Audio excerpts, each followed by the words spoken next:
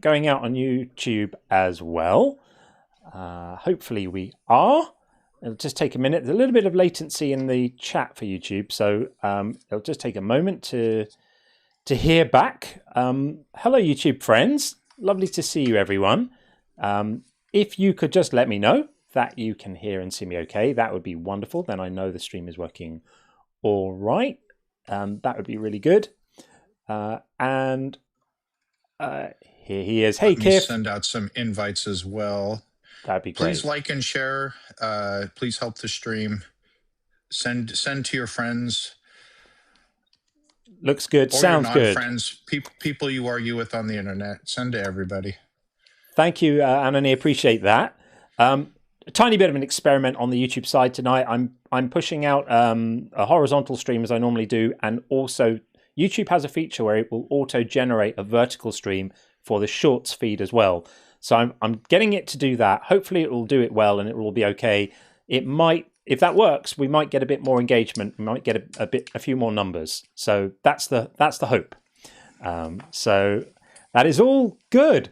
Well, we had some funny shenanigans today because I put a little poll out earlier to say, shall I do God is evil or shall I do God is silly? And for several hours, those two were neck and neck. I actually offered the normal menu as well, but that people weren't too interested in that. It was 37% wanted evil and 37% wanted silly, and it was like that for quite a few hours. So in the end, I thought, got to do them both. Why exclude one when we can have two for the price of one? And so that's what we're going with, which is lots of fun, because of course we don't think that there is a God to be evil or silly, but we think that the idea is silly, and we think the character, as written, is pretty evil. So I feel pretty confident making this claim. Kif voted for evil. I mean, evil has got the meaty stuff in, right? Silly is just like for lightening the tone, and sometimes when these discussions can get a bit kind of heavy, you need something a little bit silly. And there's so much silliness in the Bible. The preoccupation with foreskins, for example, being a prime candidate for one of the silliest things in the world. Oh, you voted menu, did you? Okay, fair enough. But I think this is a good way of approaching it, because I feel fairly happy saying both. Shout out to Dr. Dig over there in the TikTok chat. Lovely to see you.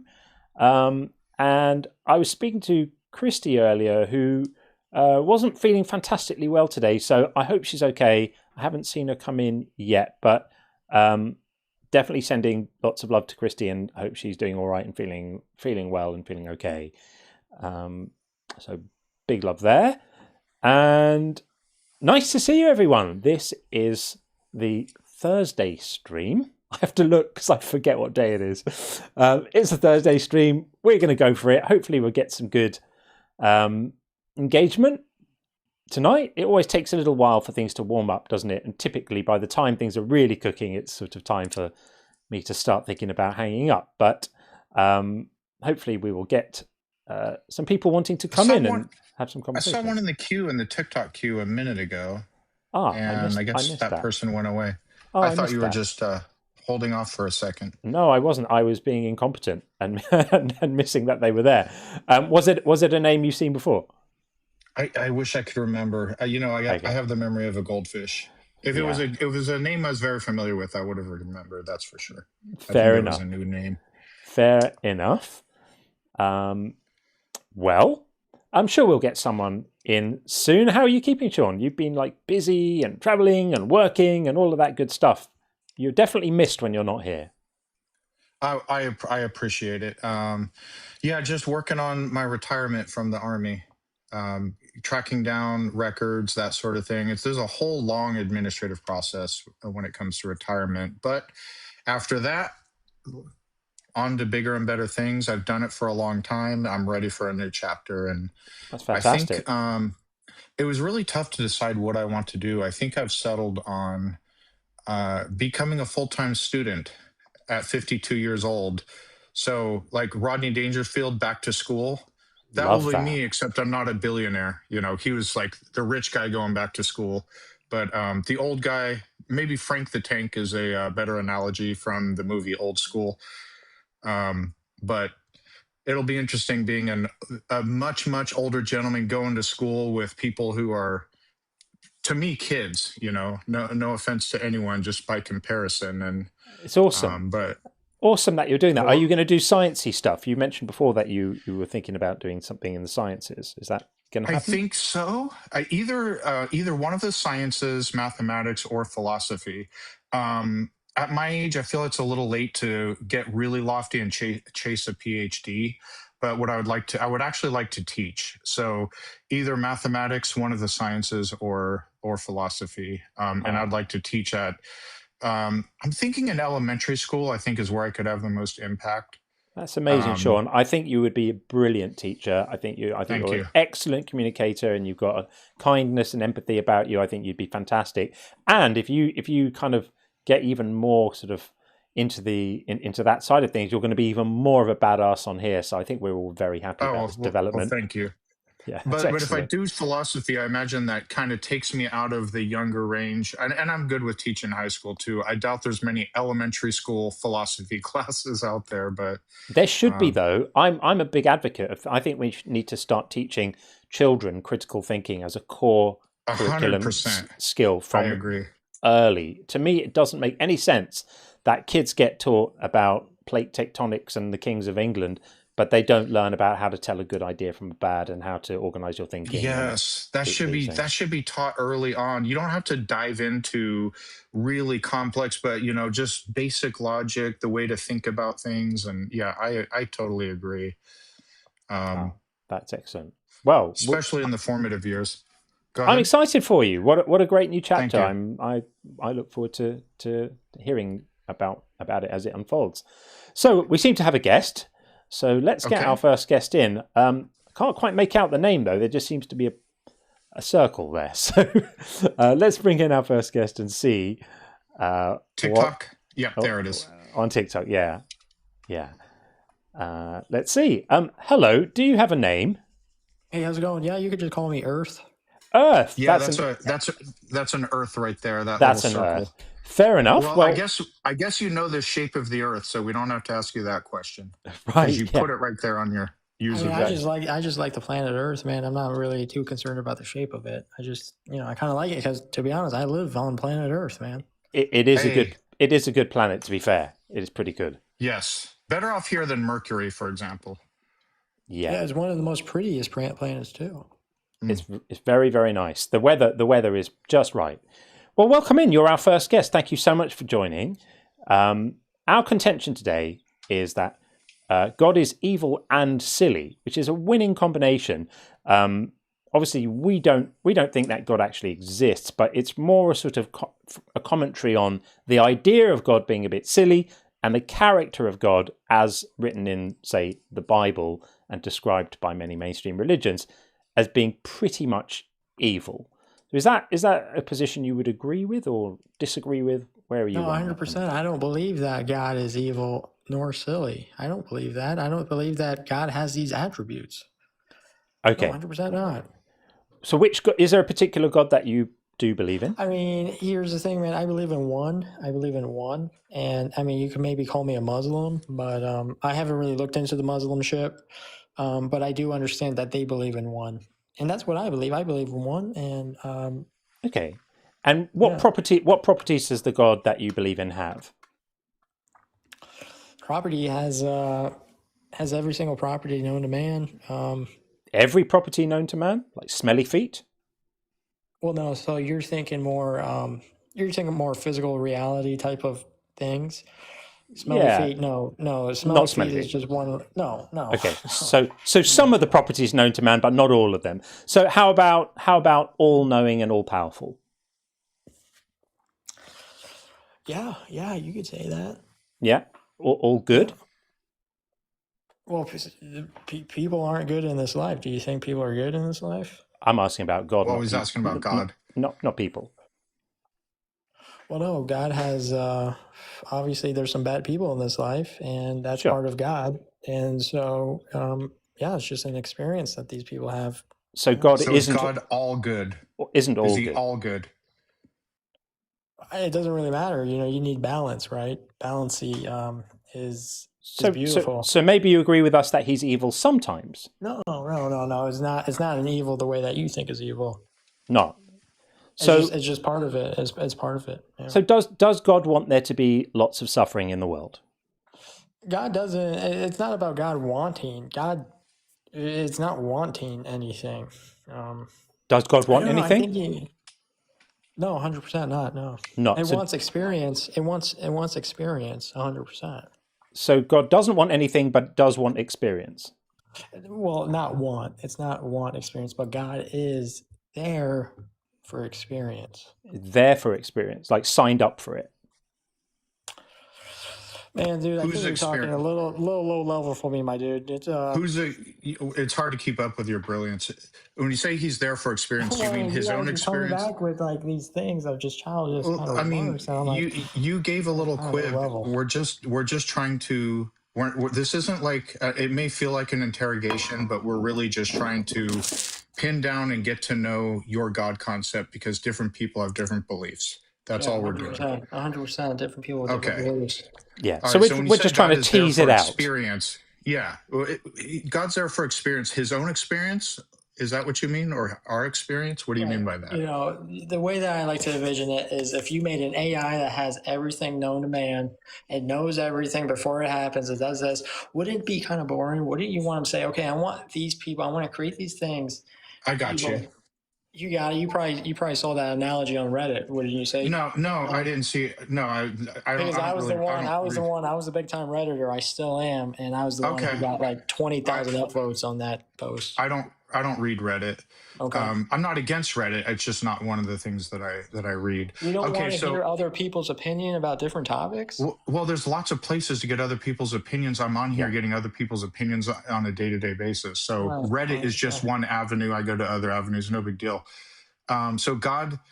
So from your standpoint, God existed in the universe, bored by himself, what have you, and he made us so he could have experiences and not be bored. Am I representing your position correctly? In the terms of understanding, because here's the thing, words can't talk about these type of things. Words can't describe it, you know. But in those terms, yeah, it's an experience to gain more different new experiences. So, Okay. The reason why I say God is silly is because so many of the conversations about this thing end up being silly, because we are ascribing attributes to this being and making fairly detailed comments about what his wants and requirements are, and then at the same time saying we also can't understand him and we can't use language to talk about him. That's very silly, right? That to me How's is that silly? It's just you're attempting to use logic to describe this, but there isn't anything in words to describe it. We're just attempting. and yet that's what you're doing. You're telling us he wants to have he wants to have experiences. He knows everything. You are using language to describe him, and then when we ask you to use a little more, suddenly we can't use language anymore. So I'm just pointing out a tension there. It's the closest. I believe it's the closest language we have to the answer. Yeah, I mean, hey man, if you think everything can be described by language, man, March here, man.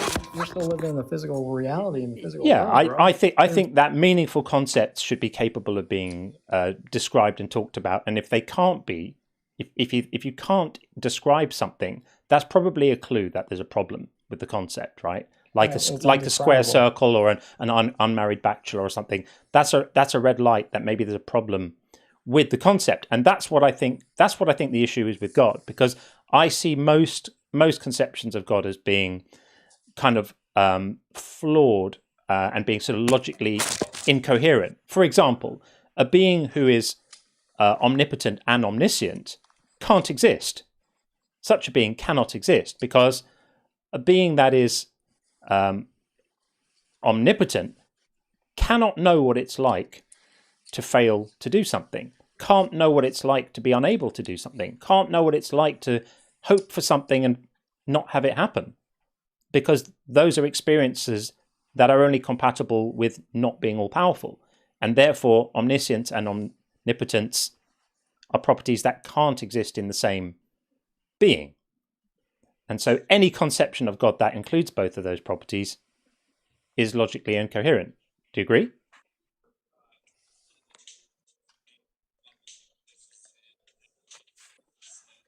Are we keeping you up? Did you get that, Earth? Yeah, man, I got it. But what I'm saying is, you're trying to logically. Not everything comes from your brain, man. You ever had a gut feeling, an intuitional intelligence, anything from deep down inside? I promise you, every thought you have comes from your brain and not your gut. No, 100% not. You don't think we have, heart intelligence? That's where most of your neurons at. You have neurons in our heart. Yeah. What is love? Where's love? Where's that feeling? It's located. It's an experience that you use your brain to have, and if you get a hard enough knock on the head, you ain't having it anymore. No. What is intuition then? It's an experience that you have with your brain, and if you have a hard enough knock on your head, you're not having it anymore. No, not everything deals with the brain, my dude. I think you'll find that all the experiences you have, and all the cognition you have, and all the mental processes that you have rely on the correct operation of your brain in order for you to have them.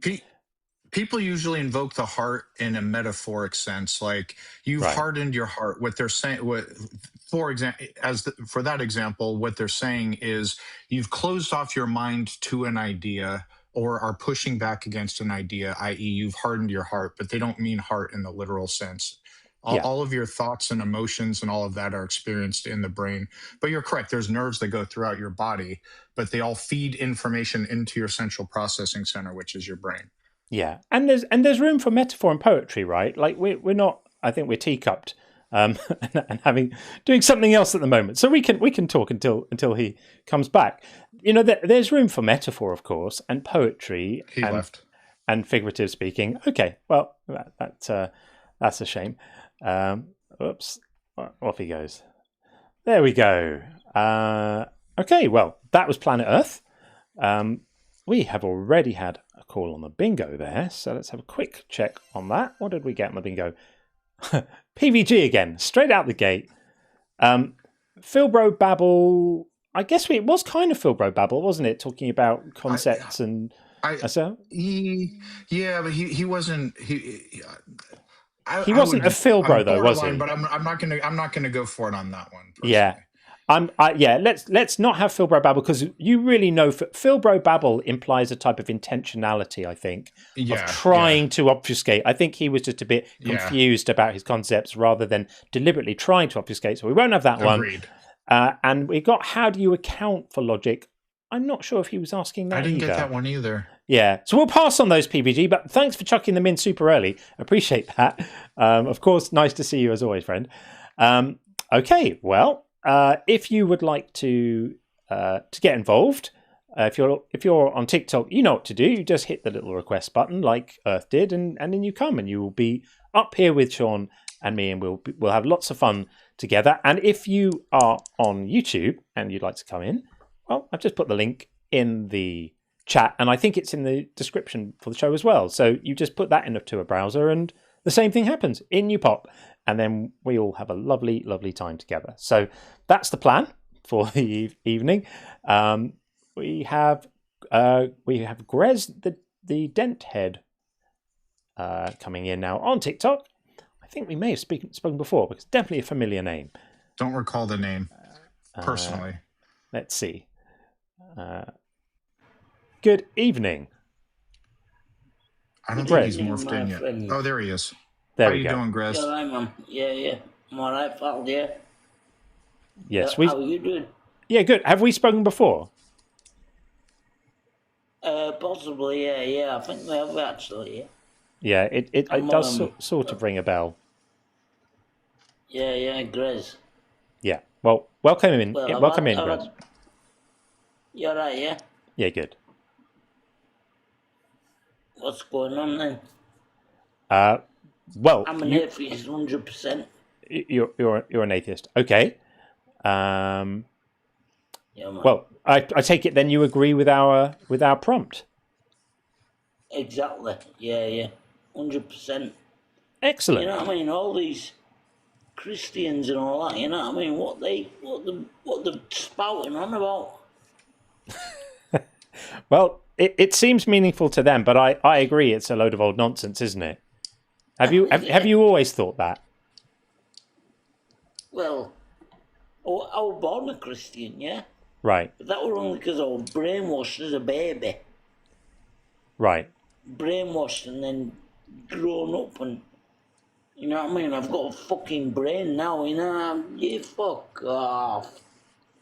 Yeah, Sorry, I mean, try to limit the language if you can, because we don't want the stream to get limited unnecessarily.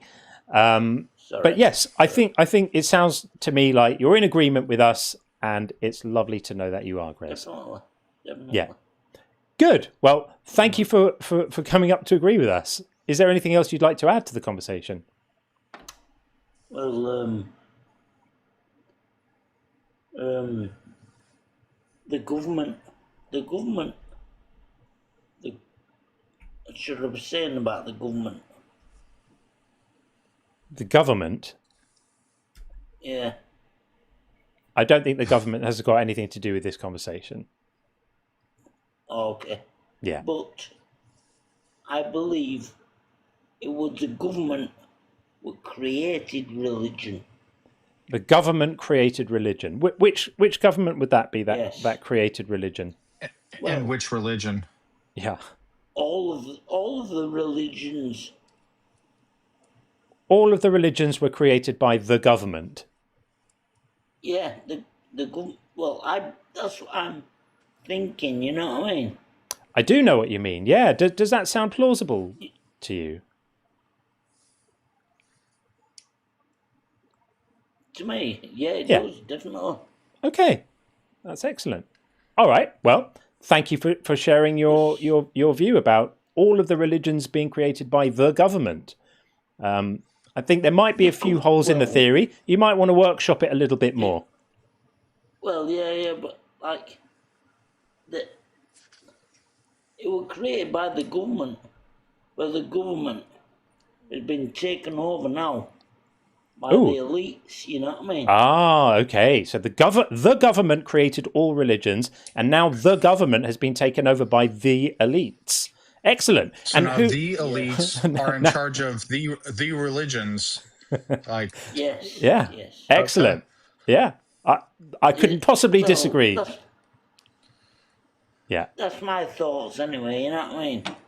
Yeah, I mean, ironically, some might say in certain parts of the world that's not too far from the truth. But there we are. Well, thank you very much for coming in, Grez, to share your unique insights with us. I just like talking the truth, you know what I mean? Because I've got my parents. My mum, she's a Christian, strong Christian, you know what I mean? Is she being controlled now by the elites? I think so, yeah. Well, you might want to have a word with her then. Well, you can't. Yeah, it's very hard to. Just tell her not to listen to any elites anymore. Elites are bad. Unless they're nice. There are some nice elites. Just tell her if she meets any nice elites, then she can listen to them. But you know, the nasty elites, just don't pay them any attention. They're bad. That's what I would do anyway. Well, you know what elites are? Yeah. Yeah, I've got some elites living down the road from me. Yeah, they right. If you have elites in your neighborhood, you're doing well, John. Yeah, doing all right. Yeah, see them in the park sometime, walking their elite dogs. They've got elite kids who go to the schools. A bunch of Dalmatians. Yeah, you know, when they're walking. Yeah. But actually, funnily enough, there is some sense to what you're saying. Funnily enough, all joking aside, there are certain places in the world where the elites controlling the government and using religion to control the masses is absolutely what's going on. So actually. Grez, although you sound a bit crazy, you're actually onto something. If you look at the U.S. right now, right? I'll just leave it at that. Yeah, exactly. That's kind of what you're not far off. All thinking. Yeah, But anyway, friend, we're going to move it on. But thank you very much for coming in, Grez. Nice to see you again and speak to you again. Oh, I've just been All right, Grez. a red flag thing. All right, take care, guys. And you. Take care. And Keep there's up the a good work, man. Bye. Bye. Okay. There's a username in on the YouTube side, totally not PVG, honest. Yeah, that's and there's a John and there's a John with an H. John with an H. Yeah, that's right. Let's get PVG in. They're totally not PVG, and see what's happening there. Hello, totally not PVG. Are we there? Hello. Hello. How are you? Told you it's not PVG. Oh, it actually isn't. Amazing. It actually isn't. Hello, John. Hey, how are you? Not too bad. Good. Yes, I'm over 18. No, I'm not a believer. Lifelong atheist. I just had a short one for you that you may find interesting. Sure. On the topic of thinking with your heart, Yeah. the concept is called cardioentrism and does actually have quite a history. Right. Aristotle, for example, was a big proponent of it. He thought the brain was for cooling the blood. Right. There's been a lot of cultural inertia behind this idea. It hasn't really started to fall out of favor until the 1600s or so. Whenever you see mention in the Bible about hardened his heart, that is a direct admission of overriding that person's will. Yeah. Because the heart was seen as the seat of mind. Yeah. So it's interesting. Seriously mind control. There's a couple of times when it's not, but certainly in the Old Testament, it's almost always, I am overriding you. Yeah. Rumors of God respecting free will are greatly overstated, it would seem. Absolutely. Free will didn't become a consideration until about 500 years later, when I think it was Aristotle put it forward as an apologetic. It wasn't even a concept before that.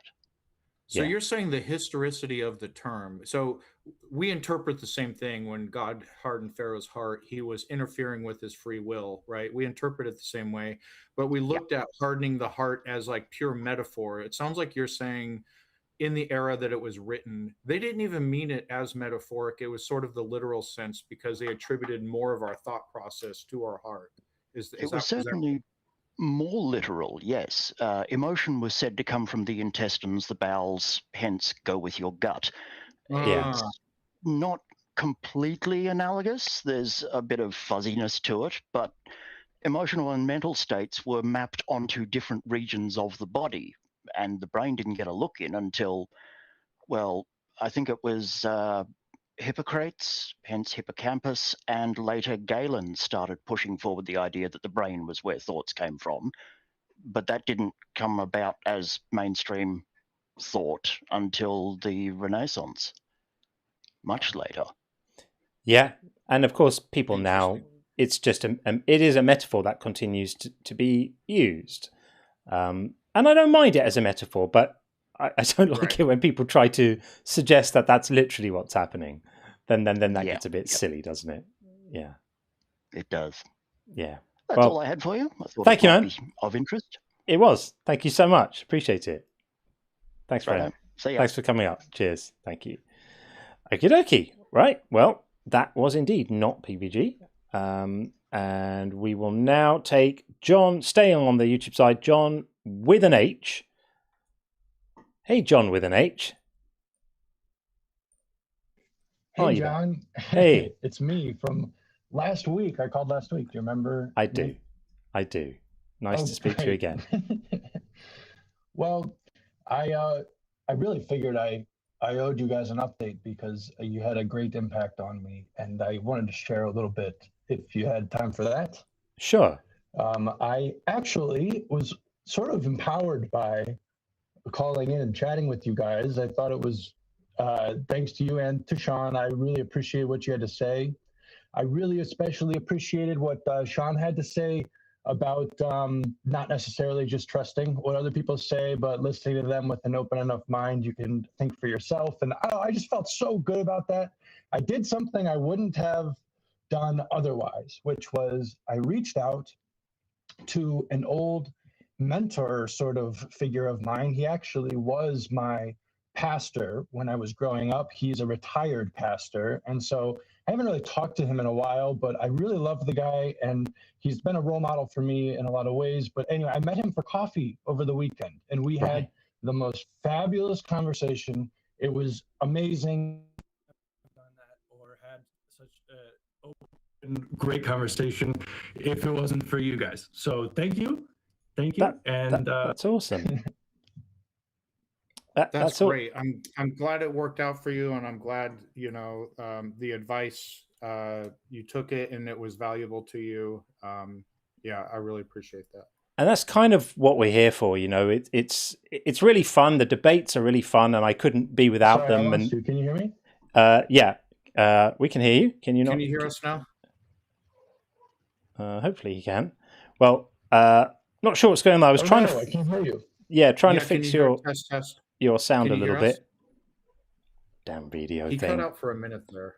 Yeah. Okay. Well, I'll keep on going, and hopefully John will hear.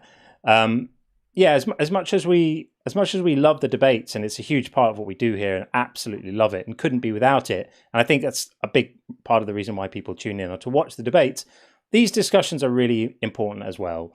And if we can do anything to help people along through that process of shedding the baggage of dangerous and toxic, horrible religious ideas, then that makes us feel really, really good. So that's what this kind of thing is about. And it's two-way too. I've learned so much just from John, from others in the community as well. I'm always appreciative when my inputs, people see value in that, but this isn't just John and I take our great wisdom from on high. This is a collaborative thing where we learn from you guys can learn from us. We all learn from each other, and that's what I think is great about the community. Absolutely. We'll just try and get John back in again, if for no other reason than to... Oh, it's dropped down again. I think the sound was pretty bad. It was crackling and stuff. But John, hopefully you can hear us. We're really happy that was the outcome. And keep on going. Keep on doing what you're doing. Keep on thinking free. This is the good stuff. This is what it's about. Okay, John is back once again. We'll try last time to just get John back in. If just to tie this up nicely, John, we've got you back again. Can you hear us? Okay.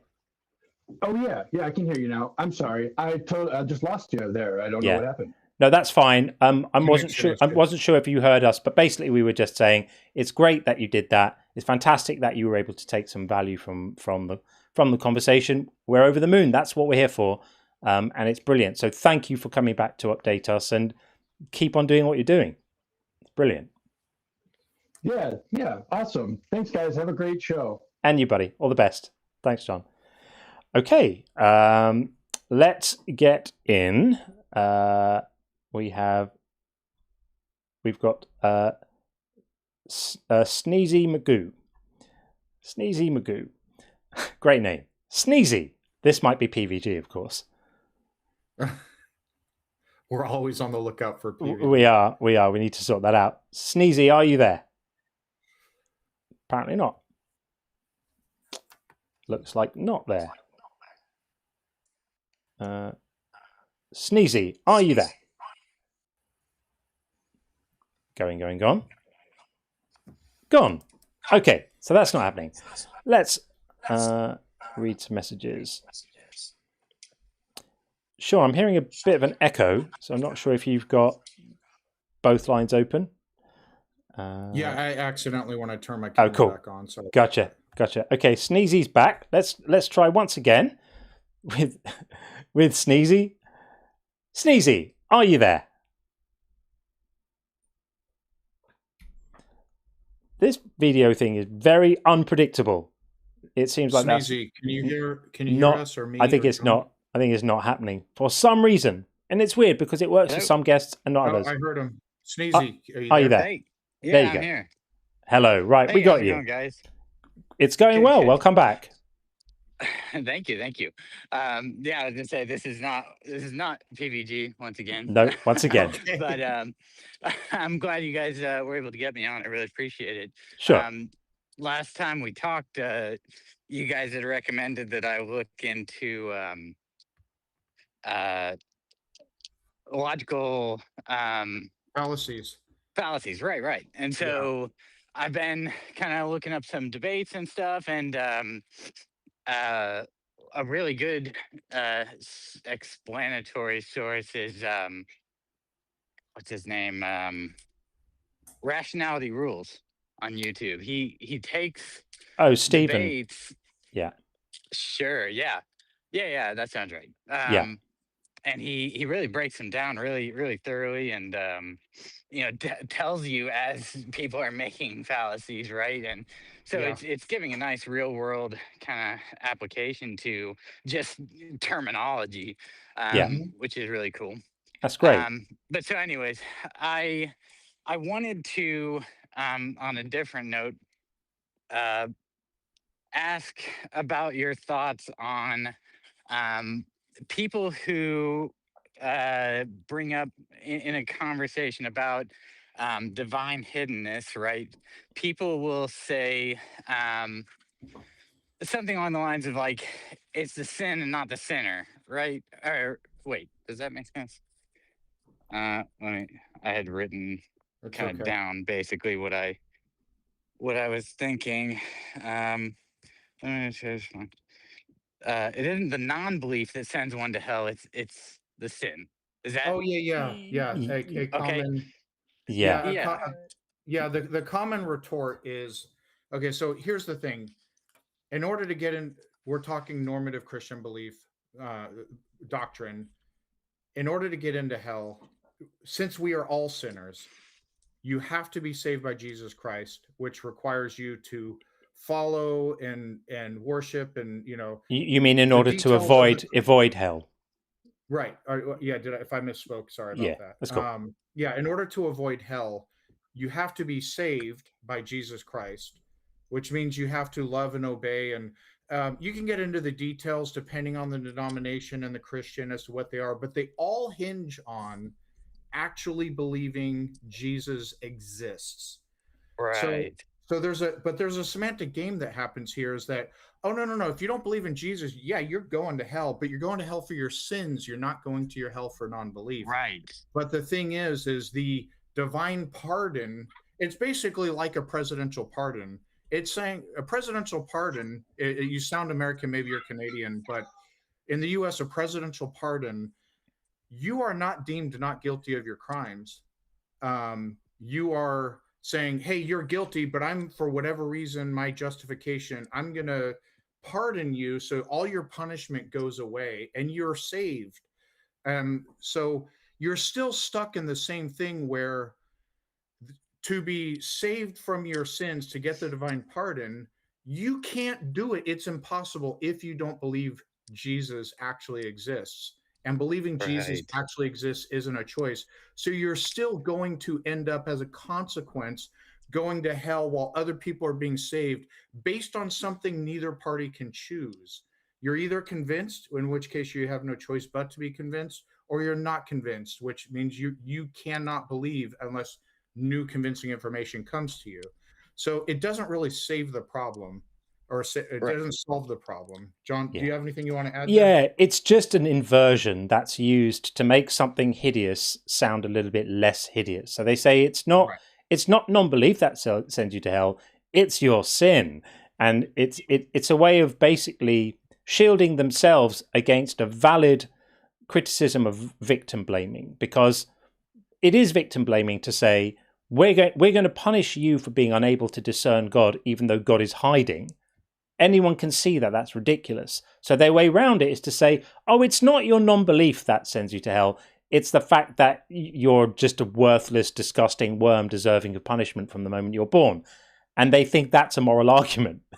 It's quite ridiculous if you think about it. But it does allow them to basically, what it does is it allows them to frame this problem in a way that is apparently exculpatory for God, because it looks a little bit less horrible to say, oh yeah, you're sent to hell for your sin, not for the simple act of not believing in God, even though he stays hidden. But it's all word games. And as Sean says, it's just creating a conditional pardon. And the condition for achieving the pardon is one that a substantial number of people just can't satisfy.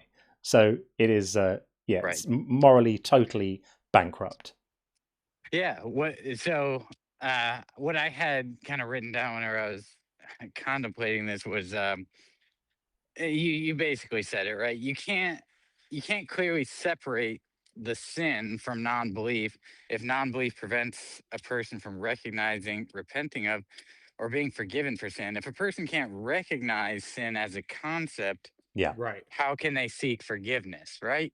Exactly. Yeah. I mean, yeah, that's another argument, and that's absolutely fair. And do you note the That parallel here? The parallel to the Adam and Eve story, where Adam and Eve, not having eaten the fruit of the knowledge of good and evil, Right. also could not recognize disobedience as a sin because they didn't know what it meant yet. So there's an interesting Exactly. parallel there, isn't there? It's interesting. But I think you framed it really well. I think that's brilliant. I don't think that there's Well, thank you. any comeback to what you've said there other than nuh-uh, which is the one you're going to get. Yeah. Yeah, it absolutely will be. Okay. Well, Yeah. thank you guys. Hey, I really appreciate the opportunity to get to talk to you guys and, Of course. and have you guys help me think through these kinds of things. And For sure. it honestly is a big help. And even, getting to I try to listen through all of the streams since I started listening to you, right? So I'll listen through the entire stream, and getting to go back and listen through this again just to kind of refresh myself. That's an even bigger boost of help. Well, So that's thank awesome. you guys, and really appreciate you, and keep Thanks. on doing what you're doing. You too. Good luck. That's brilliant work. Well done. Thanks. Take it easy. Okay, that's awesome. That's absolutely brilliant. We love that. Big shout out to the Ian raid. Thank you very, very much. Of course, huge thanks to Ian if he sent you over, and to anyone else who has organised that. We are honoured to have you. We would love to have someone come up here and defend God against these charges of evil and silliness. Those are the charges we're making. That's what we think. We think he's if he exists, which we're pretty sure he doesn't, he's pretty damn evil. Because look around you, look at the world. An all-powerful being that would allow a world like this cannot be maximally benevolent. That just cannot be the case. And it would be so easy to make the world better. To give you an idea of quite how trivial this would be, if you do the math on 3 million children a year starving to death, just make one less child starve to death. Just reduce the number by one. That would make the world a lot better. But he doesn't. So I think it's pretty open and shut case, really. Okay, we have on the YouTube side Melo. We will bring Melo in right now on the YouTube side. Melo, how are you? Hopefully you can hear us. I'm not filled with the spirit of optimism. Melo, are you there? No, and Melo dropped out. He was showing a bad signal and bad battery, so that was a winning combination for Melo. Maybe Melo will come back. We hope so. In the meantime, let's have a couple of super chats, and while we wait for some more guests to come in. Although someone has come back. Is it Melo again? Sometimes video is second time lucky. I see unknown user. Yeah, unknown. Well, let's get unknown user in. Hi, unknown user. Are you there? Possibly not. I'm going to have to look into another platform. It's just so unpredictable, video. Like, it works absolutely fine with Sean right now, and then a guest will join and it doesn't work. I don't know if it's something their end or if the platform is really, really fussy about stuff, but no, that isn't working at all. So if you are the unknown user on video, try again, refresh your browser, do something, but that isn't working. So in the meantime, let's read some messages from friends. We have Tim says, Sean, do the triple Lindy. I don't know what that means. Is that a gymnastics thing? I'm not sure. I'm not sure what that's in response to. But Sean, your filter is looking mighty fine. Your TikTok Yeah, filter. I was happy with just the horns, but it gives me sort of a It gives you sparkly. other weird stuff. Yeah. Melo's back. Let's try again. Third time lucky, maybe. Melo, are you there? Hey, can you guys hear me? Yes, now we can hear you. So Yes, I'm here. good stuff, and we can see you as well. Let me try and bring you in so we can all see you. Also, something like this ish. There we go. Welcome in, Melo. How are you? Hey, I'm doing all right. Thanks for having me. No problem at all. No problem at all. Welcome. What do you think? God is evil. I think the topic is really interesting because the God is silly part. Yeah. I found it really interesting like last time you had it up because it kind of really had me thinking. Yeah. And so what I wanted to bring up on that topic is I do think God is like silly and evil. Yeah. And I just wanted to hear like what your thoughts about where I was going with it. So I feel like God, you could call him silly because like he likes to play tricks on people. I mean, like I would normally call it manipulation, but when I try to look at it like through the lens of how could God be considered silly, it's like he likes to play tricks on people. Like the first two people he created, he immediately started playing tricks on them. When you think about it, it's like he didn't give them the knowledge of good and evil. Right. And then, he sent a serpent that could talk to him to tell him to do something. Like they didn't know it was good or bad or not to listen to them because they literally didn't have the knowledge of good and evil. Exactly. So it's like you playing a trick on like you didn't even get past the first two people before you started manipulating and playing tricks on people. So it's like, and you can see this all throughout the Bible where it's like God is telling you one thing and then when something else happens and now he's punishing you for it. Like then you get to the next two people, you get to Cain and Abel, and you got God. They give him the offerings, and he clearly knows it that what he's gonna do is gonna make one of them jealous and the other not because he knows everything. So it's like he's setting these things up to happen, knowing what's gonna happen, and then he goes, "Aha, gotcha! Now you're cursed." So it's like you can literally see how he's silly, like he's a trickster. Yeah. And the biggest one that stands out to me affects literally every human being that has ever lived. When Adam and Eve ate of the fruit salad, God decided that the consequence would be that all future generations would inherit a sinful nature. And what is that sinful nature? No human being that ever walks the face of the earth will ever be able to not ever sin. So God chose for the nature of mankind to be such that every single person cannot not sin, and then got really pissed off and regretted and felt sorrow that he created mankind and what they turned into. MFR, you made them that way. That's what you decided. And so now he's so regretful over what he made. He's going to drown the entire planet, and not just the evil people. Every puppy and kitten too, except what's on a floating zoo, a drunkard and his family, and two of each kind of animal.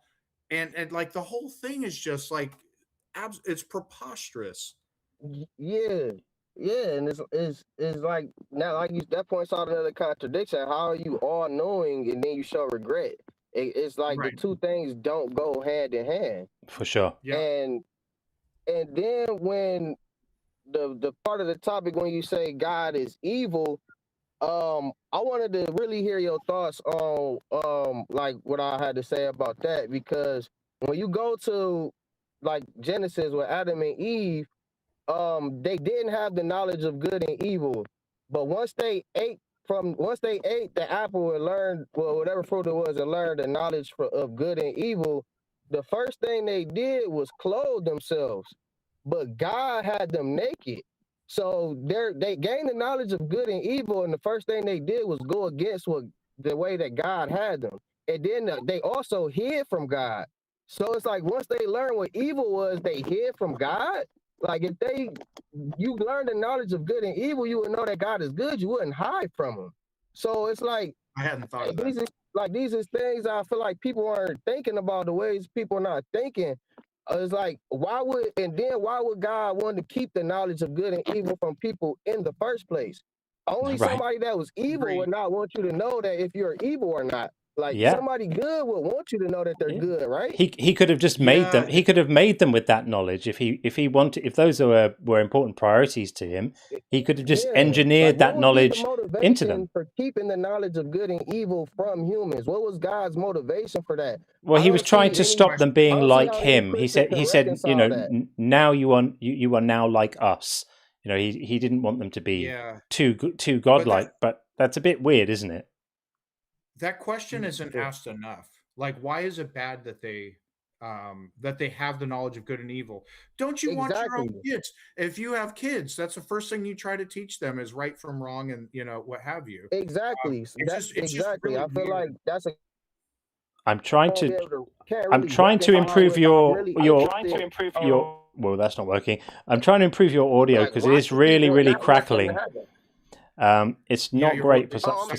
No, it's not your fault. It's just I'm trying to see if I can change anything to do with the mic or anything. I can't. I think it's either the connection or something like that is really crackly. Unfortunately, it's a little bit difficult to listen to. Some people are saying, but yeah, I mean the point is the whole concept of this is completely silly. The whole concept of the whole thing is silly, and I know I say this all the time. The silliest thing is that we haven't learned to stop putting the divine in the places where our knowledge has gaps. And you would think that we might have learned after thousands of years of realizing that every single thing that we used to explain by magic, we now explain by science because we don't need the magical explanations anymore. And then they go, oh, we won't keep God there anymore. We're going to put him in the new place where we don't have a thorough understanding of some aspect of reality. And that's where he's going to live until that next bit gets explained. And then like, oh, okay, we can't keep him there anymore. We're going to put him in a new place. And it's so stupid. You would think at some point we just grow up and go, we don't need to explain things by magic anymore. We can grow up. And I just find that remarkably silly. Yeah. So yeah, those are the points I wanted to bring up. Like God is silly. Christians reconcile it by saying he's testing people all throughout the Bible. I see it as he's playing tricks on people because once they fail, he curses them. So it's like, and then, you know, once Adam and Eve learned good and evil, they hid from God and they did things opposite of what God told them to do. So that tells you right there that God was evil. So those are the 2 points that I just wanted to bring up. Yeah, no, you made a good point. And of course, all-knowing beings don't need to do tests. Tests are things that are done by beings who are not, you know, possessed of infinite knowledge in order to increase the amount of knowledge they have. That's why we test things. So there's an incongruity there as well. But yeah, thanks very much for calling in. I really appreciate it. Exactly. All right, friend. Take it easy. Thanks for calling, man. Yeah, I appreciate you guys hearing me out. You have a good one. Sure, you too. Thanks. Okay, we are going to get in 12 years down the drain and see what's happening with that. 12 years down the drain. You're up. You may want to turn down the channel because we're hearing it feedback into itself. Yeah. In the places where you're going to need to turn the loudspeaker off, friend. We might have learned after thousands of years of realizing I don't think he's got the memo yet. He's going to get it when the lag catches up in about a minute. We don't need the magical explanations anymore. I think he's listening on the YouTube feed. There we go. Yeah, there you go. We got you. 12 years. How you doing? Ish. This is top tier TV, folks. 12 years. You're up. Please turn down the feed in the background. There we go. Do we have life? Yeah. Can you hear us? Why do I feel this isn't going to go well? Yeah, there's some maybe there's a delay. I'm not sure what's going on here. I think that's probably not quite happening. We don't want to give up on you, 12 years. We want to speak to you, but you need to be able to hear us not through YouTube. So, can you hear us?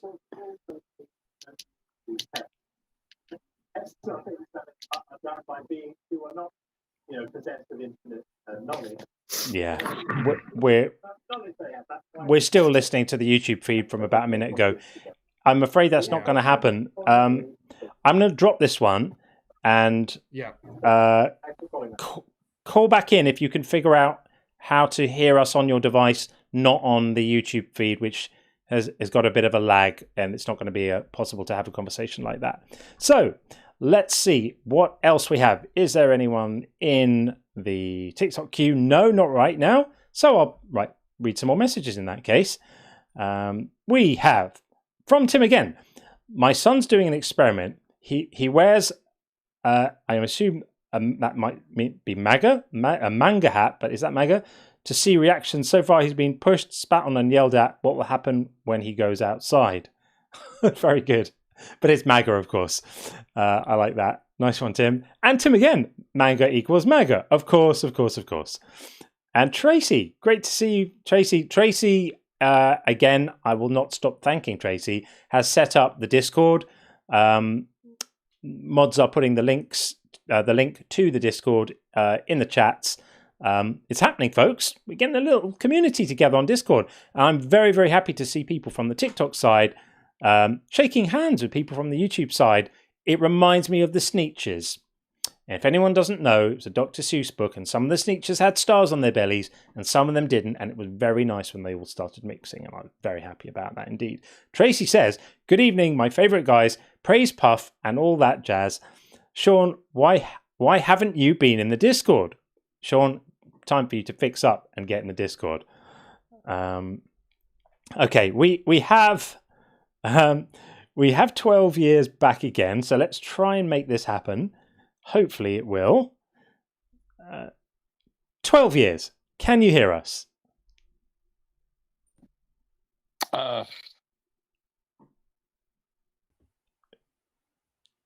We hope you can.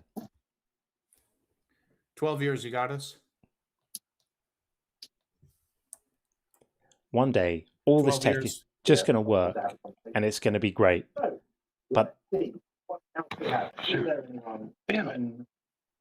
that day may not be today. So I think that is still not working, unfortunately. Still too much lag. We can't work with that. So we'll try to get in Chase H. We'll try and get Chase H in, and fingers crossed this one works. Let's see. Chase H, are you there? Hey, yeah. Excellent. Welcome in. How are you? Doing good. Yeah, this platform is weird. I tuned in just a minute ago and then I tuned in through the platform as you were saying, like, hey, I'm having issues with this platform. It is a little bit weird. Like, the navigation of it behind it. It seems quite easily perturbed, the old video thing. But anyway, we have you now, and it's wonderful to be able to communicate with someone. Welcome in. How do you feel about our prompt? Agree, disagree, think we're crazy, think it's sensible? Yeah. What's your view? Yeah, for sure. So I would need to know, what standard you're calling God evil by to see if your view's, silly or disagree or not. Probably by any standard you like. I could probably even say, take whatever you think evil means and let's use that standard. Okay. It's tough doing that because the thing is it's going to have to depend on an internal critique of the specific Christian sect, right, or group. Like I heard someone earlier kind of speaking about, I think it was your co-host speaking about kind of a problem of evil that was more focused upon Calvinists and people that are more Protestant. Some Protestants don't agree with penal substitutionary atonement and inherited guilt, but like an Eastern Orthodox Christian, that wouldn't apply to them, that argument. That's why. Okay. Well, then let me simplify. I hear you. So then let me simplify it a little bit. So if we could just say, let's just, for argument's sake, so we don't get sort of drowned in the weeds of meta ethics, let's just call evil like behaving like a dick. Let's just say we have a standard of evil, which is behaving like a dick, right?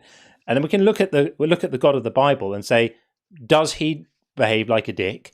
And then we can look at some of the things he does, right? And we can say, well, condone slavery. That's pretty behaving like a dick. He treats women like junk. That's behaving like a dick. He promotes genocide, infanticide, kills everyone in the world with a flood. All of these sort of things. I think that's pretty much square in the bullseye of evil. And what I find happens is when I get into these discussions with people who are religiously affiliated, they start justifying God's cruel acts on the basis that he made us so he can do what he wants with us, which I think is a complete non-argument, because I created my child, but that doesn't give me the right to do what I want with him. I have moral duties towards him as a sentient being capable of suffering. Wait, you have moral duties? Yeah, like to not hurt him. Why is that? And I would agree that you do, but how does your worldview, like, that's interesting to me. Where does that come from in your worldview? Well, it's just basic empathy and compassion. Yeah. I don't need to appeal. I don't need to appeal to a being of others. Yeah. Sorry, go ahead. Yeah, I was going to say, like, again, we can get caught in the sort of meta-ethical weeds here and say, how do we apply the is-ought controversy to the idea that we shouldn't torture our children? It's not something that's important, but it is. It's trivially easy to deal with this by just saying, if you value the well-being of others, then you should act in a way that promotes the well-being of others. If you don't value the well-being of others, then you're a psychopath, and a discussion about ethics is probably not the best thing for you. You need a rubber bedroom. Okay, well, there's it's interesting to me, because when you bring up meta-ethics, you kind of dismiss it as if it's unimportant. But even if I grant, behaving ethically is treating people in the to value and propagate their well-being. Even if I granted that, well, what is well-being now, right? Because in the Christian sense, like an Orthodox Christian, they're going to believe that is participating with God, gaining virtue. These are all word games, my friend. This is the only context where these kind of qualifying conversations take place. If we're talking about a person in society outside of a theological context, and we can all have discussions about whether a person acted well, whether a person acted with kindness, whether a person did the right thing, without getting ourselves bogged down in, well, it depends what you mean by or it depends what you mean by the right thing. I grant that meta-ethics is an interesting topic, right? I spent quite a while studying it, and it is interesting, but I also think it's totally irrelevant in terms of this conversation, because we can just get rid of all of that and go, look, do we value treating people with kindness? Do we value promoting actions that are going to limit people's suffering or increase people's well-being? And once you've agreed to that, and if you don't want to agree to that, if you're not prepared to take as axiomatic that it's undesirable to increase the suffering of others and that it's desirable to promote their well-being, then a discussion about ethics is not the place for anyone who can't agree to that, right?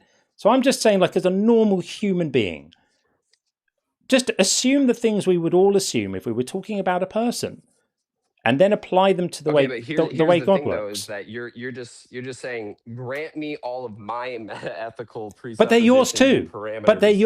But they're your ethical inclinations too. You don't want to reduce suffering of others. You don't want to reduce suffering of others? Can I speak for more than 5 seconds, please? It is a big topic. I agree with you. I'm trying to engage in good faith. Can I speak for more than 5 seconds? Yeah. Thank you so much. Appreciate it. Sure. So you're saying just grant me all my meta-ethical presuppositions and parameters, and you say they're yours too. They're not. I'm an Eastern Orthodox Christian. Suffering can be extremely virtuous, right? It could be immoral for me to try to go and impose suffering on others arbitrarily. But if I have a child and I love that child and they don't yet know discipline, and it's important for them to go mow the lawn with like a crappy old rotor mower and actually see it through and do that, and they get sweaty and they get a little sore, they're suffering in that moment. And there's that extrapolates out immensely when we talk about the Christian life, where we don't believe that as Orthodox Christians, we believe that someone getting cancer is a tragedy and it's terrible, and we pray for them. We want to ease their time, but we don't believe that's a curse, and we believe that that can be aiding virtue. So that's why I'm saying meta-ethics. You're saying, yeah, just toss it out the window. I'm like, no, we have to. You can do an internal critique, but you have to actually know what the system believes, or else you're just saying, grant me my metaethics to enforce. I hear you. I wasn't agree? saying grant you my metaethics, because we are going to have different metaethics. Because you're going to believe that ethics is grounded in a magical space superhero, and I'm going to say that they're grounded in God, Father, Son, and Holy Spirit, not magical. Where did you? I said Eastern Orthodox Christian. Tomato, tomato. Yeah.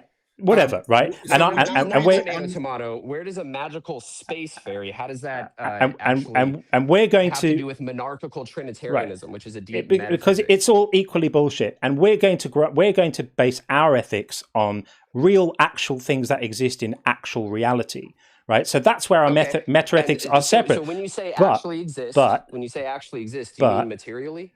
In any meaningful sense of the word exist, but here's the thing. Hang on a second. Hang on. Just slow down for a moment. Right? I wasn't asking you to, or even expecting you to agree with me on the metaethics, which was part of the reason why, knowing we have different metaethics, I was saying, look, let's just disregard the metaethics for a moment and just think about basic principles. Now, if you agree with me that as a general principle are going to be dictated by your metaethics, sir. Right, but if you agree with, just calm down for a moment. It's like saying, can I give you an example? It's like saying, one example. I'm not trying to be rude. Real quick, one example. It's I'll allow you your example, but we are wasting time here. We're not. I'm getting to the point. We're wasting time by avoiding the metaethics. It's like us saying, let's get together and let's play baseball, right?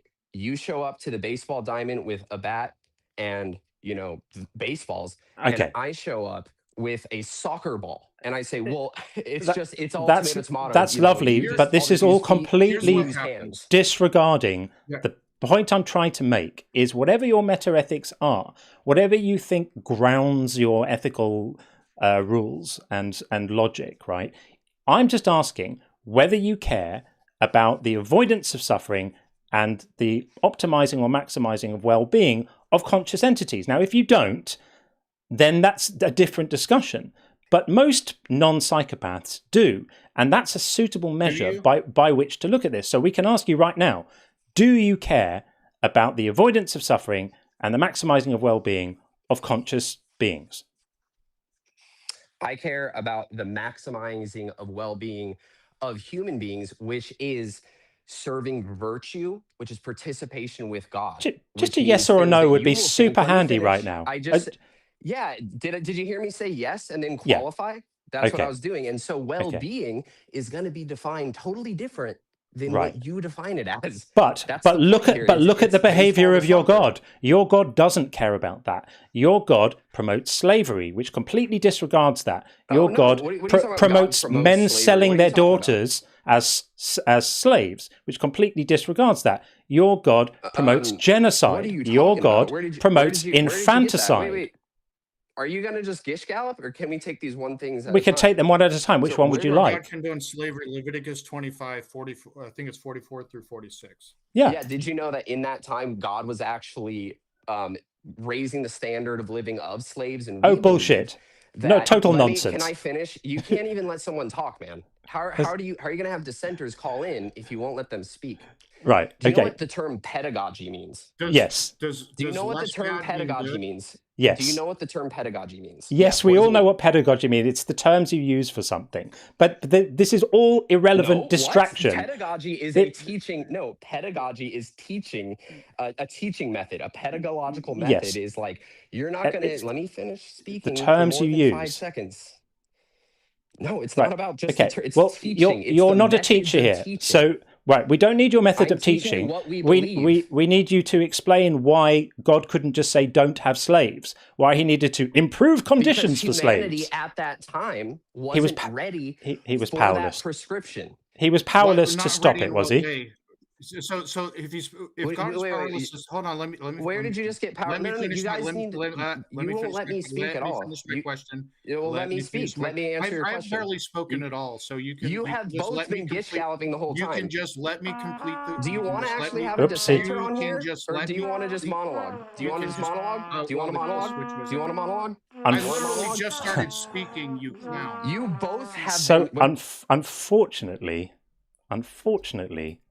the inner circle have spoken, and it breaks my heart because we do want dissenters on here, and we do want people to have discussions with us. But I don't think we need a lesson on pedagogy from you. It would have been really good if we could just have a conversation about all the horrible shit that your God either commanded directly or ordered through laws. That would have been really, really good. Sadly, we've had an instruction from our inner circle members to end the call, which is what they do. If a sufficient number of them vote on that, we have to do that, which is a shame because we now don't have anyone to talk to. So this is why I say... What's his username again? It was... right here. It was Chase. Chase. Chase H. Chase H. So, yeah.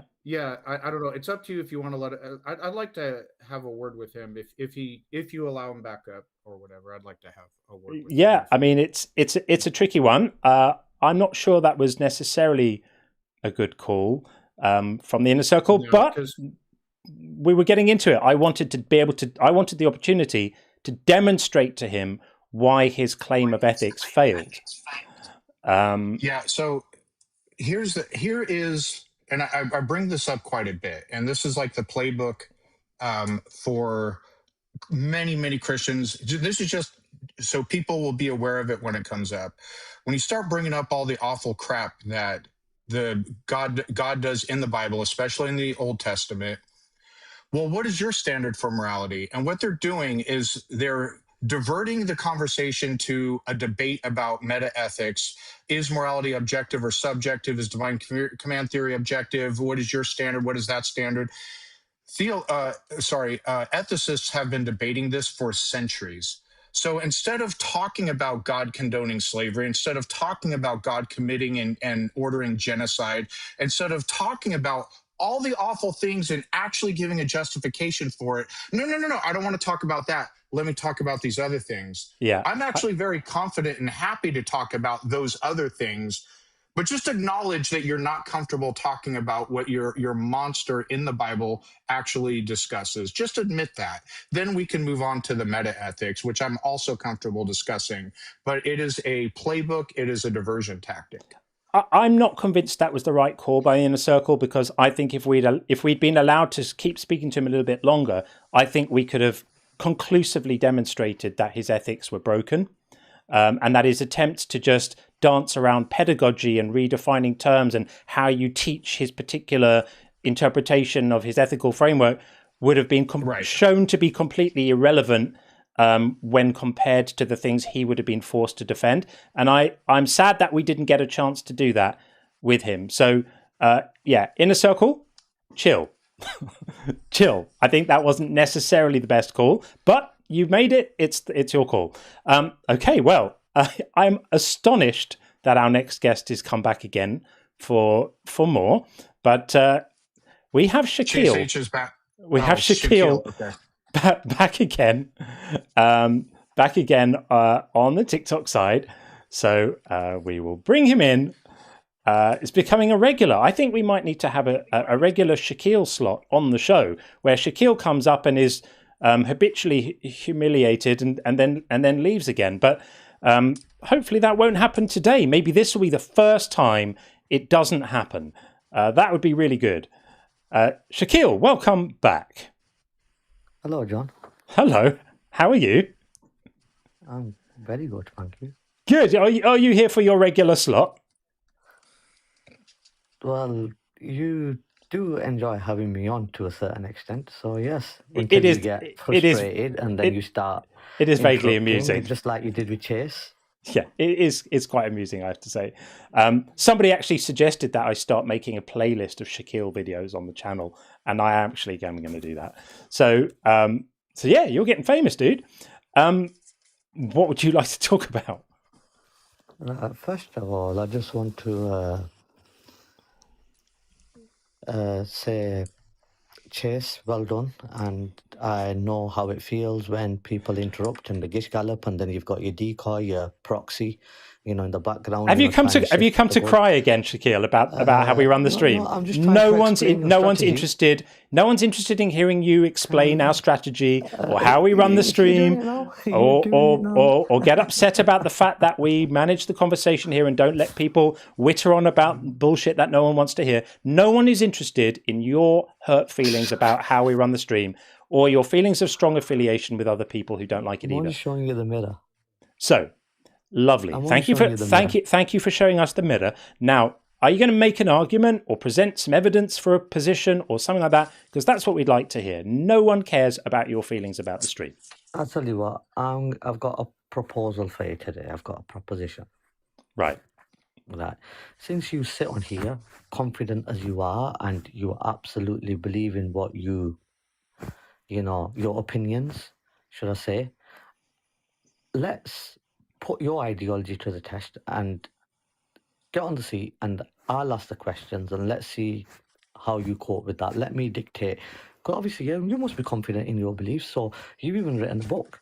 So if this is the case, let the doctor and Sean John, whatever he's called here, stay on the side, and let me quiz you about what your beliefs are, and why you believe others are wrong. So let me tell you how let me tell you how that's not going to work. You are entitled to ask me some questions in the course of a conversation. Does this mean I'm happy to have some reciprocity, and you can ask me some questions too, Shaquille. But you're not going to manage the live stream. I'm not sure what planet you think you're. Because it starts off like this, and then you start interrupting. You're welcome to start your own live stream, and then you get to manage the conversation, because that's what running a live stream entails. You're not going to come up here and manage this one. Now, if you'd like to ask me a question, you're welcome to. I would like to ask you a few questions without being interrupted. Well, why don't you start with one? And okay then. Okay. So you said that you're a believer in science, yeah? That's what you believe in, yeah?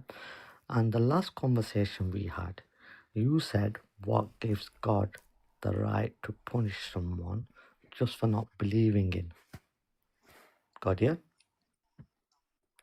And that's not right. Yeah? We're all waiting for punishment for non-belief is not right. We're all waiting for a question, Shaquille. Get there. Right. So what is it that makes you feel science actually created everything? No, science didn't create everything. Science examines and finds explanations for... I'm talking to John. Okay, John couldn't even answer the first question. This is what I mean. This is exactly what I'm trying to say. If John disagrees, John, you're not going to control. Behind you. You are not hide behind me. Oh, yeah, Lord. He does hide behind you. Oh, Shaquille, please. And Dr. Dig and M. And I'm just reminding you about. Don't be so ridiculous. Don't be so ridiculous. There's a reason. There's a reason why I have people like Sean. And now it's time for you to be quiet. There's a reason why I have people like Sean and Dr. Dig around, is because I respect their views and I welcome their input. And if you're going to decide to come on here and engage in conversation, then this is the environment you're choosing to do that in. You don't get to come in here and say, I'd like to talk, but only if the people who are part of the show aren't here. Go find somewhere else that you want to speak to if you don't like it here. Sean is asked to do this and turns up 3 times a week to do it because I value his input, as do the audience. Dr. Dig is here because I value her expertise and her understanding of things. So John, you asked a question and Sean interjected to start answering.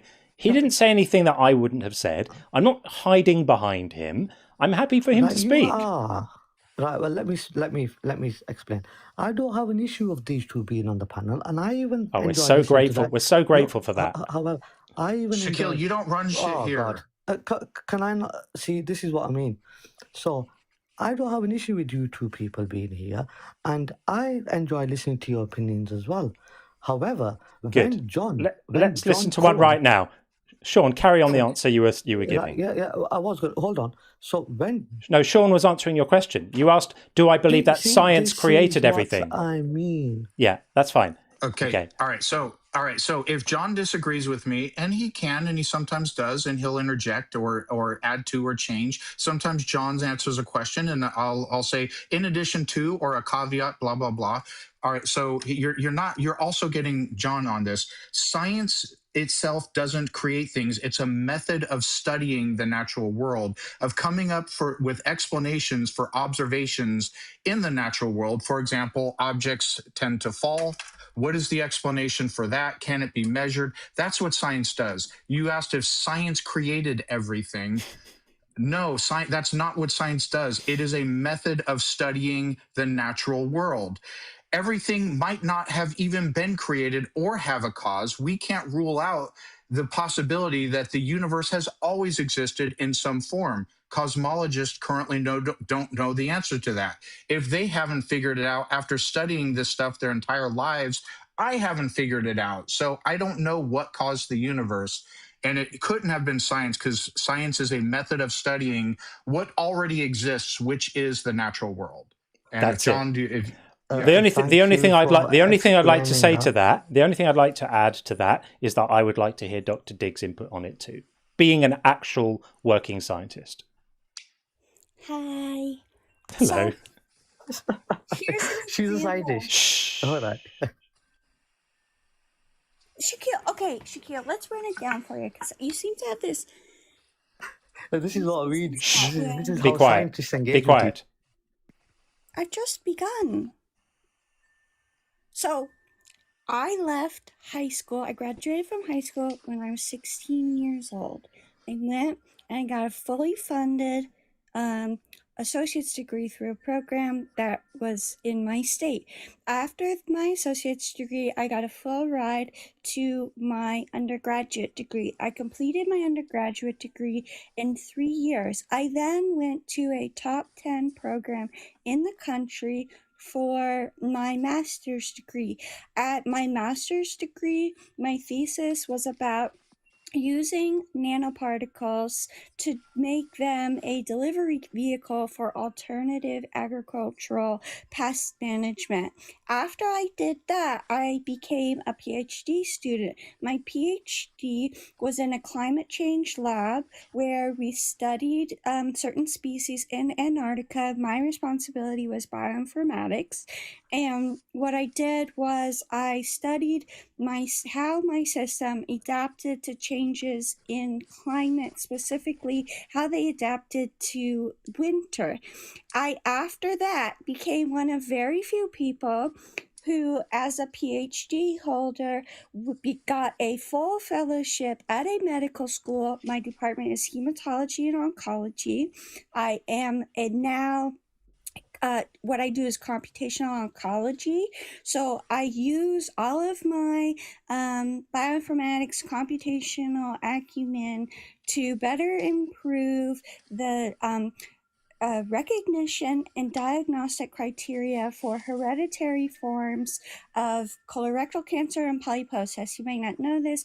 Colorectal cancer is now the leading cause of death and cancer diagnosis for people under 35. So now I study, and what my particular job is I intensely study and I improve the formulas, like kind of like AI, but they're not all of them are AI. Some of the systems I use are AI. How those systems categorize and make clinical decisions about cancer information. So those are my credentials, and just to prove it, I've done a little bit of a study on you, Shaquille. So the last time that we spoke, you said that you regularly use the cute pat little nicknames that you kept using for me. So I watched your segment of our show live, and then I went back and I listened to it 2 more times to make sure that my observations were correct. That's what science does. And I noticed that not a single time did you use any type of nickname, let alone a demeaning nickname, for John or Sean. So I've done a little bit of science on you, Shaquille. I am keeping a tally of what you'll call me and refer to me as in our conversation now, but I just wanted to inform that too. Oh, also, if it helps, my medical school that I'm at is one of the top medical schools, one of the original, you probably don't know what this is, I'll explain it. They're called public Ivies. They're one of the Ivies started, and then this small set of universities that were super accredited, super well respected, had a lot of money. Those became what are labeled as public Ivies. I go to one of the longest serving public Ivies in the country. So I don't care if you don't think I'm a scientist. You called me a Disney character in the comments. You know, the 146 people on here certainly believe you're a scientist, especially after that monologue. Cute. In fact, So I'm actually convinced as well now. I'm actually convinced she's a scientist now. Thank you for that. Well done. Right. Do you want to know Fantastic. you want to know my H index? I could tell you my GPAs. I think we've established your credibility, and we've established that Shaquille was completely out of line for speaking in such a demeaning way, and he'd like to humbly apologise, wouldn't you, Shaquille? Right. So, as I was saying before, he'd like to humbly apologise, wouldn't you, Shaquille? Yes, as I was saying before, I don't mind these two beautiful people on here. He'd like to apologise, wouldn't you, Shaquille? And it just gets a bit deviant when you start using these two people. You'd like to humbly apologise, wouldn't you, Shaquille? Okay, then yeah, you use these two people as your tools. You'd like to. That doesn't sound like an apology, You'd like to apologise for just a tool. Shaquille. You're a tool for John. Shaquille, this is not interesting for anyone. I'd like to get into some conversations with you about the actual topic that we're talking about, but I'd really like you to just apologise to Dr. Dig for being so demeaning when you spoke to her last time. If you can do that, then we can move on. Yeah. Are you capable? Are you man enough to take responsibility and do that? It's very easy. You either are or you aren't. Yes. He's about to. If you feel offended by anything that I said, that's not an apology. That's not an apology. I'm sorry you feel offended. If your face hurts after I hit you, well, maybe you shouldn't have been in the way. That's what you're doing. That's very not simple. an apology. Very simple. I've not said that ever. It's very simple. Just apologise. Just apologise now, and we can move on. Yeah, I will do. Okay, Dr. Dig, you know what? You seriously need some help here, and John's just manipulating and using his. Excuse me. Oh, good Lord. Okay, I think we might just dump him. I think we're just going to dump him. This is not the. Nah, he can go. Okay. Nah, he's gone. He's gone. He's gone. What an absolute pathetic failure. All you needed to do, Shaquille, you half-wit, was say, I spoke out of turn, I'm sorry. And we could have just moved on.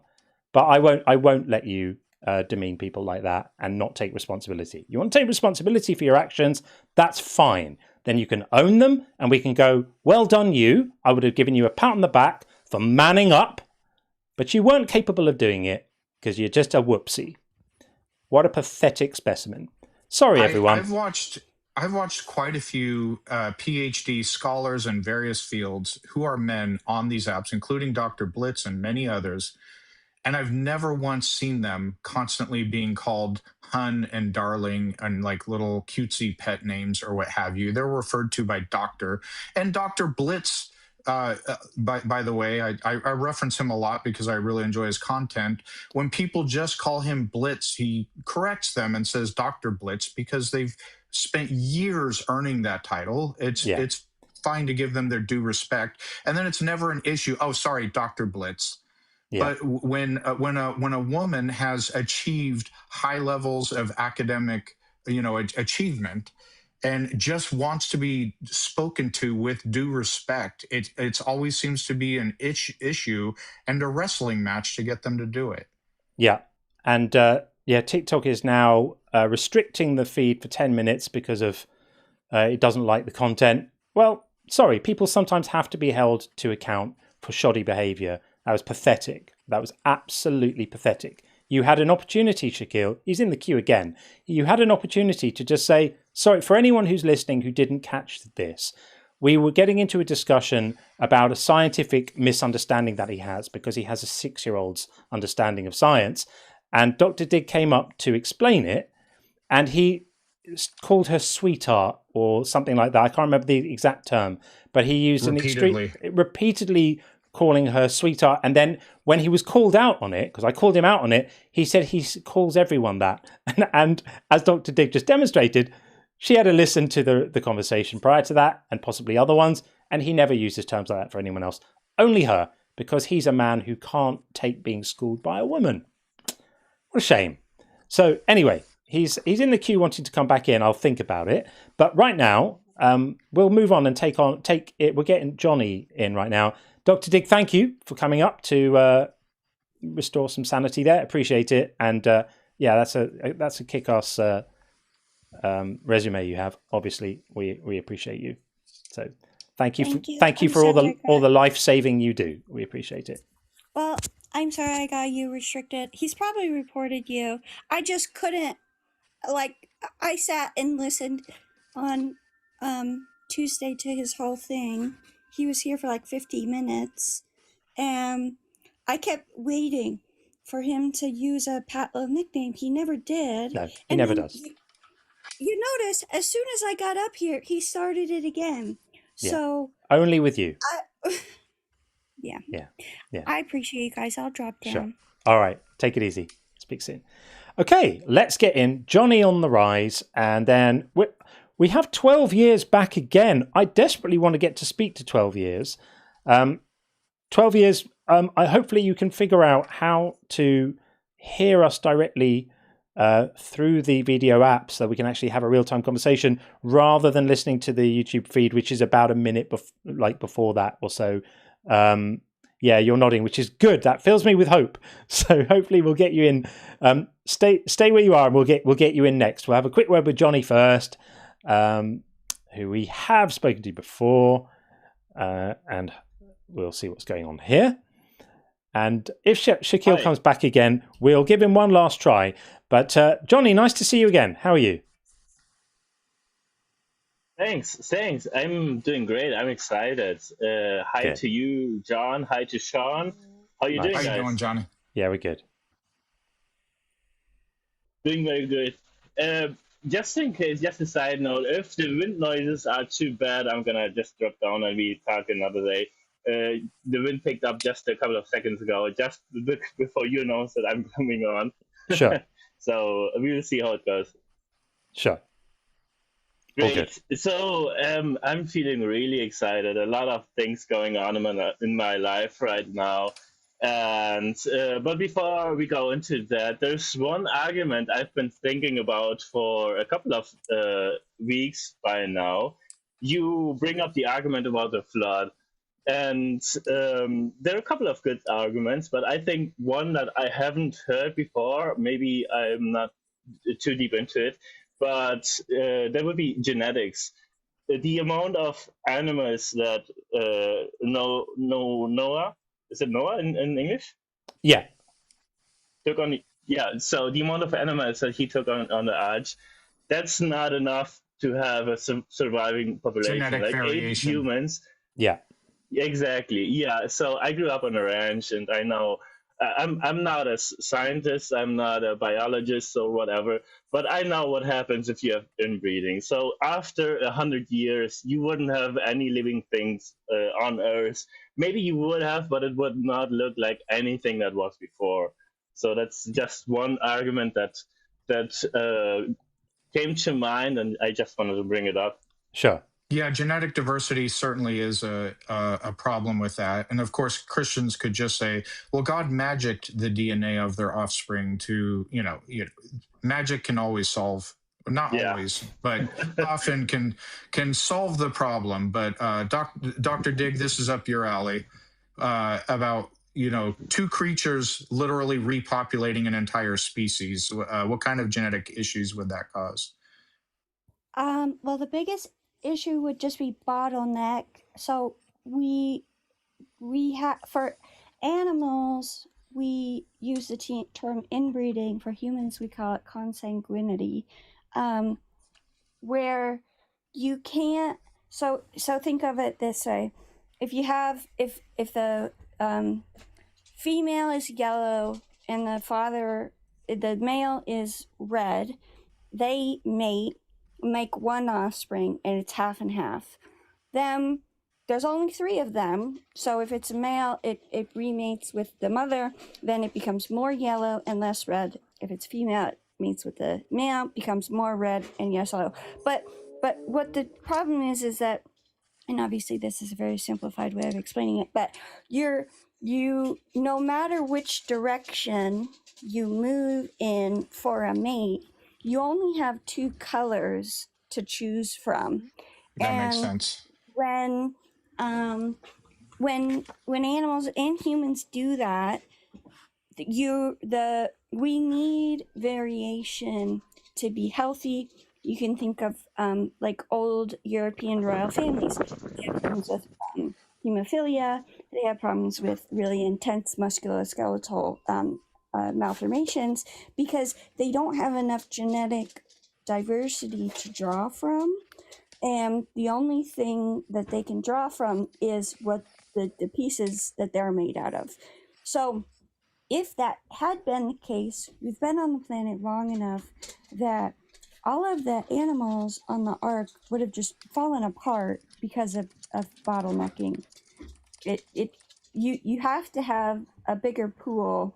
It's like another really good example of how this does work now is like in super endangered species, like the white rhino. I think there are only maybe 40 of them on the planet, and they try to go all over the world and mate white rhinos with another rhino population to get genetic diversity in, because if that white rhino population is so small now that if they only mate with themselves, the health and their morbidity and mortality is going to be so intense that it can't be done. So that's like why we have these conservation programs. A species can't survive on 40. And it's like the California condor. Like I have a bunch of examples, but yeah, you need genetic diversity to keep a species alive. There you go. You heard it here. Yeah. By the way, what an honor to have a conversation with Dr. Dig. Yeah. Good stuff, huh? Absolutely. Yeah. Well, thank you. Thank you, everyone, for that. And it's one of the silliest stories in the entire world. It's completely ludicrous that there are adult human beings that think this is a thing that actually happened. The animals went in the ark 2 by 2. Are you fucking kidding? It's completely ludicrous. Grow up. It's crazy. Yeah. It's even crazy that we're having this conversation now. Yeah. Nonsense. So yes. And the funny thing is that I'm sorry. That's it. Yeah, the funny thing is that a lot of these like extreme conservative Christians are farmers themselves, and they see it every day on their ranch with their animals if there is inbreeding happening, and it can be pretty bad. So, and they themselves, they just don't ask any questions about this story. That's crazy for me. Yeah, madness. Really crazy. But hey, we love it. We love it. We'll always talk about it because it is really funny as well. So yeah, thanks for coming up, Johnny. Appreciate it. Good to hear that you're doing well. And Dr. Dig, thank you of course as well. Yeah, thanks for your time. Yeah, sure. Thank you. All right, take care, all. Thanks. Okie dokie. Right, we take care, Johnny. Thanks. Okay, so we have 12 years back again on the YouTube side. Let's hope fourth time lucky, shall we? Let's try it. Hopefully. 12 years. Are you there? I'm here. Yay! All right. It worked. Good. We got it working now. It worked. Yeah, I don't know what happened. I just came in and I could not communicate with you. Well, it all seems to be working now. So good stuff. Yep. I'm really, really happy to be on here and to talk to you, John and Sean. You guys are doing a fantastic job. Thank you. Nice to have you. John, I don't know how you do it. I don't know how you keep your patience as well as you do. I'm sitting here and I'm just like covering my face and screaming. Thank you. Yeah, I've been watching you now for probably about a month and a half. And yeah, what you guys are doing is really important. It's really important. The world really needs this now, because so much of this, there's so many ripple effects to these beliefs that are so negative. Yeah. So yeah, I just got to congratulate you. Thank you. One of the things that occurs to me with the whole idea of the story of Christianity is that there are people, the whole notion of free will. There are people who have free will who apparently, according to the story, they end up in heaven, right? So there's some people with free will that go to heaven. There's some people with free will that don't. So my question is, why in the world is God creating people with free will that don't go to heaven? Why doesn't he just not create them? That would be the kinder thing to do, wouldn't it? Completely. He's creating them in order to send them to hell. He's creating them knowing the future, and knowing that he will decline to give them the evidence they need in order to believe and to meet that threshold of being able to be saved from the punishment he's planning for them is completely ludicrous. Yeah. And go ahead, John. Yeah, he's according to Christian theology, there's an entire species, if you want to call them species, of angels in heaven right now that he knew would never sin. And, so you have that 1/3 that sinned one time and they rebelled and they got cast out. And that's kind of weird. But then all these other 2/3 still remain sin-free, living in heaven, the greatest life. He's able to do it. Why did he choose to make man in such a way to where we would be sinful and he would have to burn some of us for all eternity? It's just absolutely ludicrous. And then in heaven, why did he knew in the future Saint Lucifer would do his and all these 1/3 would rebel. Why didn't he either not make them or make them with the same inclinations that all the other angels have? If he's all powerful, he can do it to where none of them rebel. And you just have heaven and angels and no sin and everyone's happy-go-lucky. Like, none of it makes sense. Yeah. And honestly, heaven doesn't sound like that great of a thing to me. I mean, when you really think about it, especially if the eternal worshiping of God, I mean, that just sounds like the worst possible kind of hell. Yeah.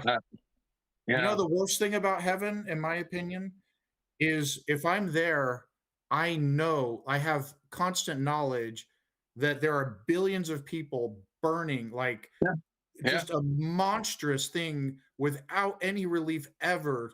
Trillions of years from now, they're still going to be burning alive. And it could be my own mother's there or somebody I really love and care about. How can I be, if I could be happy under that circumstance? I am no longer me, I'm a robot. Yeah. And if they, he'll just erase your memory of them. I'm still no longer me because my life experience and how I was raised and my experience with my mom, that's what makes me me. So no matter how you shape it, I'm either completely miserable and upset knowing people are being tortured, probably some people I genuinely care about, or I'm just not me at all. I'm a complete robot, someone else entirely. And who are you sharing this paradise with? You're sharing this paradise with people who would not second guess anything that they've been told since childhood, that have this like gullibility. I mean, what kind of What kind of a surrounding is that? Oh, You know? well, it's all the people. The vast majority of them are the people who are lucky enough to be born into the right religion, to the right religious family, into the right religious environment. But if it's the Christian God, people who are born in Iran or Thailand or India are almost certainly screwed, and there won't be very many of them up there. And Luck of imagine the all draw the where you imagine all belong. the victims of violent crime who have to live in heaven next door to the people who did that to them, who just happened to find religion later in life, possibly in prison. Well, yeah. That's fun, isn't Yahtzee it? soldiers there. Yeah. There'll be some Yahtzee soldiers in heaven. Yeah. While all the people who are in the concentration camps are currently in hell because they did not believe Jesus is Lord and Savior. Yeah. Yeah. They're Jewish. Yeah. Anyway, we're going to move it along, but yeah, thanks for coming in and being so gracious John, with your words. Yep. I appreciate it. Thanks. Take care. Okay. Let's get in. Staying on the YouTube side, we're going to get in Eli Nicks. We will bring in Eli Nicks right now and see if that works. Eli, can you hear us? I can. Can you hear me? Yes, we got you loud and clear. Welcome up, Eli. Awesome. Thanks for having me. Sure. What do you think? God is evil? God is silly? What's your view? Well, I was just kind of wanting to bounce off of the conversation you had with that Chase H guy. Yeah. You were talking about, you wanted to talk about what was real and what actually exists. I would say from the atheist view, the most real thing is that, especially from an evolutionary perspective, we're all animals. We're a type of, ape on a floating rock in space amidst chaos.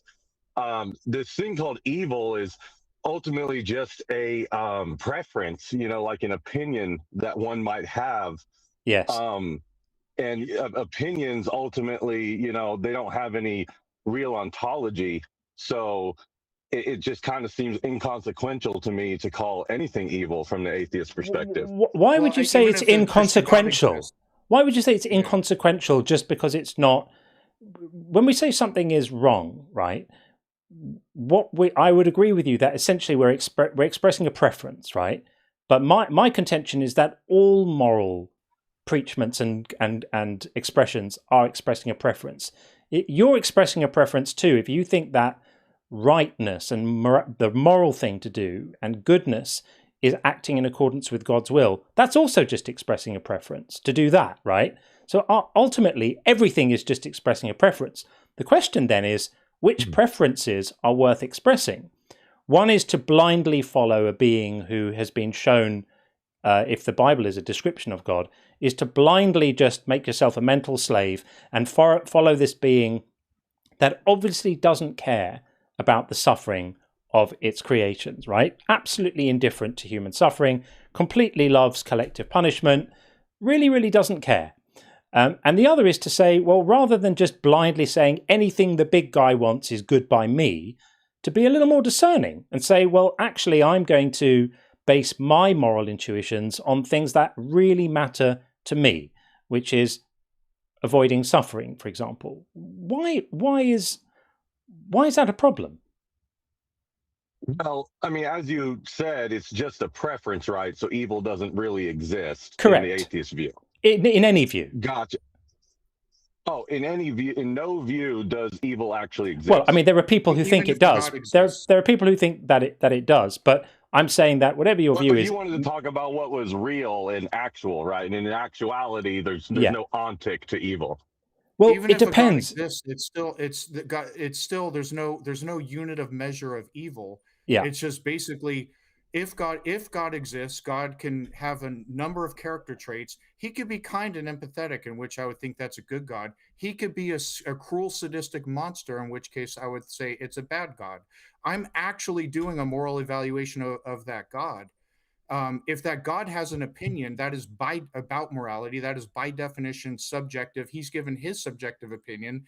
And if that God said, hey, cutting the toes off of babies is good, I would say, no, that's disgusting, it's bad. And you would say what? Well, hold on, because if you're saying that it's all a matter of opinion, any moral evaluation that you make, hold on, let me get my words out. Any moral evaluation you make, and what the host said, trying to find the worth of a system to follow, is all still falling ultimately into just an opinion and a preference. What you value as a worthwhile system is ultimately just going to be a preference, like what you determine to be evil and what another person determines to be good. For example, there's tribal colonies, or whatever you would call it, in Papua New Guinea, who they think that raping and sexually assaulting young boys makes them strong warriors. To them, this is virtuous and good.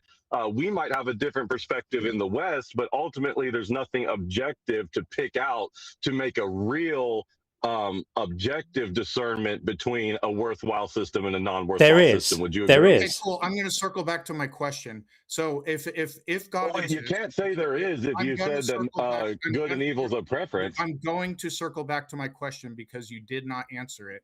So if a God exists, I'm going to start over. It can have different character traits. He can be kind and empathetic and care about well-being, in which case I would say that's a good God. He could be a cruel, sadistic monster. For example, he could declare that it's good to cut the toes off of babies. I would say, no, that's disgusting. Bad God. If God said cutting the toes off of babies is a good thing, you would say what? I would say that in the atheist worldview... No, in your own worldview. Is an illusion. In your own worldview. Answer the question. In your own worldview. Wait, aren't you guys making the positive claim here? Answer the question that Sean asked you. It's not a complicated question. John and I... I'm just asking you guys to defend your positive claim from your worldview. What would it matter in my worldview? John and I hold ourselves to a standard to where when we are asked direct questions, we immediately answer them, even if we think they're irrelevant, because if they're irrelevant or are inconsequential, you won't be able to have a follow-up to it. So there's no harm in answering it. So the question is, if God declared, since he is your objective standard of what's good, if it was in God's nature and he declared cutting the toes off of babies is good, would you consider it good? Yes or no? Yes, anything that God does is good, ultimately. Okay, so there you go. Yes? That's a yes. Is that a yes? Yeah, he said yes. He said yes. Yes, but so from y'all's perspective, though, good and evil don't actually exist per your own admission. It's just akin to a preference of a flavor of ice. They don't exist as kind of magic spells. They don't exist as sort of clouds of wonderful magic stuff floating around in the universe. That doesn't mean that we're reduced to not caring about this and not being able to make moral evaluations of things. This is the parlor trick that you guys play. You think that because we don't grant that good and evil have independent ontology, that we are then rendered incapable of making moral judgments. I don't know what bus you think you're on to think such a ludicrous thing. You can make a judgment, but ultimately you're basically just declaring your favorite flavor of ice cream. It doesn't actually point to anything objective that we can come to, because you could say God is evil. I could say your live stream is evil. But you have nothing objective either. But you have nothing objective. Hang on. You have nothing objective either. All you have is pointing at an imaginary friend and going, whatever he says. That's not objective morals. Right. You can't demonstrate the existence of the objective morals. I'm granting you your atheist worldview, and you already admitted it's non-existent and preferential. So your whole prompt falls apart because it doesn't at holds all. No value. It doesn't at all. It absolutely does. Because you're basically just saying, I have a feeling in my tummy about a thing. Which is exactly what you're saying. Exactly what you have. It's exactly what you're saying. According to your worldview, we're all just animals on a rock. Hold on, I will explain. Let's say a God actually exists. We still have a personal preference to use as our moral compass. John and I genuinely, we don't need a God or the carrot of heaven or the stick of hell, genuinely care about the well-being of others. You only care about being told what to do like a good boy, irrespective of how much harm it does to others. So like if a God said, you admitted cutting off the toes of babies is good, you would declare it good. We value different things. You value blind obedience. Why do I care about your John and I value the well-being of thinking creatures. So that's our subjective preference. Once we start with that, yours is a subjective preference too. No, because well-being would also be a subjective preference. It is a subjective preference.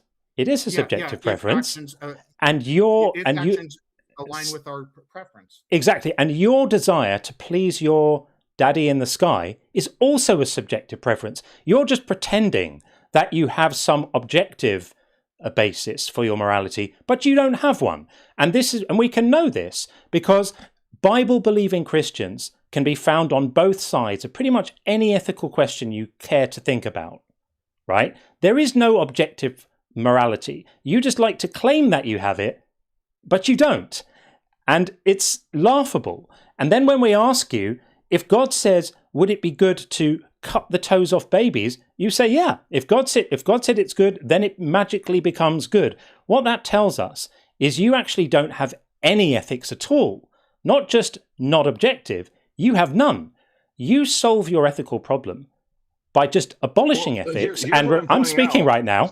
You solve your ethical problem by abolishing ethics and replacing it with obsequience, with mental slavery, with capitulation, with a complete abrogation of your own ability to make any moral judgments at all. I'll take mine and Sean's over that vacuous hole where empathy and ethics is supposed to be any day of the week. Okay, can you hear me? Wonderfully. Or do you have me muted? Okay, cool. So again, the reason why your prompt fails is you admitted that good and evil don't actually exist, but your prompt is stating it as if it's a moral fact. So at best, you're in a performative contradiction, or at worst, you're being intentionally dishonest to your own worldview. Even well-being, the word well-being would be up to preference and opinion. So it's not. So I'm going to respond to the drivel you just puked out of your mouth, which is that we can still make a claim about something. We can still express a judgment. We can still call something evil. We can use the term as a description for behavior of which we disapprove. And funnily enough, it's behavior of which anyone who isn't a psychopath would disapprove. Now, you love it because you've already demonstrated that you absolutely don't care about the suffering of conscious creatures, because you would think that it was ethical to cut the toes off babies if your sky daddy said so. So you've essentially taken yourself out of the pool of people who can be taken seriously in a discussion about ethics. You've demonstrated yourself to be a psychopath, and that's fine, right? We are just able to say this is evil because it doesn't comport with a sensible standard of ethics that anyone with any compassion and empathy would employ. That's it.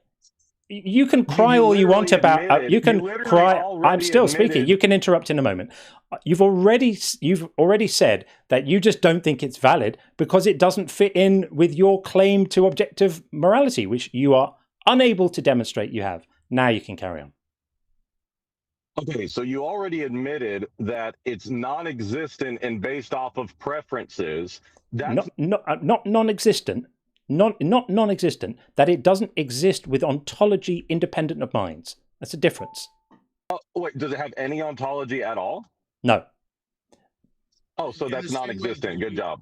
It's not the same way beauty has ontology. Yeah, it's still meaningful. Non-existent. It just has zero ontology. It's still yes, that's a real big brain move, dude. We're not just saying meaningful. Our morality is subjective. We're saying all of our morality, including yours, even if a God exists, and we're not just saying it, we're defending it. Something is objective if it's a fact of reality. For example, the moon objectively exists. It doesn't depend on the stance of a mind. It doesn't matter who knows about it or believes it. The moon exists. Exactly. You can't say the same thing about morality. Morality is an assessment of good and bad with respect to behaviors from thinking creatures. They are definitionally the stance of a mind. Even if a God exists, it's the stance of his mind. And then your stance would be to blindly obey That's incorrect. It's actually pathetic. It's actually pathetic. That's incorrect because no, if God is real and good is based on his nature is fixed and not fluid, so it's not dependent on his mind. But in your case, what you're doing is basically making a prompt. Like if I was to go on a live stream and say, "I love chocolate ice cream," what do you think about the prompt? I mean, what I thought you guys were dealing with facts, but you want us to like challenge your opinion? No, what kind of logic is hang on. this? You're claiming to have moral facts, but you don't have them. You're making a claim that you cannot back up. And your only attempt to back it up is to go wah, wah, wah about the ethics we have. If you think you can demonstrate the existence of moral facts, please do so now. Again, your prompt is worded as... If you think you can demonstrate... Don't worry about my prompt. If you think you can demonstrate the existence of moral facts, please do so now. Oh, don't worry about your prompt, so you can't defend your own prompt. If you think you can demonstrate the existence of moral facts, please do so now. Are you able to defend your own prompt? If you think you can demonstrate the existence of moral facts, please do so now, or admit you can't. If morality isn't objective, then truth would be impossible. That's just bullshit. Give an actual argument for the existence of moral facts. Yeah, I can point it out to you because go for it. Logic is a system of finding truth, and truth is objective. Would you agree that truth is objective? Truth is a value of propositions. Truth is a property of propositions. That didn't answer my question. That didn't answer my question. True. Things can be objectively true if they are proposition about facts. Please demonstrate. Okay, and is it an objective? Let me finish. Please demonstrate that moral facts exist. We're all waiting. Okay, because we use reason, which presupposes that we ought use reason, and we can't help but use systems of reasons to get to truth, which means that we rely on the value of the ought that goes into doing logic at all. If there is no objective oughts, then truth cannot be possible within a logical system. Logic's got nothing to do with oughts. Oughts don't go into logic. Logic is just a way of determining whether statements are meaningful or not. You're not going to be capable of demonstrating the existence of objective ethics because people are being objective moral facts. Logic is a method of determining of whether a proposition is true. Yeah. Whether you ought to determine whether a proposition is true is a separate question. Logic which is a subjective value judgment also, by the way. Yeah, if you decide to... Wait a minute. Is you making this argument right now presupposing that we ought be logical and make good arguments? No. Well, no. And if we do presuppose it, it's because it's a subjective value that we hold. It's not a fact. It would be circular for you to presume that it is, and it would be inconsistent for us to declare that it is, because we've already said that we don't think that there are moral facts. Now, there are people who do. I personally don't. And you will not be capable of demonstrating the existence of these this objective morality that you cleave to. All you have is your personal decision to suck onto the teat of the God that you fawn over no matter what he does. You're incapable of saying that any action he takes is morally unsound, and that just makes you a mental slave. I'm sorry for you that you are. Here's a question. Is it necessary to be logical in order to find truth? Yes. Well, okay, so you just demonstrated the necessity of the ought value of truth. Good job. No, wrong. Then you don't understand the basics of logic. Forcing a rhetorical laugh isn't an argument. Yeah, it's also nothing. It's also nothing to do with what we're talking about. It's absolutely nothing to do with what we're talking about. You just said that logic is necessary to find truth. Right. That doesn't mean you ought to find truth. I explained this. Exactly. I explained this clearly before, and it just like beat it up and rolled right off of you.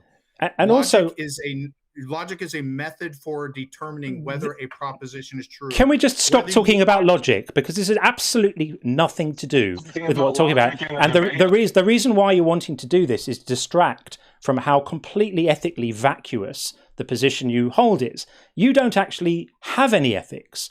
All you have is obedience. You're a good little puppy. a good little God slave. That's all you have. And I'm sorry, but when you redefine God when you redefine the word good in terms of God's nature, you make it ethically meaningless, because all you're saying is when you define God as good and you define good as the things that God does, can you not see a problem with that? You're just stripping all the ethical information out of the word God and then ascribing it to out of the word good, I beg your pardon, and then ascribing it to God as if it still means something. It's a linguistic tragedy. You wanted me to demonstrate moral facts, so I had a follow-up question. You said that logic is necessary in order to get to truth. And do we need to be able to discern truth? I disagree Don't with interrupt, that. man. I let you talk. You muted me. Now it's my turn. But I'm Now disagreeing it's with my that turn, position. sir. But I'm disagreeing with that position. What do you do? What do you? Oh, you don't think you need logic to come to truth? I mean, I could use the same dribble to argue that there's such a thing as beauty facts. Like the other guy said that it's necessary. That logic is Yeah, necessary. I suspect he misspoke. But you can use logic to talk about the truths you find. If I want to know if it's raining outside, I just look out the fucking window and I see if it's raining. I'm not using logic. Now, if I then want to have a conversation about that, then we can make statements about the truths we've found, and those statements may require logic in order to be meaningful. But you don't need to use logic to find truth. That's just meaningless deepities that you're saying to try and distract from the fact that you have no basis for ethics other than obsequience and obedience. Wait, you don't need logic to find truth. Are you sure about that? Because that's a pretty bold statement. Yeah, I mean, if I want to see whether there's a water bottle in my hand, I look at my hand and I see there's a water bottle there. I haven't used logic. Are you using the law of identity? Are you using the law of identity? No. Yes, you are. I might be if I no. Is itself and not itself. So. No. I'm going to use the law of identity if I start making statements about the thing, right? But we're not talking about making statements about the thing. And again, all of this philoso-babble is to distract from the fact that, as you have already admitted, let's not lose sight of the fact that about 6 or 7 minutes ago, Sean asked you, if God said it was right to cut the toes off babies, would it be right? And you said yes. So you have shown yourself to be a person with no basis for ethics at all. And as I continue to say, all you have done is demonstrate that where ethics should live, you have instead removed the ethics and just put being a good little boy. And I'm sure that fills you with a sense of wonderful purpose, but I think it makes you a moral cuck. I think it's pathetic. I think you should man up and you should say, no, if God wanted people to cut the toes off babies, that would not be ethical because it would be causing needless suffering. But you're incapable of doing that. And I think that reveals everything that's required about this conversation. All your digressions into logic and all of that are all an attempt to distract from what's really going on here. We all see it, Eli. It's pathetic.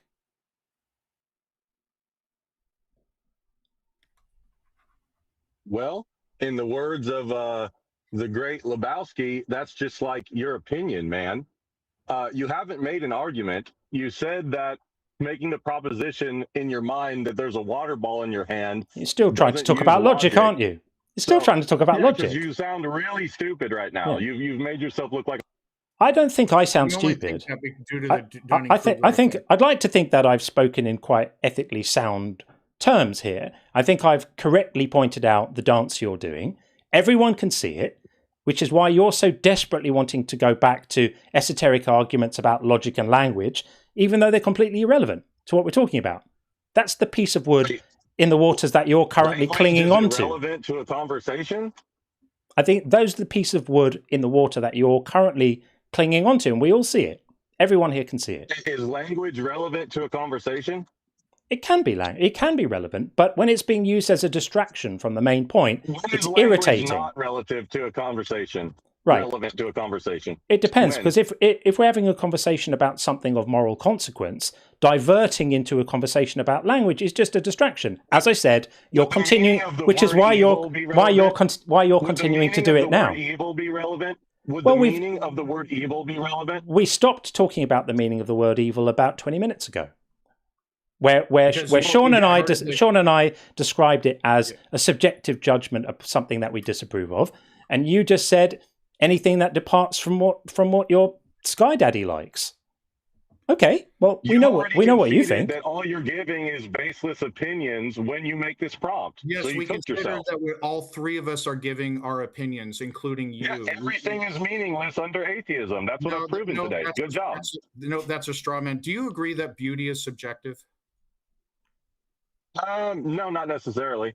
Okay, so nothing in your worldview is subjective. Some things are. Okay, so all right, Yeah. so if you and I have a different opinion about the aesthetic appeal of a painting, one of us is objectively wrong according to your worldview. I think that if you say something is not beautiful when it is objectively beautiful, then yeah, you can be wrong. Okay, I can't even have a conversation with Yeah, somebody that's I think there's such a crock of absolute nonsense. Objectively beautiful, I love that. Okay, well, I think basically, Eli, I think you've done your work here. You've demonstrated your inability to show that objective morality exists. The closest you could come was crying about the ethical system that we use, which is based on real world, measurable, observable outcomes rather than you guessing what your imaginary friend likes, which is the basis you use, which you then claim is objective, which is laughable.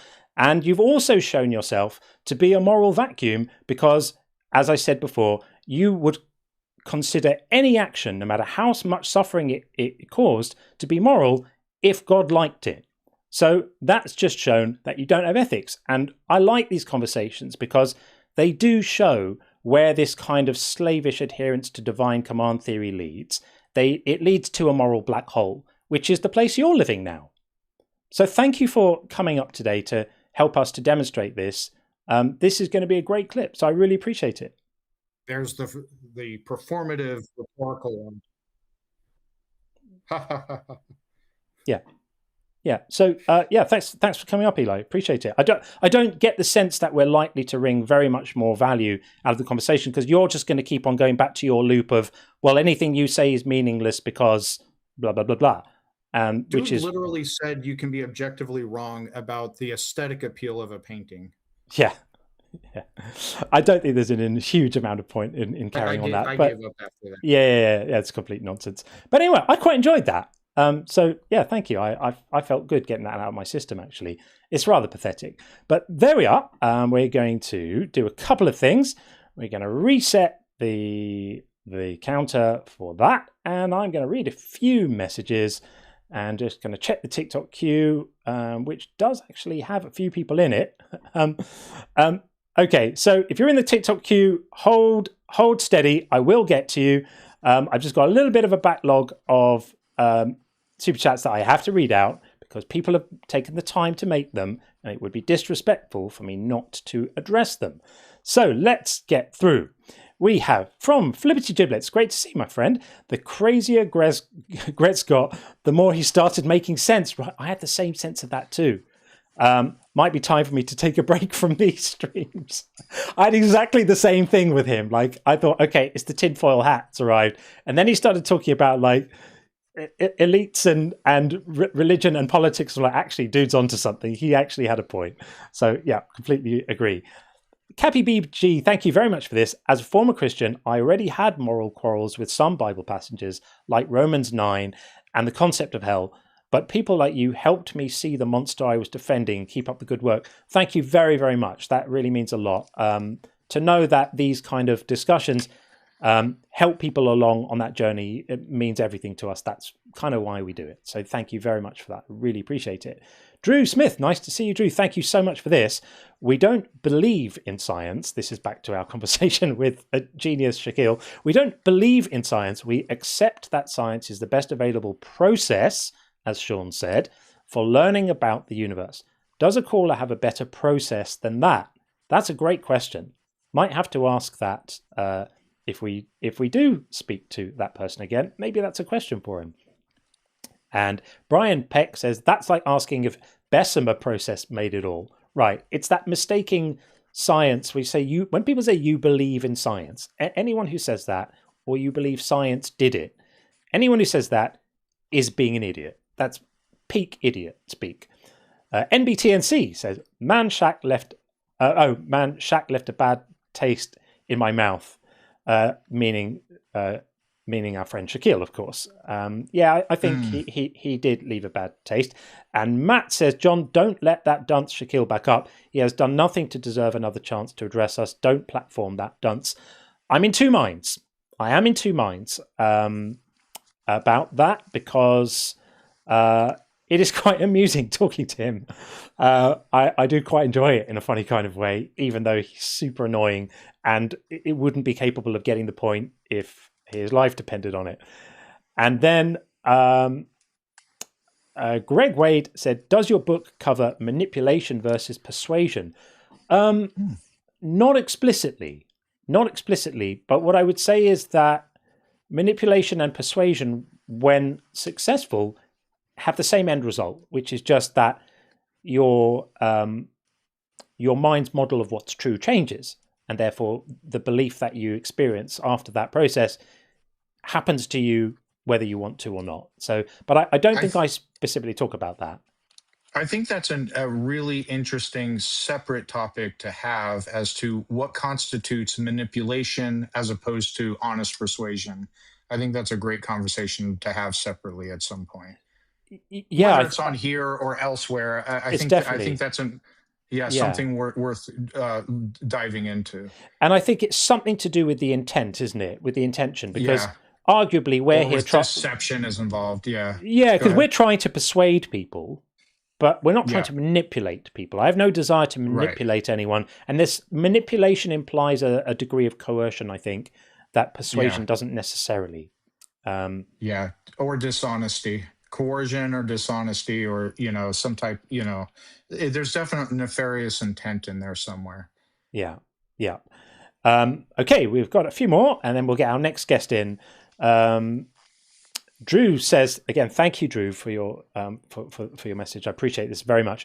These callers want to abandon any personal responsibility for deciding what is good and what is evil, and leave it instead to their interpretation of an imaginary being that some people wrote about in a book.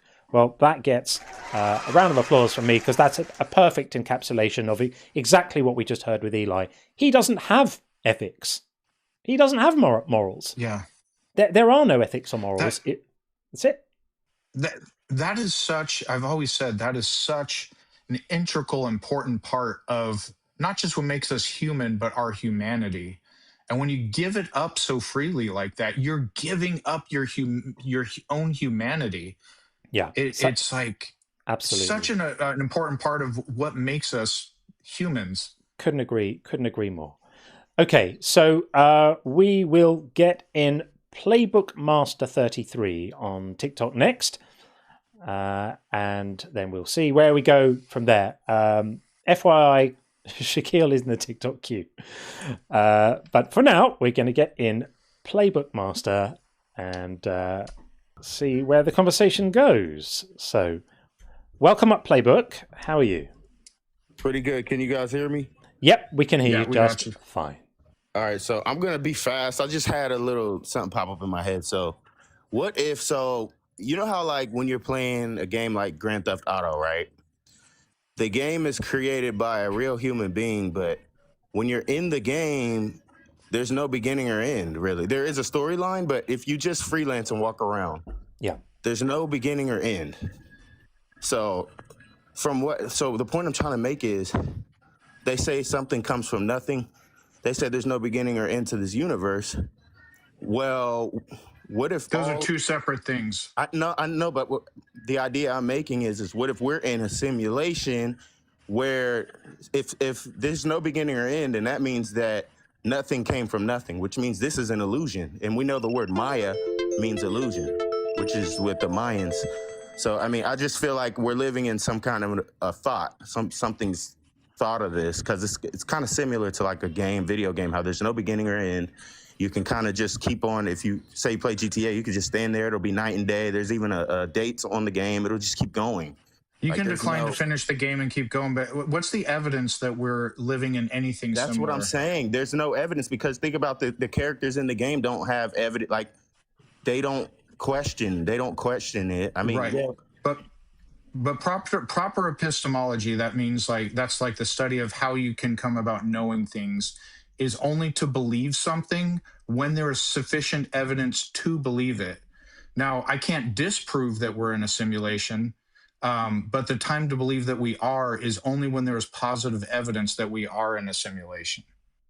So let me ask you, this might be like a kind of a turn, maybe not, but do you guys believe in like the etheric and like the astral like levels and realms and all of that? You guys, I'm sure you guys are aware of that. No. There's no evidence for any of that. So the time to believe in those things is if there's evidence for them.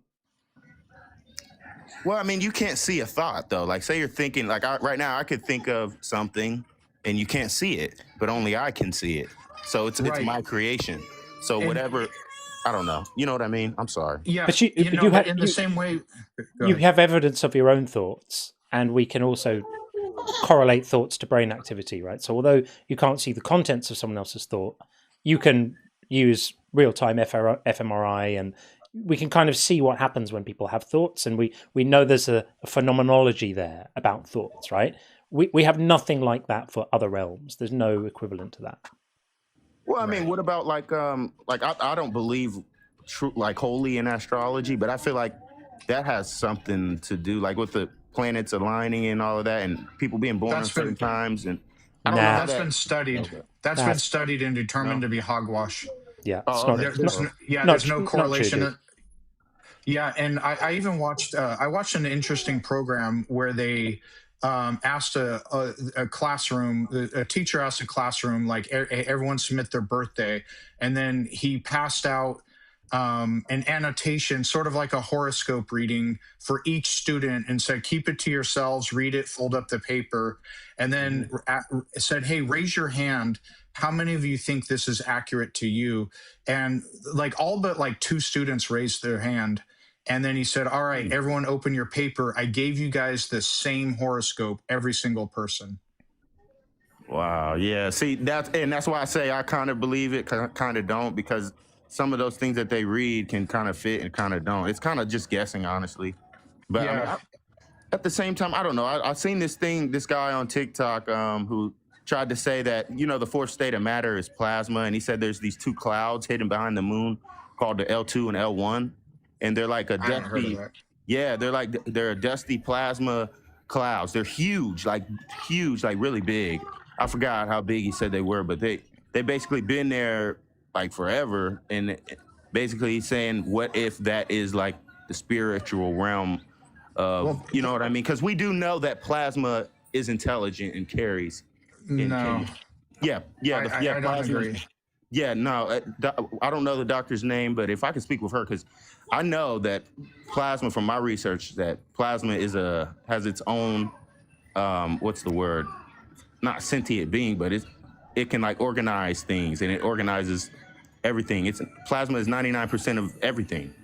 Okay, well, Playbook, what I would say is, first of all, I appreciate that you have a curious mind and you like to contemplate like the mysteries of the universe, and it's really awesome to do that. What I would say is just turn up the dial a little bit on your skepticism when you do that. Like learn what valuable sources are, accredited universities, go to Google Scholar to look up research or what have you, and be comfortable saying, I don't know, because there are so many mysteries that we just don't know. And it's nice that something, that would be cool and interesting. And intuitively, when I think about it, this might be true because it's like GTA and this and that. But if you want to align your beliefs with reality as much as possible, get very comfortable with I don't know and keep learning. That's what I would advise for you. Yeah. All right. Well, yeah, I'm gonna take that into thought. But I got one more thing. Now this is kind of weird. Now I've been watching John for a long time, and I'm 36. I already mentioned this before, but I'm not on board with the Bible God, because like I don't think hell is fair, and that's the one thing that turns me off. Honestly, I don't think it's fair or right. It just is not just or anything. But I do leave room for there being something. And so my last thing I was gonna say is, on my TikTok channel, I've got I go over Google Earth and I look for strange things. Sometimes it's pareidolia, but I actually think I found. I know you guys, everyone's gonna call me crazy and weird, but I think I found I wouldn't call it an angel, but some kind of a giant with his head ripped off, and I outlined everything, the breastplates, everything, the collarbone and everything. So I don't know what if the myths were true and the religions were not true? It's pareidolia. It would be more extraordinary if you're going over Google Earth looking for patterns that you recognize. It would be crazy if you didn't find something. If I didn't find something, you said? Yeah. If you're looking at the entire world from above and looking at shapes and formations, and you didn't find something that looks a bit like a something, that would be worth talking about. But what if it's like you know how you have your intuition, and like I said, I can't read your thoughts. You know, when you ever had something that is like is true, but you can't prove it, but it is. Like, I don't know, I can't come up with a scenario, but yeah, it's dangerous though. It's dangerous to think that because that's unfalsifiable, right? So when you feel something, it's true, but you can't. That's the point where you need to be most closely scrutinizing your own intuitions, because that's when you're most likely to be making a mistake. So would the truth in that category, truth all around, would that be just basically what most people agree on? So 90% of people believe this, so it's true. Like what? No. What? True reality determines what is true. By definition, if something is true, it means it is a fact of reality. And so if everyone on the planet can believe X, but X could be false, like truth, how many people believe something has no bearing on whether it's actually true? Yeah. Man, so I'm going to recommend to you the same book that I recommend to everyone all the time. I don't know if you're into reading, but it's on audio if you don't like reading actual books. I consume most of my books these days. I'm more like Sean. I like skimming and getting directly to, you know what I mean? I'm not a long. That's fine. So if you're interested, get Carl Sagan's The Demon Haunted World on audio. Just listen to it. It's amazing. It's brilliant, and I honestly think it'll help you think about this stuff in a more systematic and better way. Systematic. Carl Sagan got like YouTube. Like I'm more better. Like if he's got YouTube, like Bill Donahue. Remember that old man, Bill Donahue? Yeah, I mean, stuff like that. There is. I mean, sadly, Sagan died many years ago, and so there's not. The content of his is like old episodes of Cosmos and documentaries and stuff that he did. But that book is super good. It really helped me a lot when I read it. Think about how to think about this stuff. I think so. You have a gift, man. You can read and comprehend what you're reading, and those are two separate skills. I can read very well fast. But long things like books like that, I just can't. I can read it and I can't comprehend it that good. I hear you. I hear you. That's absolutely fine. I totally understand that.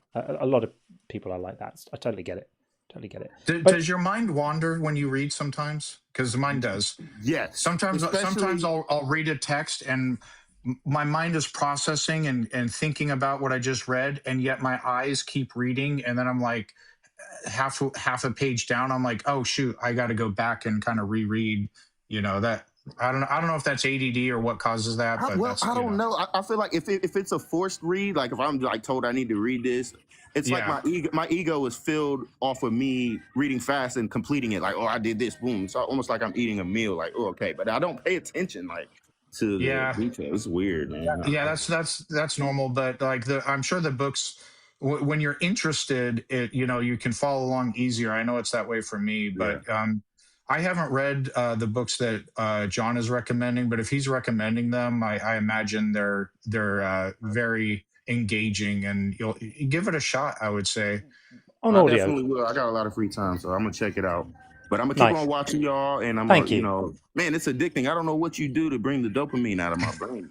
It's weird. And you could I just get rewatch. That's a hell of a compliment. Bro, it's crazy, bro. Like, I don't know what that is, bro. But good job, bro. You doing your thing, bro. Thank you, man. I appreciate you coming up. We'll speak again. All the best. Take care. Thanks. Yes. Take care. Okay. Right. So, we're at something of an inflection point here. I'm going to bring in for now on the TikTok side. We're going to get in user 670 and a bunch of other numbers as well. And Shaquille is in the queue right now. Shaquille, I would like you to put a sincere apology for your demeaning behavior towards Dr. Dig in the chat. And if I see that and it sounds sincere, then maybe you can come up and we can carry on going. But if you're not willing to do that, then no one here is interested in speaking from in hearing you speak. So that's the condition. If you want to get involved, I'm open to it, but you need to sincerely apologize for being so rude and disrespectful to someone who has forgotten more information than you will ever learn in your entire life. So that's what we would like to see. We would like to see an apology from you. And if there is one, then we will consider it. But in the meantime, we're going to bring up user 6709 and see what's going on there. Welcome in, user. How are you? Hello. Are we calling you user 6709, or is there something else you'd like us to call you? You can just call me user. Just user. Okay, that's fine. Well, welcome in. Thank you for coming up. And the floor is yours.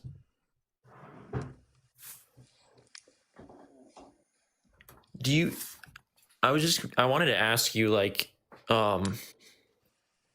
does it ever scare you, the fact that you could be wrong about your assumptions? Never, not for 1 second ever, because everyone could be wrong about their assumptions, right? I expect you're sort of saying, like, could I be like accidentally pissing God off by saying these things? Is that what you sort of thing you mean? Yeah. Yeah. So let's imagine I became a knight. Are you a Christian, may I ask? Yes. Okay. So let's imagine today I got on my knees and repented to Jesus and said, "Forgive me, God. I'm a sinner, and thank you, Jesus, for the wonderful sacrifice you made, taking the wages of sin on yourself on behalf of all humanity. I sincerely repent as a sinner, and now I'm right with God," right? Do you think that would remove any potential reasons for worrying that I might be wrong about upsetting another God?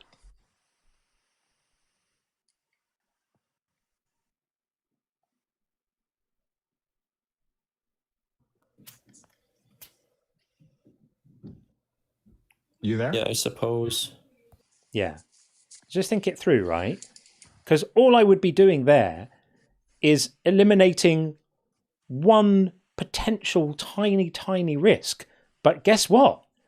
In the actual scheme of things, I might be adding a new risk, because there might be a God who really values intellectual honesty and really values not being gullible and really values not falling for 2,000-year-old Middle Eastern blood sacrifice magic myths, right?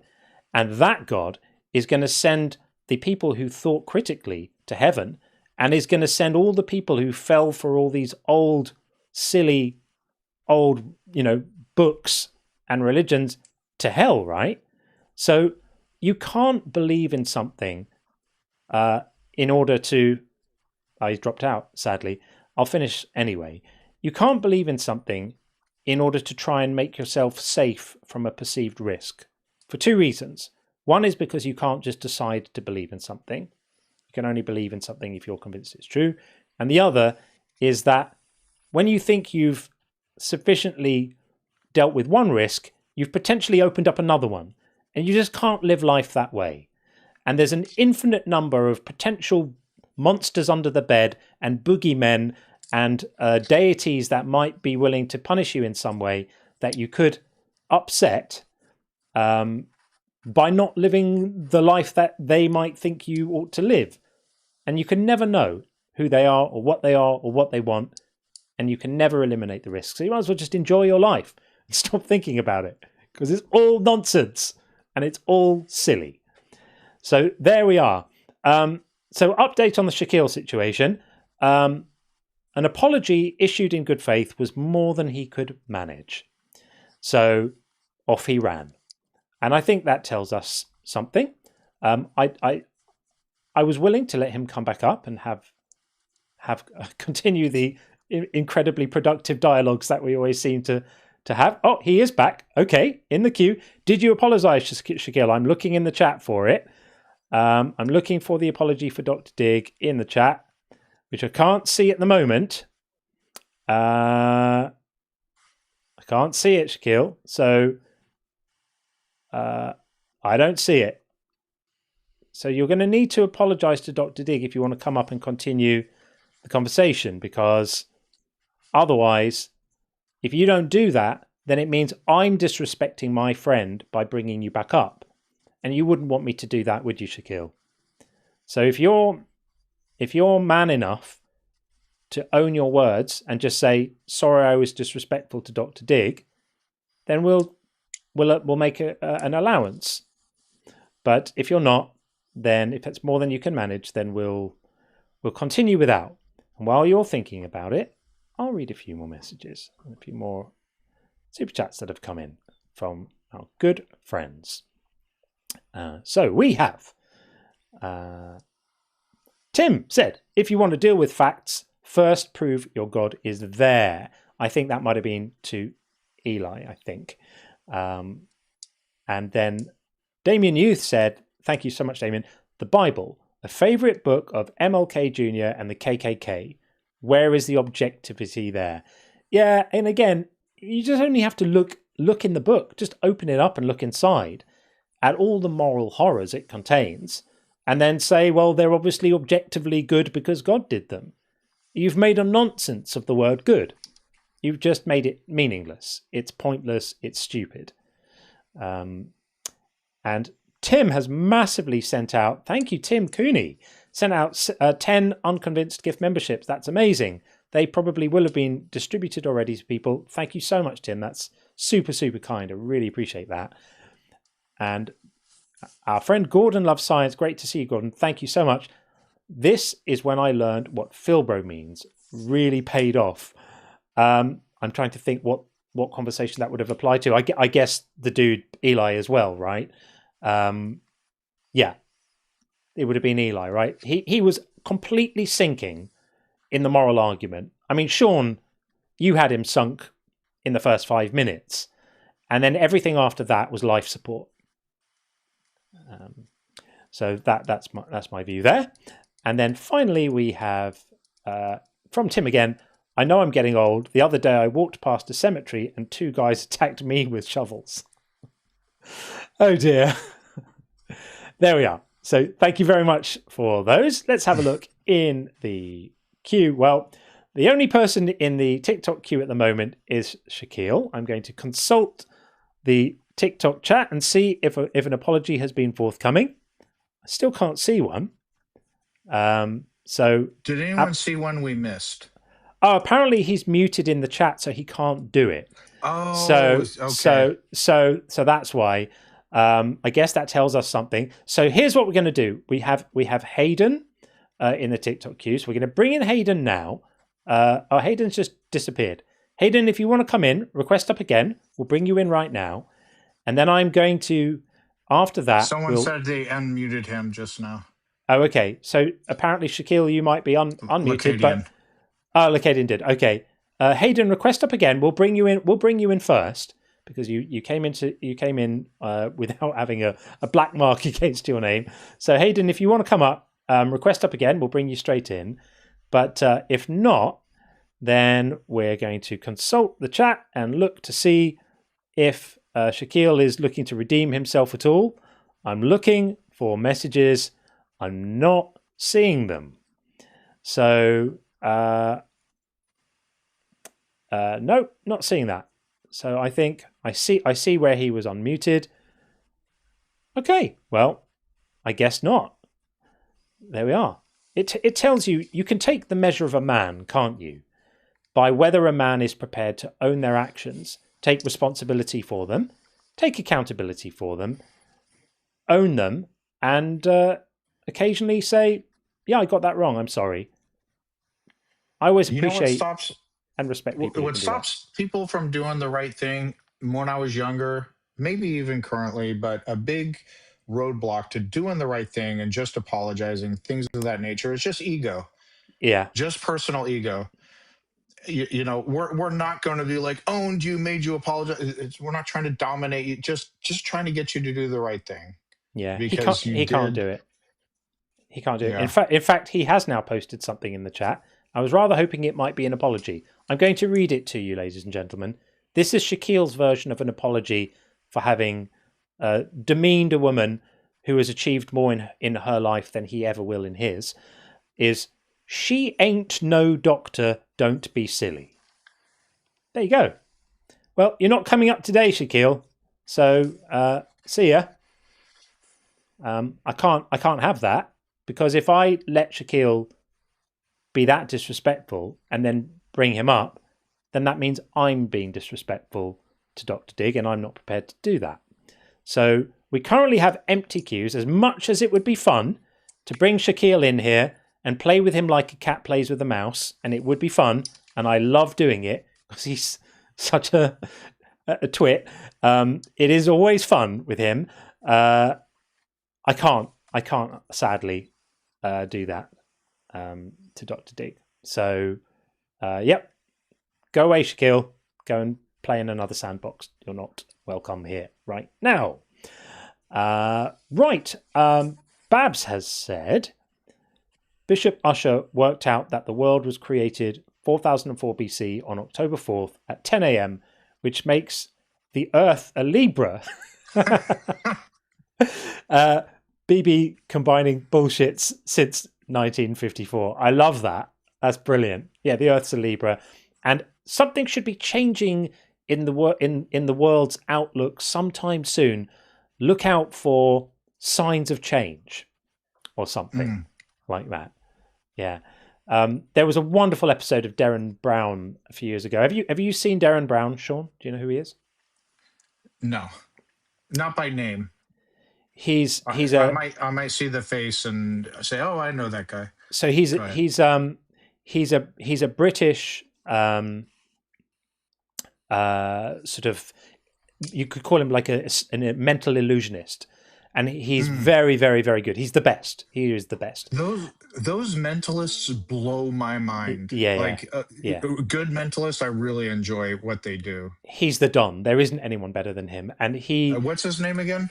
Darren with an E. Brown.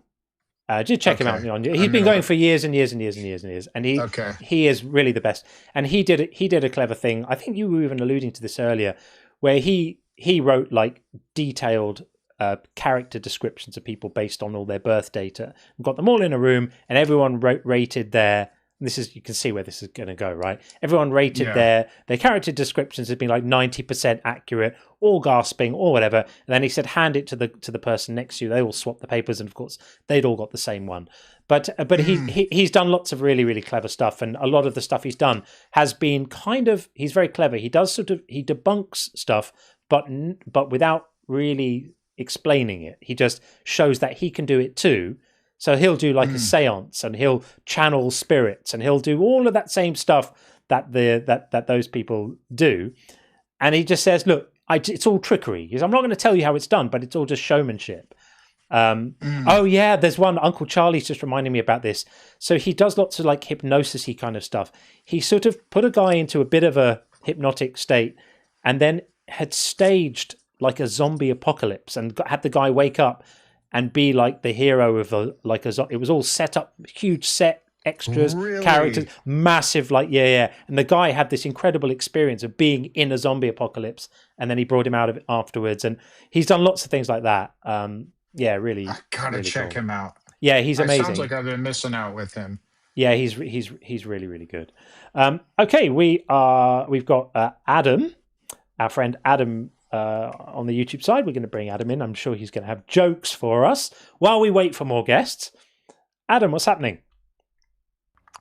Not too much. Just putting up with hearing Shaquille again was something else. Yeah, he's grim. And the non-apology. That's what always just pisses me off so much, hearing that. I'm sorry if you're offended. No, you say, I'm sorry I did something offensive.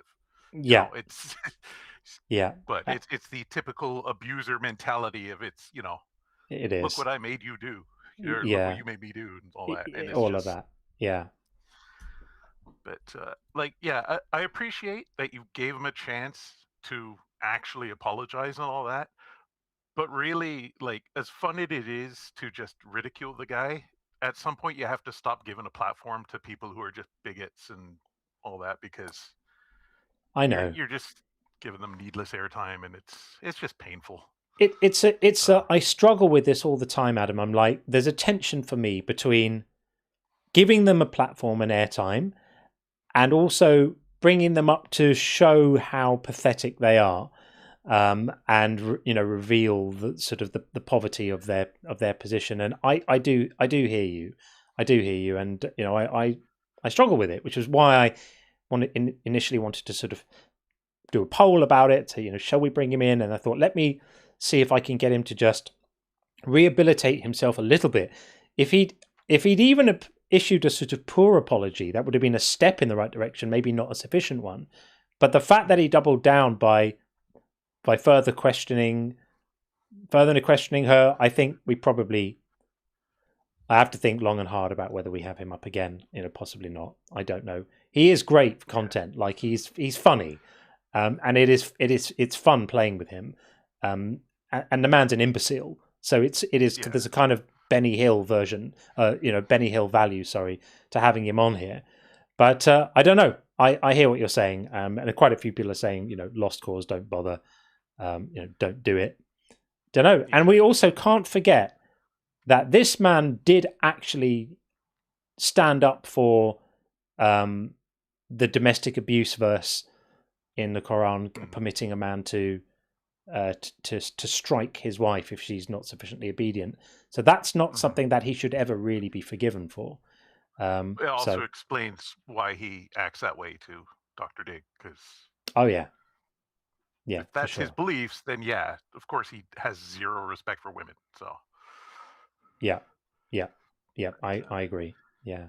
So I think that might be the case. I mean, I think we all know he's now demonstrated more than ever before. Today, he has demonstrated what he's really about.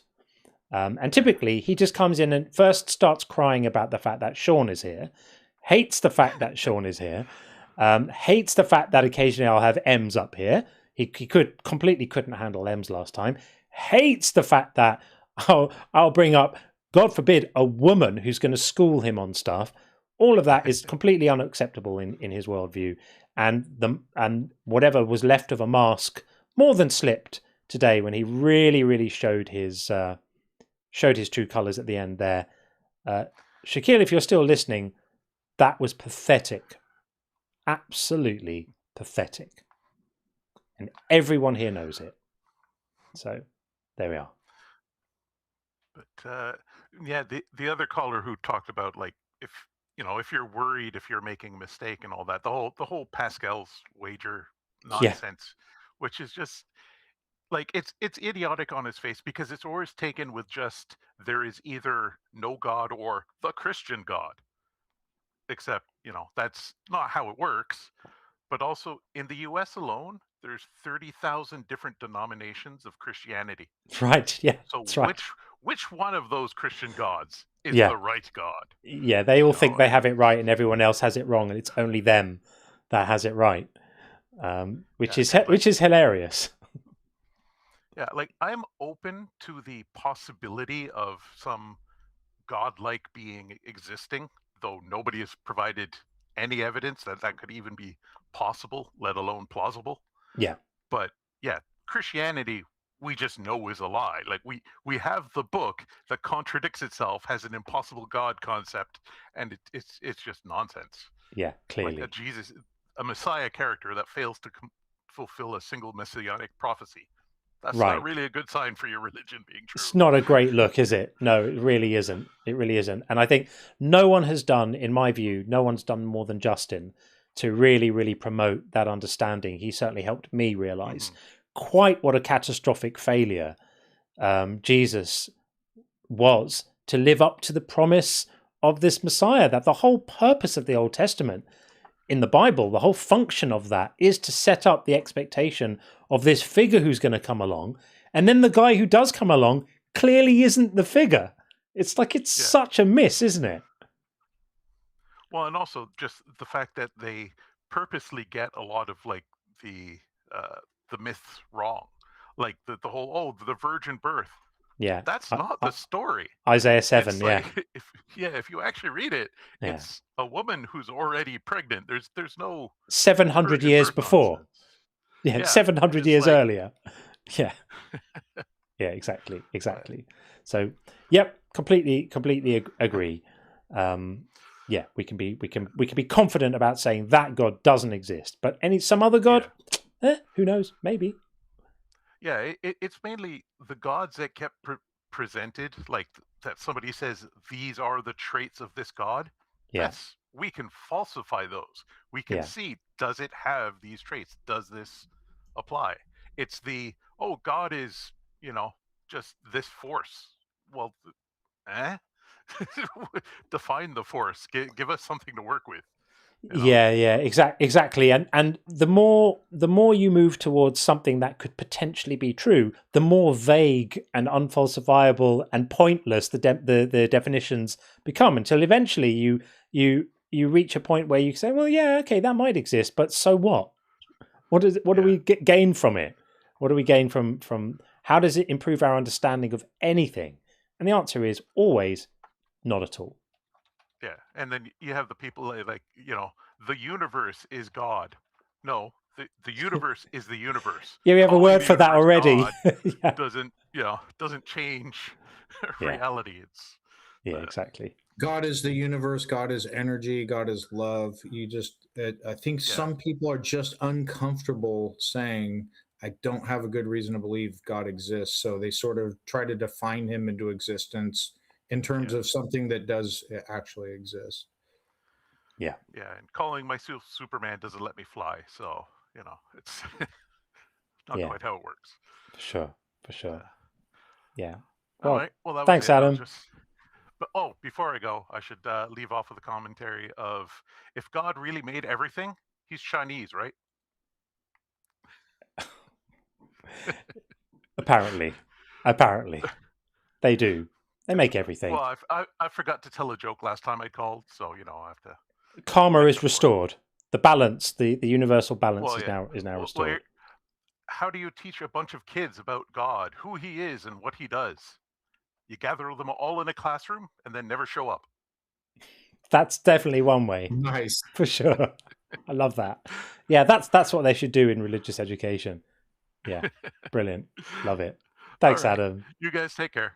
You too, Fan. Thanks. Take care. Okay, that's awesome. Let's get in the very wonderful Hasty Jane. Always a joy to speak to Jane. If anyone has not heard Jane before, you're in for a treat. Jane, how are you? Hey, doing pretty good. How are you, John? I'm wonderful, thank you. Lovely to speak to you. What's happening? Yeah, well, I had one thing I wanted to talk about, and then I had one little question. Sean, what is on your face? Like, I can't. He's got a TikTok filter happening. It's a filter. I just discovered this filter. I at first made myself into a banana head. Okay. Yeah, and I thought you had dressed up for something. I'm like, what is going on at the military base today? Like, what are you guys doing today? I don't live on post, but no, this is all just a filter. It had the horns. I figure it was good for the show. I like it. The devil horns. I mean, everybody assumes that we're all devils in here anyway. So yeah, I wish it was something more ominous for the face makeup, but they gave me white sparklies, and I'm just gonna own it and go with it. Go. I love it. I love it. The other thing, I just wanted to hop up and share something with you guys, because I know you guys will probably appreciate this. And I'm going to talk about a family member that just died. I'm not looking for any sympathy or anything. There's literally something interesting that I want to talk about with this. My grandmother just died recently. She was 93. She's been in hospice for a little while. Blah, blah, blah. She was a very, very devout Christian her whole life. Very, very, very devout the whole time. This is the person that when I was a kid and my dad died was like, God just loved him so much that he took him. You know what I mean? Like, she was just so like, Right. couldn't even be sad about her son's death, or God. wouldn't be sad because that would be a sin. Like, she was so devout her whole life, right? Right. So in theory, this should be like a comforting time, right, for her at least, and the family members that believe it and everything. And she's sitting there in her last day, she's screaming out in pain, like can't think. She's like so tiny that like my fingers fit around her arm. Like, she's so emaciated and like in pain, doesn't know where she is, screaming out for help. And everybody, the family's just standing around going, it's just God's timing. It's all God's timing now. And I'm just like, do you guys not even hear this?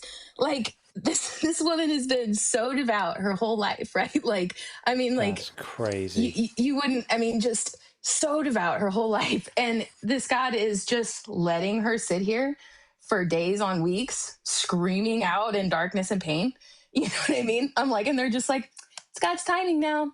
It's God's timing now. And I'm just like, this should be the one time that this shit is comforting for you guys. Like, this should be the one time. And you're just sitting here with this plastered smile on your face saying, oh, it's hideous. It's all God's timing now. And it's just like, it blows your mind. Like, absolutely blows your mind. That is horrendous. I mean, how awful to hear. I'm so sorry that she was suffering like that. And that's absolutely horrible. And it's just, you hear stories about how people find comfort and solace in their religious like faith, and I get that, and we can't ignore it and pretend that those benefits for certain people aren't there.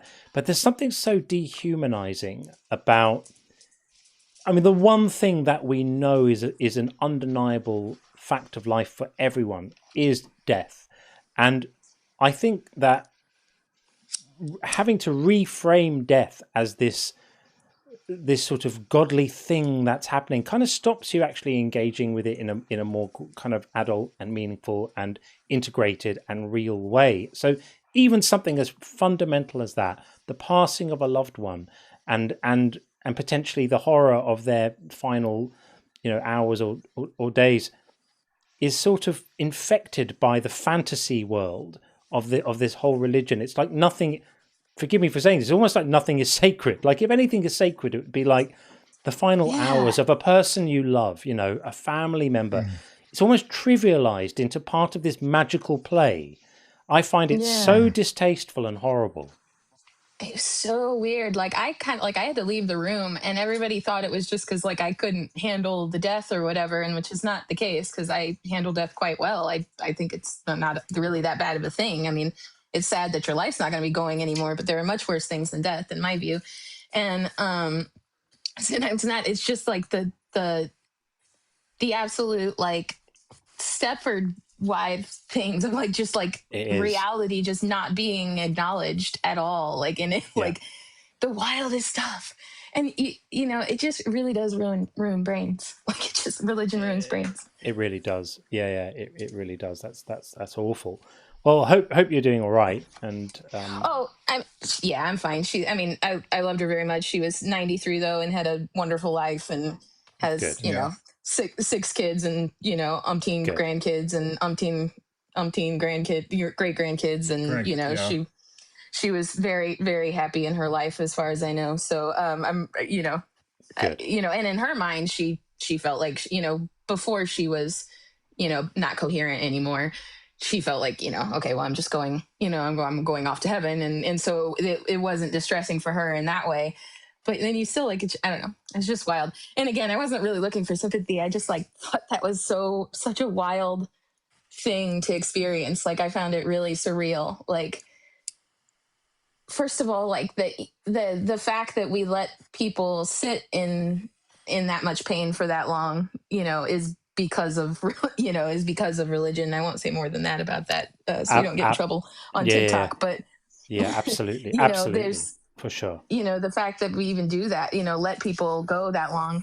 You wouldn't allow an animal to suffer like that. No, exactly. No vet would allow an animal to suffer like that.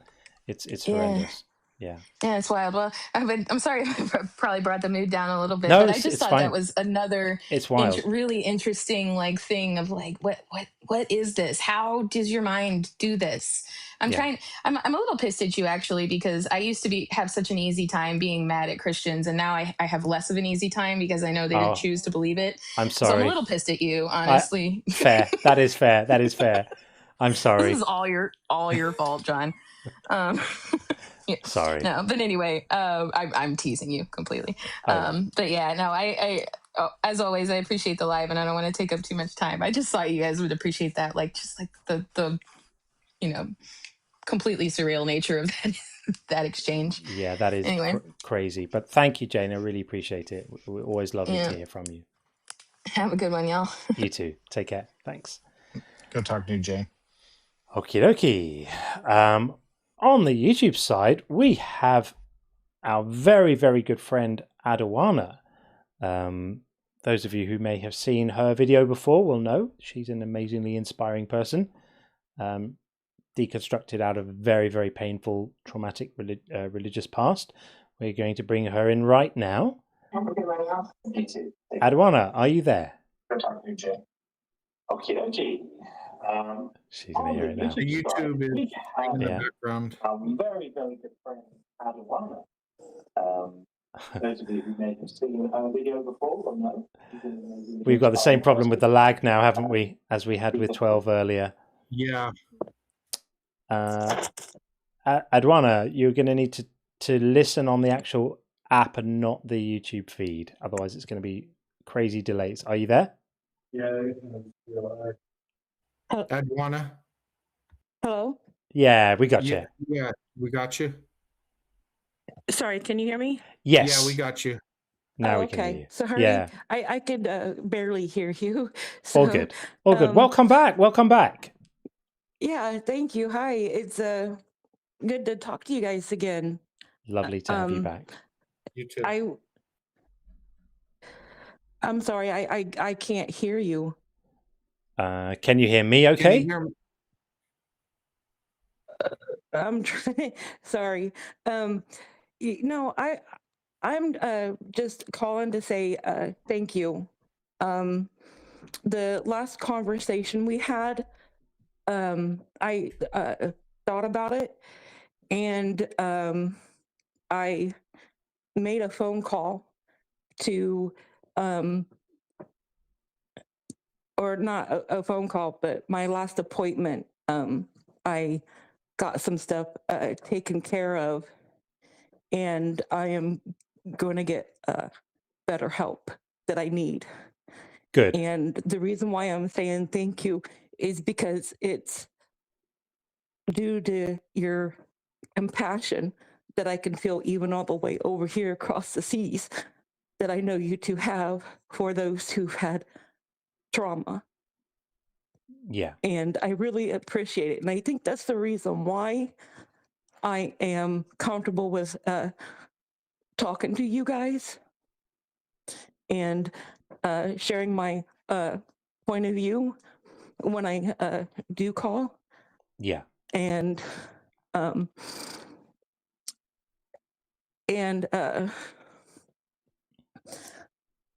sorry. No, that's okay. Take your time. It's quite we all got you. We got you. I just wanted to say thank you for helping with of course getting my butt in gear. Of course, and we continue to be here for and you. I didn't realize how much I've been struggling until I found out that I am struggling with moderate to severe depression. Yeah. Well, that's not surprising considering everything you've been through. Huh? That's not surprising considering everything you've been through. It's completely understandable. Sorry, I'm struggling to hear. I don't know what's wrong with my phone. Oh, that's okay. Can you hear me okay? Huh? I did. Are you able to It's hear all the me way okay? up. Huh? Are you able to hear me okay? Yeah. Okay, sorry. She's having problems with her audio, I think. Give me just a second. Sure. Let's see if I can improve the audio at all. Let's have a look. There's not much I can do So here. I am getting more help than I needed and didn't realize how badly I needed it. It's good that you know so that. used to shoving everything down and trying to deal with things on my own. Yeah.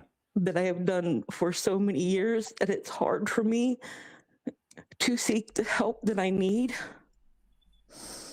Well, it's really good that you're doing that now, Adana. It's really good that you're doing that. So you deserve wanted it. to say thank you for helping me with that. Of course. Good. Keep on that journey, and we're here for you. Keep checking with us. I don't know if you can hear me, but yeah, I can just barely. I don't know what's going on with my phone, but just a little bit.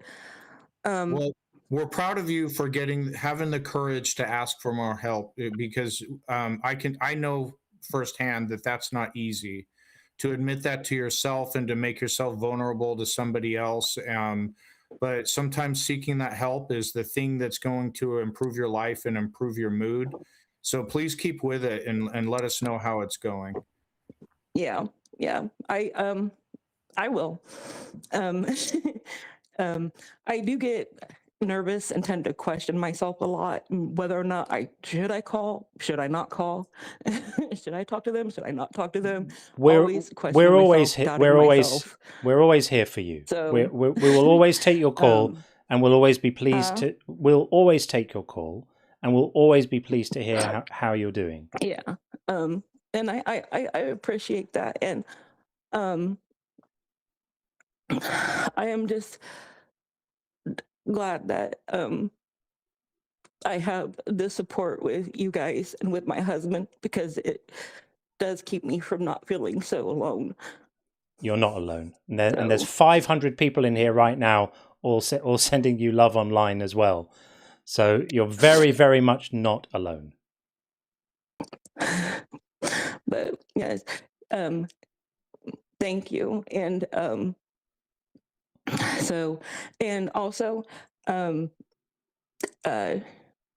I said before our conversation dropped last time, I said something about an adventure.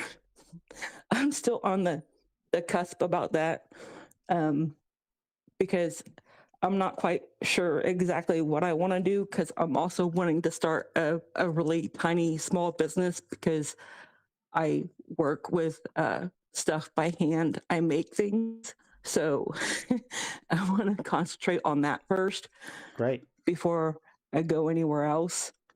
And I have to get through this depression first before I can really do anything with this small business, because people who don't know depression, it makes it really hard to be motivated to do anything. Everything is hard. Everything is hard. So just get yourself well. Just be kind to yourself and get yourself well. And when you're feeling better, then you can conquer the world and do whatever, whatever you set your mind to and whatever is important for you. But yeah, just lots of self-love and looking after yourself and get yourself feeling well. And we're all here for you whenever you need us. Yeah, thank you. I really appreciate it. Of course. And, but yeah, that's all I wanted to say, was to say thank you for helping me. Of course. Even though you might not have realized you were. We're happy to hear that. And one thing to be aware of, as you start to get better, have you ever seen a stock market trend where it goes up and then down and then up further and then down? Yeah. On your path to getting better, you're going to have setbacks along the way.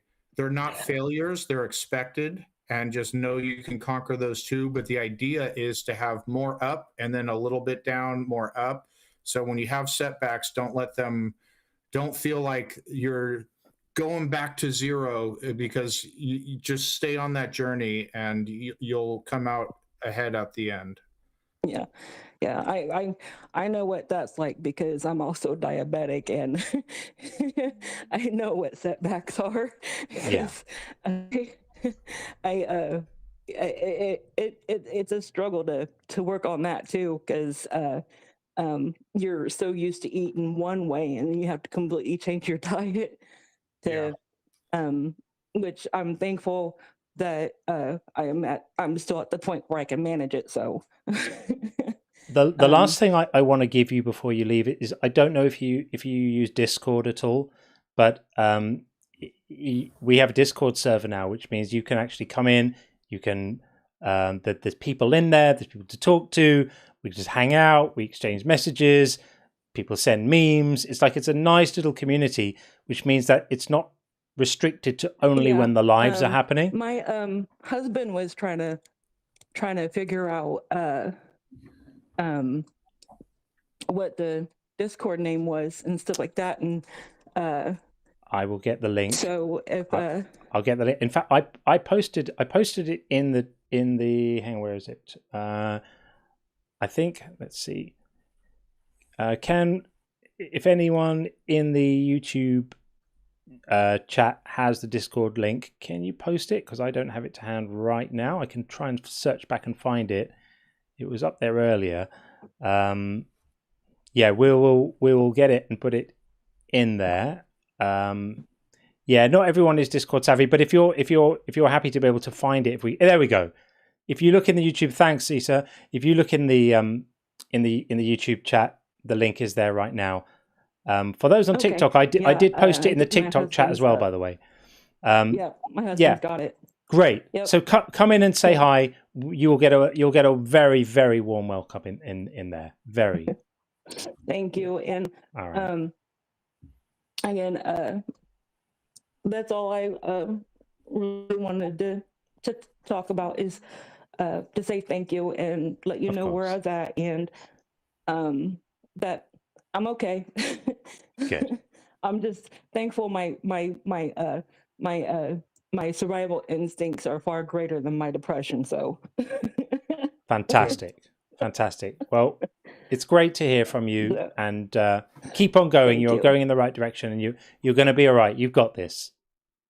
Yeah, thank you. And right. do you guys have a great night? And we'll continue to listen to you guys, because we both love you guys very much, because you guys are very well spoken and compassionate. And I think that with you wanting to try to get people to have when you try to give people second chances and stuff, I think it's because you have a big heart and you want to think better of people until they really prove you wrong. Yeah. And then when they do, they're done. My opinion. No, that's it. That's exactly right. And thank you for saying that. I really appreciate that. Thank you. So, but yeah, and that's all I wanted to say. Thanks for coming back up. Don't be a stranger. Yep. And see you in the Discord. I'm going to be looking out for you in the Discord. So come in. Okay. We want you in there. Get it set up. I had a Discord account, but I'm gonna have to create a new one because I forgot what that one was. My husband's got to show me how to use it because I was never able to work it properly. It's super easy. So we got a chair. We got a chair waiting for you in there That's already. what they say, but I've always struggled with it. So, all right. But yeah. Good. Thank you. And I once we get our Discord up and going, we'll chat with you all. Okay. Great. Look forward to it. All right. Take care. Speak soon. All right. Thanks, Adana. Take care. Take care. Bye. Okay. I have a limitless amount of time for her. She's amazing. She's inspiring. She's incredible. She's really been through it. And her husband as well sounds like an awesome guy. So for people asking how you join Discord is really simple. You just need to you just make an account. It's like making an account on anything. You just sign up, email, username, put a password in, and you instantly have an account. And then you just put in the link to the particular server that you want to go to. In this case, it's my one. Or search for I think if you search for either my name or Unconvinced, you might be able to find it. and then you just join and you come in, and then within the Discord server, there's lots of different, they call them channels, different things about, there's discussions and there's introductions and there's memes and there's bits where people can post bits of stuff that they've written, and it's a little social hub. It's fantastic. It's all down to Tracy, who's put the whole thing together. Absolute star. And I tried to respond to Tracy. I was talking. I didn't realize I was muted. I've neglected to join Discord yet myself. I'm certainly going to get right on that and make sure I join up as well. Good stuff. Okay, we're going to move things along. We're going to take the B-side remix on TikTok, and then after that we have Aaron and someone else on the YouTube side. Okay, let's bring in the B-side remix. Good name. Come on, TikTok. There we go. Hey, the B-side, how are you? Are you there? We don't normally have these issues with TikTok. B-side, you're up. We are unmuted, and we. B-side, can you hear us? Yes. I don't hear any snoring or anything of that sort. No, that's not working.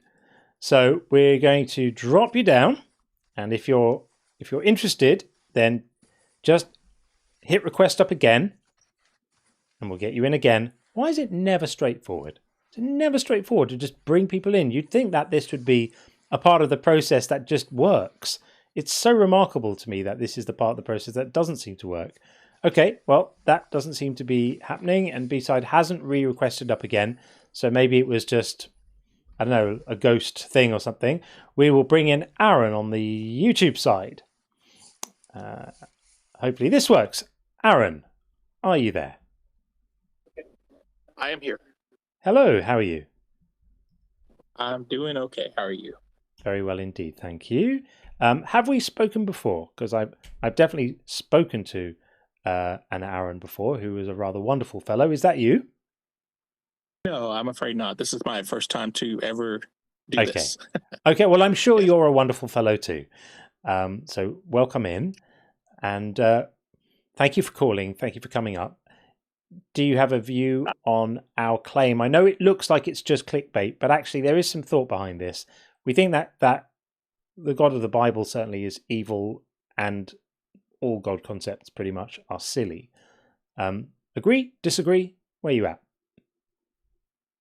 I mean, if you had asked the earlier Aaron, like about 10 or so years ago, I would disagree with you. But I am in the process of deconstructing. Okay. And I'm kind of still working through that. Yeah. I can try to use like the old logic I used to have if you want, but I don't think you should do that. Yeah. No, I do see like, I'm sorry, go ahead. No, it's all right. I was just going to say I would never want you to argue a position you don't hold. Okay.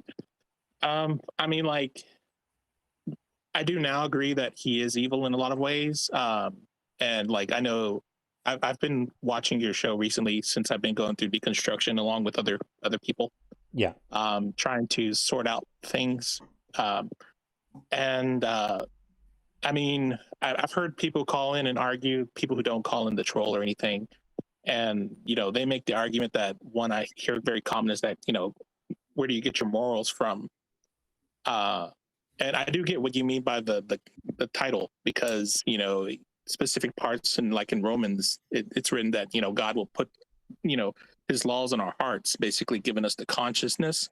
Mm-hmm. However, you know, like people like you and even with me, we see the things in the book where in the Old and the New Testament, the atrocities he does, and it sparks that moral outrage. So doesn't that make what, you know, God basically a contradiction there? Right. Where he's basically violating his own laws because it's inflaming the supposed laws he's inscribed on our hearts. So That's I don't it. Yeah. So another thing to consider too is we as human beings disagree with each other quite often on moral issues, right. Whether it's abortion or gay marriage or what have you. if an all-powerful God wrote like these rules on our heart, why aren't they all the same? And a lot of people will say, well, due to cultural differences and exposure, is that more powerful than God? No. So that's another way that it doesn't make sense that God supposedly wrote his laws on our hearts. Yeah, and that's a very good point too. Yeah, there's just too much contradiction, too many, like, I mean, you're just in the wrong denomination, right? And, you know, like I grew up Southern Baptist, and that's basically where I was most of my life. And a lot of the Southern Baptist sect that I was in, you know, if you weren't this far in or this certain belief, it has to be very stringent. If you weren't, then you were a false church, whatever. So yeah, there's just, yeah. So what you said is perfect sense.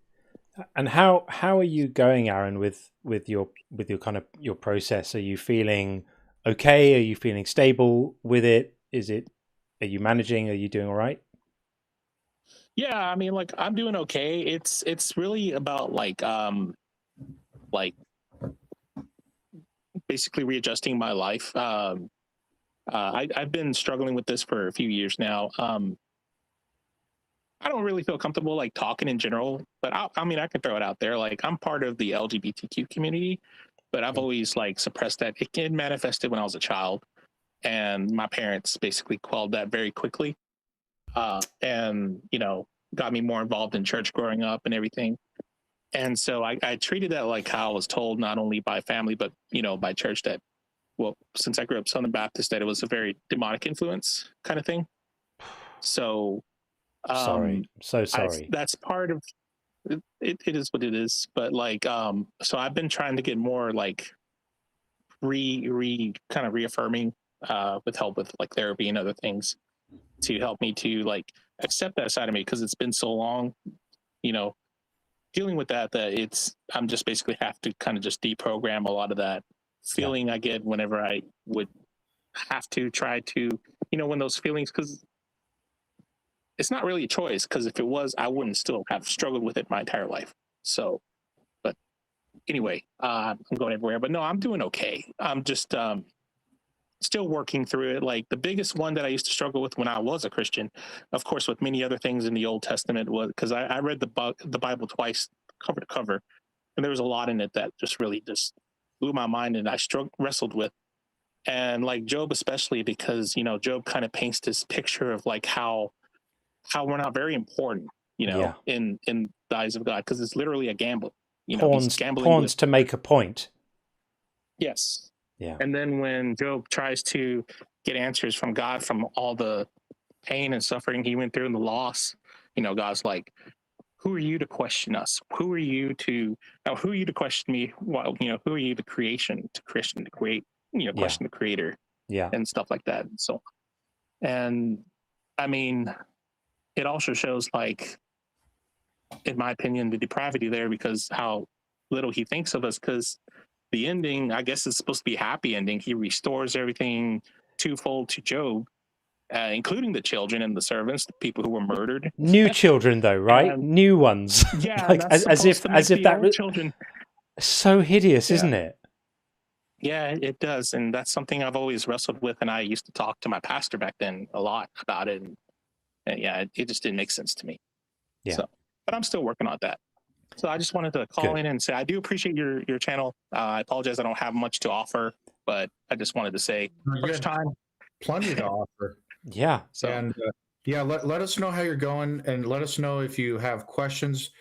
If you're still going through the deconstruction process, like, hey, I thought about this thing. What do you think about it? We love taking those. And I want to tell you as well, as a straight man myself, I didn't choose to be born straight. I just happened to kindergarten start having crushes on girls, what have you. That's just natural. Once you get to a point, or I don't know if you are now, it's not my business, but any relationship you have for another man, any love that you have or whatever, is no less valid than my own relationships with my girlfriend, wife, or whoever, no less valid. So I hope you can find a way out of that programming that it's evil and gross, and just have the freedom to live your life and find love and the same happiness that I'm allowed to look for and find. Completely right. I really appreciate that. That means a lot. Thank you. Yeah, for sure. Yeah, well, great to speak to you. Thank you for calling in. And you know what you may not realize is you say you don't offer much, but you never know who's listening to this.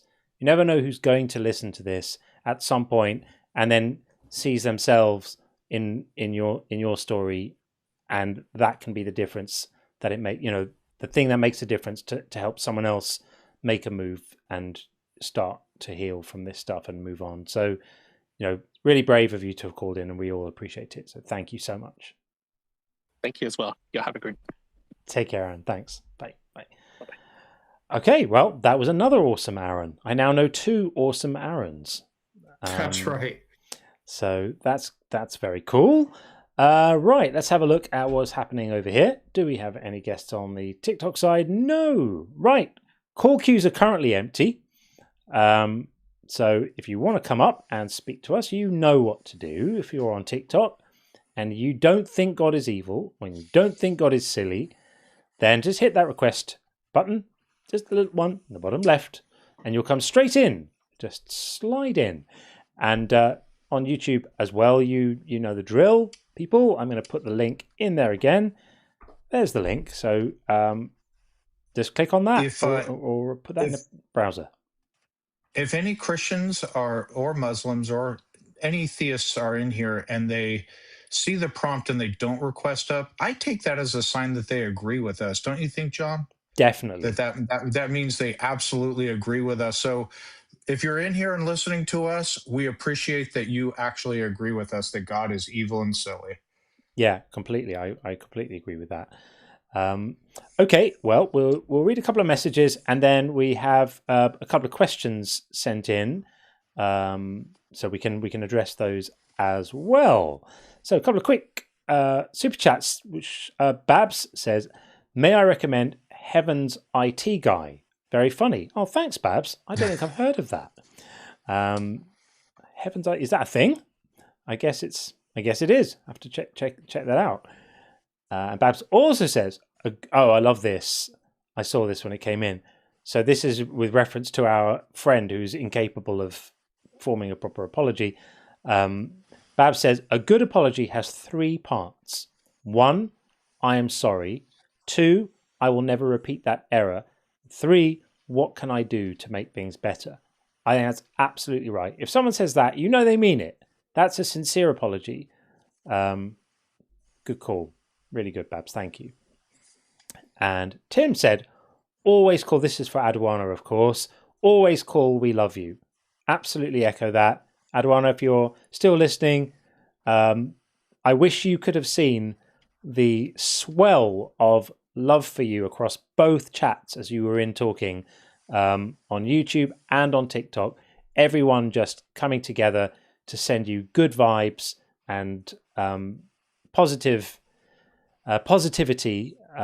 in your, you know, what you're struggling with, and everyone is thinking about you and holding you in our thoughts. So thanks, Tim, appreciate that. And then finally, Ocean Willow says, "What if someone offered you a contract to do this show for $50 million a year, but you have to have Darth Dawkins as a co-host?" Well, I would say yes and split the cash with Sean. That's nice. But actually, I don't know if I'd last the year, because Gary is not someone that you could put up with for 25 million. That's quite a bit of money. Yeah, a few people are going, "Not worth it." Run screaming, "Not worth it." That's right. Yeah, I think that's actually fair. Definitely not worth it at all. What a mess that guy is. Okay, let's have a look at our first question. I think it's going to be this one. Right. So PVG has sent this. John and Sean, what are your thoughts on the propositions that God is triomni, but he made himself powerless to facilitate free will, or that he's triomni but chose to allow or do evil, so the concept of good can be contrasted against and remain valuable? So, I mean, I'm certainly happy to kick straight off into this. So on the first one there, the first idea that God limited his own power, I don't think that's a thing. I'll be interested to know what you think about this, Sean. I think if you are limiting your own power as an act of volition, then you can always unlimit it at any point, unless it's an irreversible process. But I think we had this before. We spoke about this before. But if you are really omnipotent, then there's no such thing as an irreversible process, because omnipotence would have to include undoing. Undoing. But then you get a paradox there, because you could say, well, does omnipotence include being able to create a process you can't undo? And that's a little bit like can God make a rock so heavy, which just all shows you how completely logically incoherent this whole concept is. It's just nonsense anyway. And it's indistinguishable from just choosing not to intervene. He's basically like, what would be the point in I am preventing myself from being able to intervene? Well, at that point, you're just literally it's a distinction without a difference from choosing not to intervene. So that still needs to be addressed. Why does God choose not to intervene? Exactly, especially when you couple it with omniscience, meaning that in the past, before limiting his own power, God would know exactly what the consequences of doing that were, so would know what terrible things might happen as a result of him being in a state of lowered power during a particular period of time, and all the suffering that might happen as a result of that, allowing himself to then become reduced in power, knowing that, holds with it moral culpability for all the ills that follow that he was then unable to address. So completely agree with you there. I think it's a crappy argument. I mean, people will make it. And then, did you have anything to add on that before we look at the next half? No. Do you want to go first on the next one? Sure. So read it out again, please. Or so he chose to allow or do evil, so that the concept of good can be contrasted against and remain valuable. So this is, you can't enjoy a sunset if you don't have cancer wards. Yeah, I just reject that on its face. I like the analogy that you always give. I don't need my mother to pass away, in hospice in order to appreciate the love I have for my girlfriend, or a sunset, or the finer things in life. They're completely unnecessary. Otherwise, could then argue that angels in heaven never experience joy because they don't have the bad to contrast it to. And if that's the case, then us being in heaven as the eventual eternal reward, the thing that everyone looks forward to, would be meaningless because you wouldn't have bad things to contrast the good. Yeah, absolutely. Yeah, it's a silly argument, and the ridiculous entailment of that argument is to say that for heaven to be maximally enjoyed, we need to start having some suffering in there, and creating suffering, so that if we don't do that, people won't be able to enjoy. If you don't have some salmonella, people won't be able to enjoy the lovely barbecues. It's just ludicrous. Yep. But thanks for sending that in, PVG. Appreciate it. Good question, because people do make those arguments. Those are things that we've had said on here. Really appreciate that. Thank you. And PVG actually sent in another question, which we'll get to later. We do have a guest on the YouTube side. So we'll bring in Redacted Numbers. Hopefully this all works nicely. Redacted Numbers, are you there? Hi there. Hello. Yes, hello. Can you hear me? Yes, we can hear you well. Welcome in. Thank you. Hi there. Thank you. The floor is yours. Yeah. What would you like to say? Appreciate it. Thank you. Yeah. So, okay. Quick context. I would like to add a small amount of context. Just really quickly. At first, pretty much my story is I was a believer, and then I went from being a believer to a non-believer to back to being a believer. The reason I say that is just to kind of bridge the gap a little bit, just to clarify that I was at one point where you are, where I would actually say I was the two faces of one coin, where one side was either I don't want to think about God at all, and it worked very well for me, and then the other half was I hate God. I hate everything about him, right? So I was there at one point. And even though I'm a believer now, I would have to say, and even if you prove me wrong, because I actually came here with a question, even if you prove me wrong, I still would like to say that I appreciate what you guys do. I appreciate when there's dialogue, everything with what's going on. I just appreciate dialogue. Sure. So yeah, getting that out of the way, I wanted to ask you a question, pretty much. Before you do, can I just ask you to clarify, when you say you're a believer in in what? Oh, yeah, in Catholicism. Catholicism. Okay, that's great. Sure. Okay, yeah, sure. Ask a question. No problem. Thank you. Okay, yeah. So I was going to ask, do you think that without even bringing God into the question, considering our situation in this world, would you say that it is currently more bad than good, or more good than bad? And I understand that you might not even have an answer. You might say that that doesn't exist either, that there is no good times or bad times, that the times just are, and good things and bad things happen. Yeah. But yeah, my question is, do you think, you yourself personally, do you think more bad things happen than good things?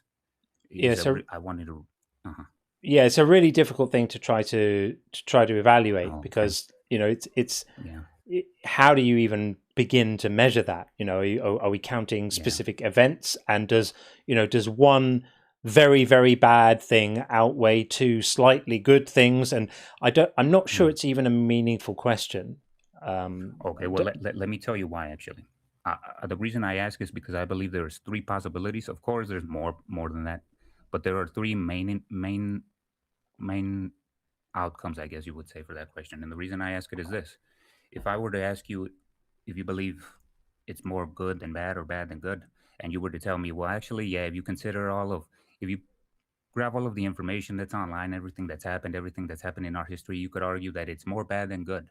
If that were to be your answer for whatever reason, at that point you could say that, well, by you saying that God is evil and silly, if you think that life is more bad than good, it really doesn't mean much, because you've already accepted that life is already more bad than good without God. Now, that's assuming, of course, if you arrive to that answer. If you arrive to the answer where you say, you know what, things aren't all that bad, things are kind of good, whatever. If you assume that it's not all that bad and it's actually kind of good, well, then at that point you would be accepting that by saying God is evil and silly, it doesn't mean much either, because you've accepted that life is more good than bad, which again, that would be if you arrive to that conclusion. Now, let's assume you don't arrive to an answer like you just said it, because it's very difficult. It really is very difficult to answer that question. So let's assume, well, let's just think about it realistically. What if that just doesn't exist, right? It's not about if it's if it's currently a good time or a bad time. It's the fact that we're currently existing, and good things happen, bad things happen. So you can't really say it's bad, it's a bad time. And at that point, I would, I guess, ask you another question: is if you believe in free will, if you would allow me to ask you that. Yeah. So let's say, for the sake of argument, I said yes. I mean, I think there are solid reasons to not believe in free will, but I want to follow you down this road of argument. But so let's say I said yes, I believe in free will. Then what? Okay. Well, we've by answering that, though, we sort of circumvented your argument about what if it's more bad than good, or more good than bad, and not actually addressed it. We just kind of moved on to the next topic. So, if you're okay, I'd like to circle back to his earlier argument. Sure. Yeah. So, I don't know if there's more good than bad. There's not a unit of measure of good and bad. I don't think it really matters.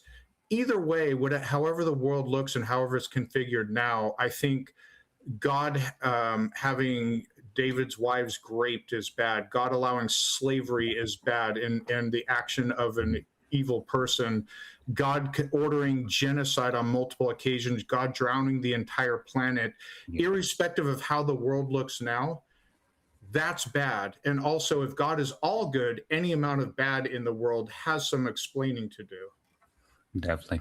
Yeah, that's completely true. If anything, the answer to that is actually another question. Well, but I would ask you this question. You said, I kind of forgot what you said. What word you said exactly? So God doing all the awful things he did in the Bible, make him bad. Just in the same vein of, if a human being did those things, I would say they're a monster. And that's kind of why I moved on. Why I moved on from all the. Right. Why I moved on from is there more good than bad stuff is because I think it's completely irrelevant. Yeah, I see what you mean. And if anything, yeah, I remembered what I was going to say. So by your definition, if I do accept what you're saying, if I were to tell you, okay, you're right, God is evil, God is silly. Not only that, he's more evil than anybody could actually really know. So if I were to accept that God is evil, definitely. Not only is God evil, he created evil. Not only did he create it, he allows evil. If I were to say that and then say that doesn't mean he's not real, I'm definitely interested in hearing your answer. Yeah. No, there in theory there could be an evil God, a God that exists that's just a dick. I mean, Unless, can I interject? Unless you define God as triomny. So if your definition of God is all-knowing, all-powerful, or maximally knowing, maximally powerful, maximally benevolent, then we can conclude that God does not exist, because look at the world. This is not the world you would expect under a God with those properties, because there's just so much easily avoidable suffering. You would have to conclude that if there is an all-powerful God, that God enjoys some aspect of the suffering and therefore cannot be maximally good. So you're right to also say, and sorry to interrupt, wouldn't you be also able to say that that although he does, damn, I actually forgot what I was going to say. Please keep going. I forgot. Okay, yeah, no, that's fine. So on the face of it, showing that God is evil is not a disproof of God, because as you say, there could be an evil God. So showing that God is evil doesn't disprove God's existence, but it disproves the existence of a God with the properties of being maximally benevolent. So you'd have to just let that one go. Yeah, I see what you mean. And that actually brings me back to what I was going to say. At that point, wouldn't you be able to say that even if you take God out of the question, that you would be able to apply that to free will, right? So if we accept that God doesn't exist and that all of these things that happen, they happen because of us, because of humanity, or for whatever reason, whether it's like an illness or something, it happens because of free will, essentially. And what I mean by free will is the fact that I say free will because we have the ability to choose, right? Sure, us as humans, we have more ability than animals. If a tree falls over in the forest and crushes a deer, what's that got to do with free will? But that's not exactly. Oh, well, free will would have to be, why is the deer there, right? Free will is the fact that you have a choice. And the reason or if a baby is born with its organs outside its body rather than inside, how did free will play a role in that? Well, it's not free will; it's science at that point, right? We understand that we're creatures that live in limited time, pretty much. Or tsunamis wiped out 250,000 people. Right, or 3 million children starved to death because of crop failures and stuff. What all of that stuff can't be explained by free will. It's got nothing to do with free will. Yeah, you're right. I was talking more about a individual experience, but yeah, if you're gonna talk about like genocide, something big, I guess the issue with that is when you're actually gonna talk about why this thing happened. If I were to ask you that without bringing God into the question, if I were to ask you, why do you believe these things happen? Why was this child born with his organs out of his body? If God is not involved, there is no God. This is all just random. I would ask you, why do you believe that happens? With no God, I would expect the world to look exactly as it does now. The universe doesn't care about us. We care about ourselves. Shit happens. There's biology is just a factor of science where good things and bad things can happen to people.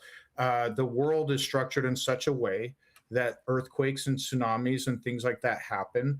In a godless world, I would just expect shit happens and that human beings would have to rely on each other and ourselves to make the world as good of a place as we can. So we would come up with things like modern medicine to try to counteract those things. And technology. The world, this looks to me like a godless world that we live in. Yeah, it does. Okay, so you actually said it right there. If you don't bring God into the question, the answer is pretty much shit happens.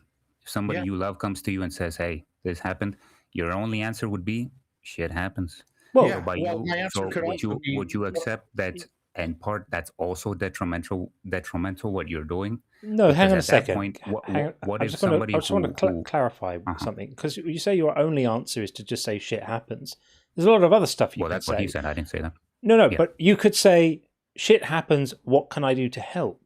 Or you could say shit happens. Here's a solution. Or you could say shit happens. Let's find a doctor. Or you could say shit happens. Let's find a mechanic. Whatever it is, it's not to just throw your arms up and go, okay, well that's it, and just resign. It's whatever you follow that up with is going to be a lot more effective than getting on your knees and hoping your imaginary friend is going to come and provide a solution to what's happened. But that doesn't really happen. Well, actually, it depends on what religion you're talking about, because at that point, sure, you could do that, what you're saying, where you just throw your hands up to the air and give it to God, but nobody really ever tells you that. You don't go to any church, anybody who follows God and tells you, oh, you have cancer, you better pray, you better only pray to God and do that. Not and only, nothing else. Nobody does it, really. Not only, but let me give you an example. Are you familiar with Matthew 21:22? Matthew 21:22. It's possible, yeah. So there are a few verses like this in the Bible, but this is pretty wild, really. So it says here, I'm going to show it on the screen so everyone can see it. Whatever you ask for in prayer with faith, you will receive. Right? Meaning, if you have faith, whatever you ask for, you're going to receive. It's pretty straightforward. But you also have to take into consideration that God gives you what you need, not what you want. It doesn't say that here. It doesn't say that here. It just says, whatever you ask for in prayer with faith, you will receive, and then there's a full stop. It doesn't say, as long as it was in God's plan anyway, in which case, why ask for it in prayer? The whole point of this verse is to incentivize people to engage in praying for stuff, right? Now, it might be praying for stuff on behalf of other people, right? It might be... There's actually a story in the Bible. Sorry about that. There's actually a story in the Bible that answers that, where, like you mentioned, if you ask, you will receive. Well, that happened when it's God a lie. sent the guy who was driving, the guy who was drowning, he sent them the boats, and the guy said, no, I'm going to wait for my God, and then the boats passed. I sent you boats. Yeah. Yeah. So at that point, you could say, we know that this. you ask for God, whether you're a believer or not, and the question is going to be up to you if you actually figure that out. That's right? nice, but I've spoken to 3, or it might even be 4. And I feel terrible for forgetting if it was 3 or 4. 3 mothers who had children with terminal diseases, who were being treated by doctors, and these were women of faith, and they got on their knees, having read these passages. And they did what it said in the passages. They asked with faith. Whatever you ask for in faith, believing, you will receive. And what they received was they lost their children. Right? So in other words, they lost the child who was suffering. In other words, the child did not recover. The child did not recover. Yeah. Other people's children recovered, but theirs didn't. Right? They had to watch other people's kids. Yeah, of course, right? At that point, it is a tragic thing. But then you would have to ask yourself, for the mother who's faithful, if the child just passed, do you think you would have the heart to ask her, okay, ma'am, your child is dead. Now, do you still believe? And even if you did have the heart to ask her, I'm pretty sure she would say, of course. I'm pretty sure she would say. Funnily enough, the reason I was speaking to them is for the fact that the child was either saved or not, but for the fact that there was comfort in that situation. I'm sorry, but hang on. Stop for a moment, because you're wrong. The reason I was speaking to them is because they contacted me to say that betrayal, that broken promise. Oh, I see. Oh, okay. cost them their faith, right? And so first they lost their child, then they lost their faith, and you know what happened after that? Their communities and their families told them now they deserve to burn in hell, because having stood in the record, well, the people around them read John 3:18. I said those who don't believe are condemned. Or Revelation 21:8 that says there's a place in the burning lake of sulfur for the non-believers. She actually proved with her child's life that she believed until the very end. Right. So why would eternal damnation apply to this case? Because not the child. The mother who lost her faith after doing Oh, I what see. the Bible says, right? She lost her faith. And as a result of losing her faith, the next thing she's told is, oh, well, if you don't believe anymore, now you deserve to be set on fire. And that's Okay. why this is a disgusting religion. It's a disgusting That's actually a doctrine. great point. So I would say this: the person essentially that the New Testament was built upon was Jesus Christ, right? Jesus Christ, apparently, according to the actual scripture in the Bible, at one point said to his followers, not only to his followers, but to apparently a lot of people, basically, right? And he essentially says this, that the devil is in the seat of Moses. What that means, it means many things, but essentially Moses was part of the reason the Bible got written. He wrote part of the Bible, right? He didn't write all of the Bible. He wrote some parts of the Bible. So at that point, the very person, the very God who the scripture is built upon is telling you, hey, this scripture, the person who was responsible to provide to the scripture is also Satan. So when you get to a point where you don't agree with scripture, because me as a believer, I definitely get to those parts. I definitely don't read the scripture and say, yeah, of course. No, I have my doubts, right? So you think parts of the Bible are false? Do I think what? Do you think parts of the Bible are false? I think what the God in the Bible says, that the Satan himself wrote passages in the Bible, essentially, is what he was saying by. So let's chuck the whole book on the fire then, including the bits that say Satan wrote parts of it, and just use our normal human intuition and not worry about any of this nonsense. Because can you see how cruel it is to have a book, a system, a doctrine, a faith that makes these promises, knowing full well these checks cannot be cashed, right? What a load of absolute bullshit. To promise people that whatever they ask for, they will receive. To promise people starving that God will provide. It never says that. That God will. It said it promise you. Anything you ask for, anything you ask for in faith, believing, you will receive, is a promise. Just like the other promises Jesus broke. Given the example that he could help you, but you might not be able to see it. You could literally be drowning and not see the boat. No, right? I'm sorry. This is unacceptable. This is unacceptable. Those women just prayed. Those women just prayed. They didn't miss a boat. Their children were being treated by the best doctors, and there was nothing that could be done for them, and they died. But the book doesn't say anything you ask for might be done if circumstances are favorable and there's a good wind. It just says anything you ask for, if you have faith, you will receive. Now, the cruelest part of this is the if you haven't. Hang on. The cruelest part of this is the if you have enough faith, because of course they came away feeling it was their fault. They just didn't believe hard enough, right? Can you see how cruel that is? Yes. Okay. Now let me tell you this. So you're saying it's cruel because the child was not saved, and of course it's cruel because he got cancer to begin with. But at that point, if you're asking, suppose you're the lady who's asking God for help, and then God takes the child who has been suffering pretty much all his life. At that point, who are you or me to say that isn't mercy? If he's been suffering his entire life. No, they hadn't been suffering their entire life. They got sick and they died. Right? We don't get to just write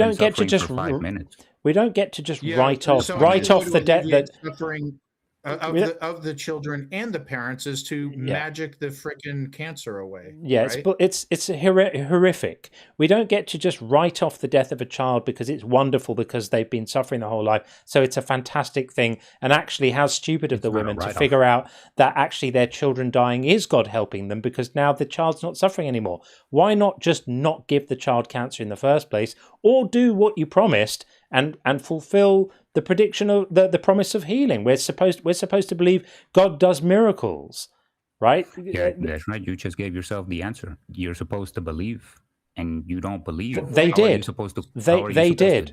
Those women did believe, and they got fucked over. And no wonder they lost their belief. And then in the wake of losing their belief, they're then told by their communities and their families, in some cases, that now that And they've by lost their you. and potentially by you, that now that they've lost their belief and their children, the No, I next thing just on accepted the next lost thing on the scripture. menu for them is that they deserve to be set on fire and burned in hell.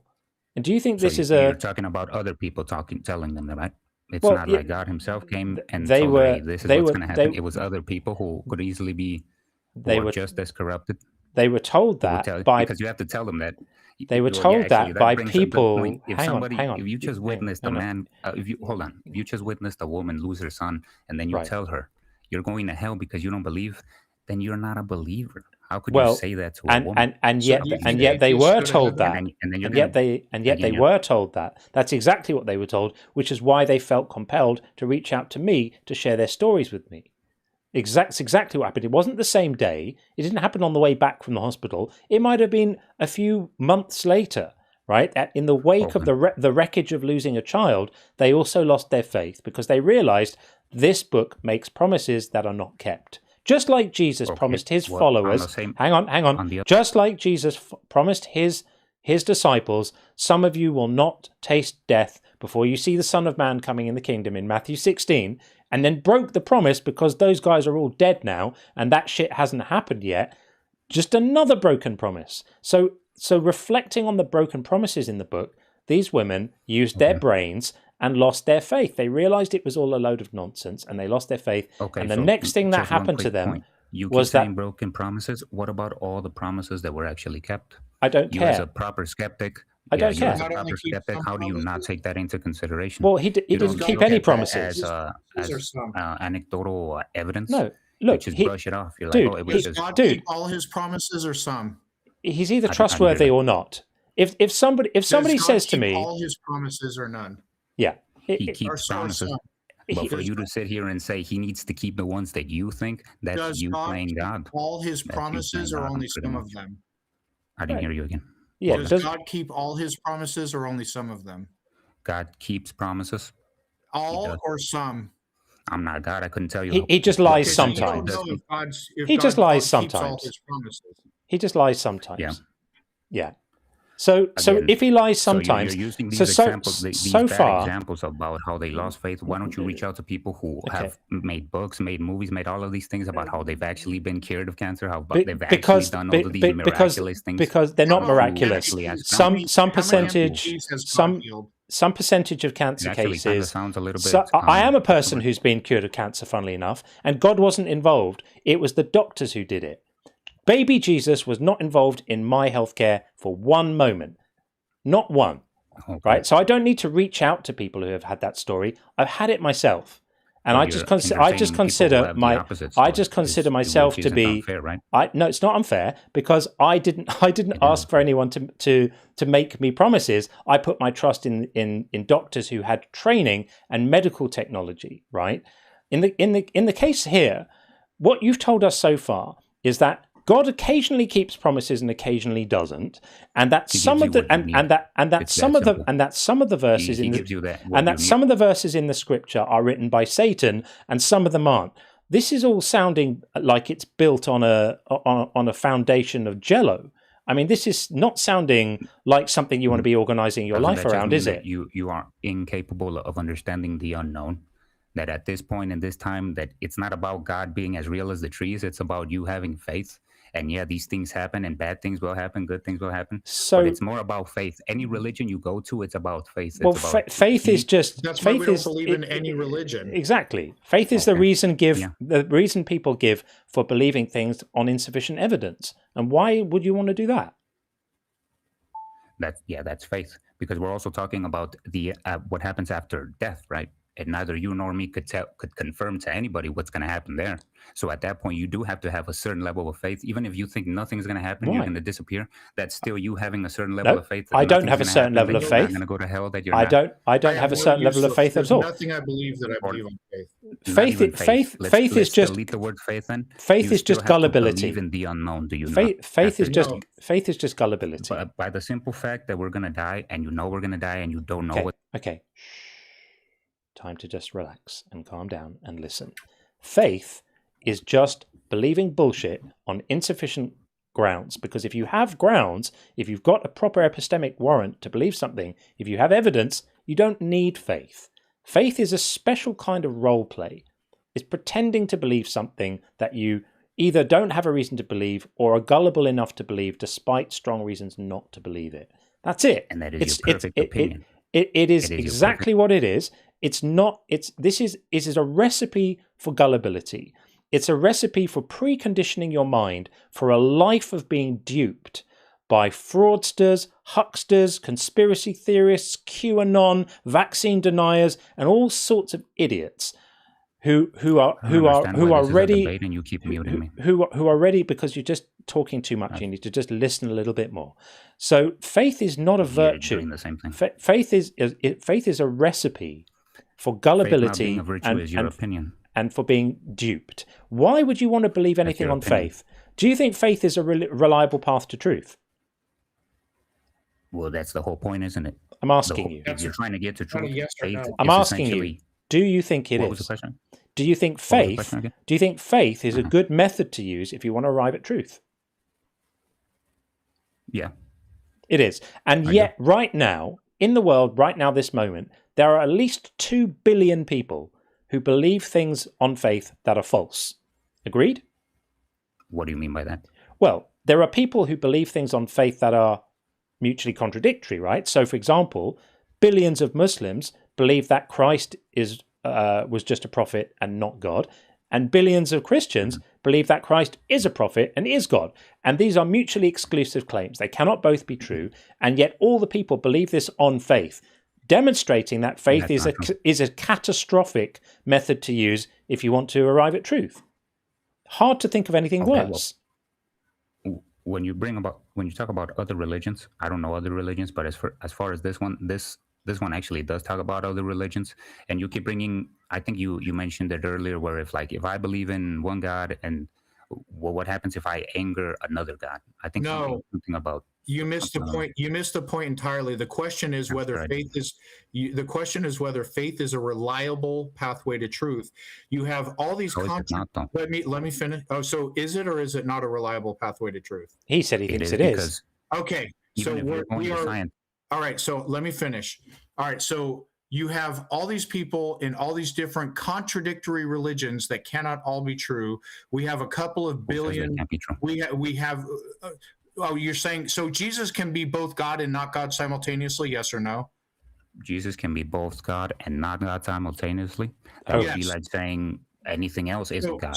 So it would violate the law of non-contradiction. Yeah. So Jesus cannot be both God. Let me finish. Jesus cannot both be God and not God simultaneously. You have every Muslim in the world believing in their faith, based on faith, that Jesus is just a prophet and not God. You have Christians, billions, a couple of billion plus, who believe Jesus is God. Those can't be true. Then you have the Jews who say God is not a God, Jesus is neither God nor a prophet. He's just a charlatan.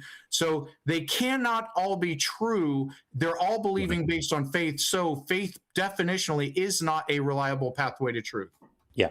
That's your opinion. It's not an opinion, it's a fact. You just demonstrated it. It's a complete fact. Come on. If you don't want to be laughed at, then don't make the claim that contradictory statements could all be true. Because that's a surefire. But you're talking about separate religions. How is that possible? Because they're making claims that can't all be true. I mean, this is the most basic logic. This is as basic as logic gets. For any proposition, P and not P cannot both be true. This is baby's first logic. Okay, We're talking about religions, and you're saying how one needs to be true and the other doesn't. They could both be false. They could both be false, but they can't both be true. If they make contradictory claims, that's your opinion. It's not an opinion. Hang on, let's try and strip this back. This is the most amount of stupid I've heard in one place in quite a while.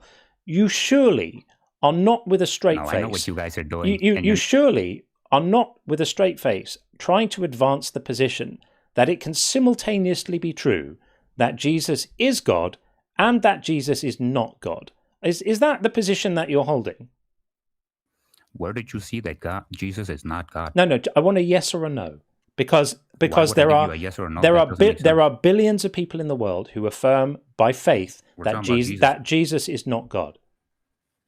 Who says that? Where does Have it you ever say that? spoken? Have you ever spoken to a Verify it Muslim? to me right now. Have you ever spoken to a Muslim? Okay. Again, you're talking about contradictories, but we're talking about separate religions.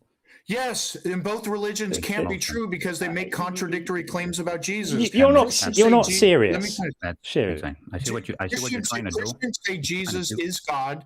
Muslims say Jesus is not God. He's just a prophet. Sean, I don't Both think he's both serious. hold their positions I don't think based he's on serious. faith. No one can be this stupid and be serious. So this is trolling. Are you just trolling? You do realize that you guys are the ones insulting, and then when you get the insult back, you No. crumble. There's no insulting. You're normal. You don't have to use bad words. There's no bad words. Have dialogue. Come on. This is just you And can't you don't understand it because you're giving opinions. You're not It's giving not. facts. It's no. Hang How on. dare you Okay. actually say that? Okay. All right. Okay. Time to go to school. It's not an opinion that a statement and the negation of that statement can't both be true. That's not a matter of opinion. It's a matter of reality. And if you want to make sensible statements, if you want the words you say to be any different from the babbling of a baby before they've learnt to speak, then your statements need to be constrained by some sense of respect for logic. Just a tiny bit. The minimum amount of logic necessary is to just recognize. Okay. So Is just to tell me recognize that. how- So hang on. I want you to grant this, because if you can't grant that the law of non-contradiction is a thing, then there's no point having a dialogue. So do you understand what I just said? You said a lot of things. What was the question? Do you understand that it cannot be true that a statement and the negation of that statement are both true? How could you possibly say that? I don't understand. Are you serious? If okay, hold on. If I say it's true and somebody somewhere else says it's not true, how does that mean it's not? What's happening isn't real. We're not. Hang on. I see what's happening here. I see what's happening here. You're getting confused about the truth of the statements. We're not claiming the truth of the statement yet. Just don't worry about whether anyone's actually claiming the statements are true. I'm asking you about the structure of the argument, right? So let's say there's a proposition P. We're going to just call it P, and it doesn't matter what P is. It doesn't matter how many people believe it, and it doesn't even matter whether it's true or not. Okay? Do you agree with me that it cannot be the case that P is true and not P is true? Do you at least agree with that? Your fabricated formula? No, I don't think. I don't think so. Then there's no point having a discussion. Really. I mean, this is as basic as it gets. There are 6-year-olds who understand this. Nice try. You're pretty much doing the exact same thing. You're giving your own formula, your own idea, and saying this is what it is. It's not my own formula. It's not his own idea. This is. Does that mean it's true? This is Aristotle. This is as old as human history. The understanding that a statement can't be true. You're using the statements of ancient people. Can't be true like religious people. Can't be true and not true at the same time. This is going to go on record as being ridiculous. One of the most idiotic conversations we've ever had. Yeah, I've been here for a while, and yeah, I can tell what you're doing. It's not working. You can fool your little atheist people that you got here. That's fine. Like I said, I was an atheist at one point. You want to be an atheist? It's fine. I think this is. I mean, I'm actually quite fascinated. I'm quite fascinated that a person who can actually string a sentence together doesn't understand that a proposition can't be true and not true. I'm amazed at this. It really is. How is that possible? But when you're taking humanity into consideration, that is the only truth. Okay, we're gonna do a poll here. So we're gonna do a poll. So we're gonna have one of these. That's absolutely wild. Absolutely wild. I mean, I'm quite sort of fascinated. I'm tempted to say I'm kind of fascinated in a sort of clinical way. Yeah, actually, that is the word. A clinical. You're using it in a context that you're using it in a controlled context. No, I'm using it in a clinical about not real. Clinical about How could you. you possibly say that if I hold something that I think is true and somebody else thinks it's false, that they cancel each other out. That's not. No, that's not what he's saying. He's saying you both can't be right. If you say something is true and your friend says it's false, you both cannot be correct. Yeah, that's it. They've stepped in. They've stepped in. The inner circle have ridden in to end the pain. That has to surely be. And I had put a vote to both rooms, and we had 17-1 on the TikTok side, and we had 76% get rid of him. 73 votes in the YouTube side say get rid. So yeah, that must surely go down as being one of the strangest conversations we've had in a while. He started off really sounding almost like a person with a brain at the beginning, and by the end he was unable to even grant that a statement and its negation can't both be true. That's absolutely remarkable. Wow. People say thank you, inner circle. I actually genuinely found that quite fascinating. Like I did too. Like a live specimen. Like finding someone with like an extra arm growing out the top of their head or something. Like, wow, I haven't seen one of these before. That's wild. That's absolutely incredible. Wow. Tim Davidson said, if the Omni God is true, he COVID us. He 9/11'd us. Black Plague anyone?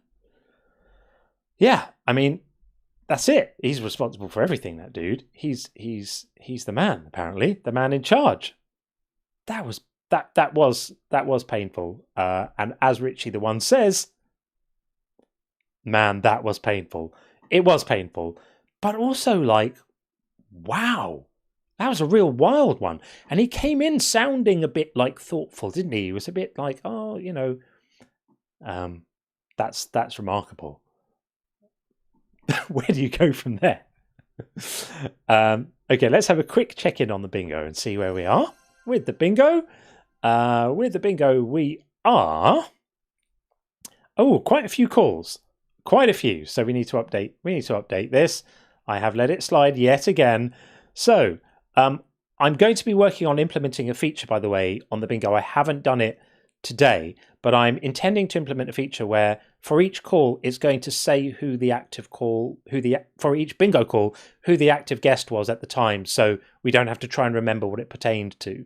So indentured cervix called No Morality Without God. Definitely had that. Oh, sorry. That always comes out a bit loud, doesn't it? I'm sorry. And PVG called Philbro Babble. I think we'll allow that now because we've definitely had some of that now. And Boogie the Cat called Read It in Context. This is looking pretty good, folks. PVG called You Can't Prove God Doesn't Exist. Fair. And PVG called The Crash Out as well, which is also fair. Where's the crash? There it is. And Issa called How Do You Account for Logic? Yeah, we definitely had that. PVG called Without God, Life is Meaningless. Such a weird one, that. We are killing it today, folks. Nothing Comes From Nothing was called by Gordon, Love Science.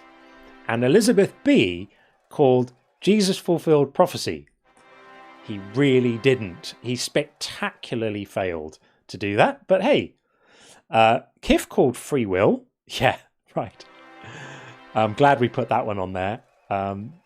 Just the most inane thing that any believer could say. Oh, free will. Free will.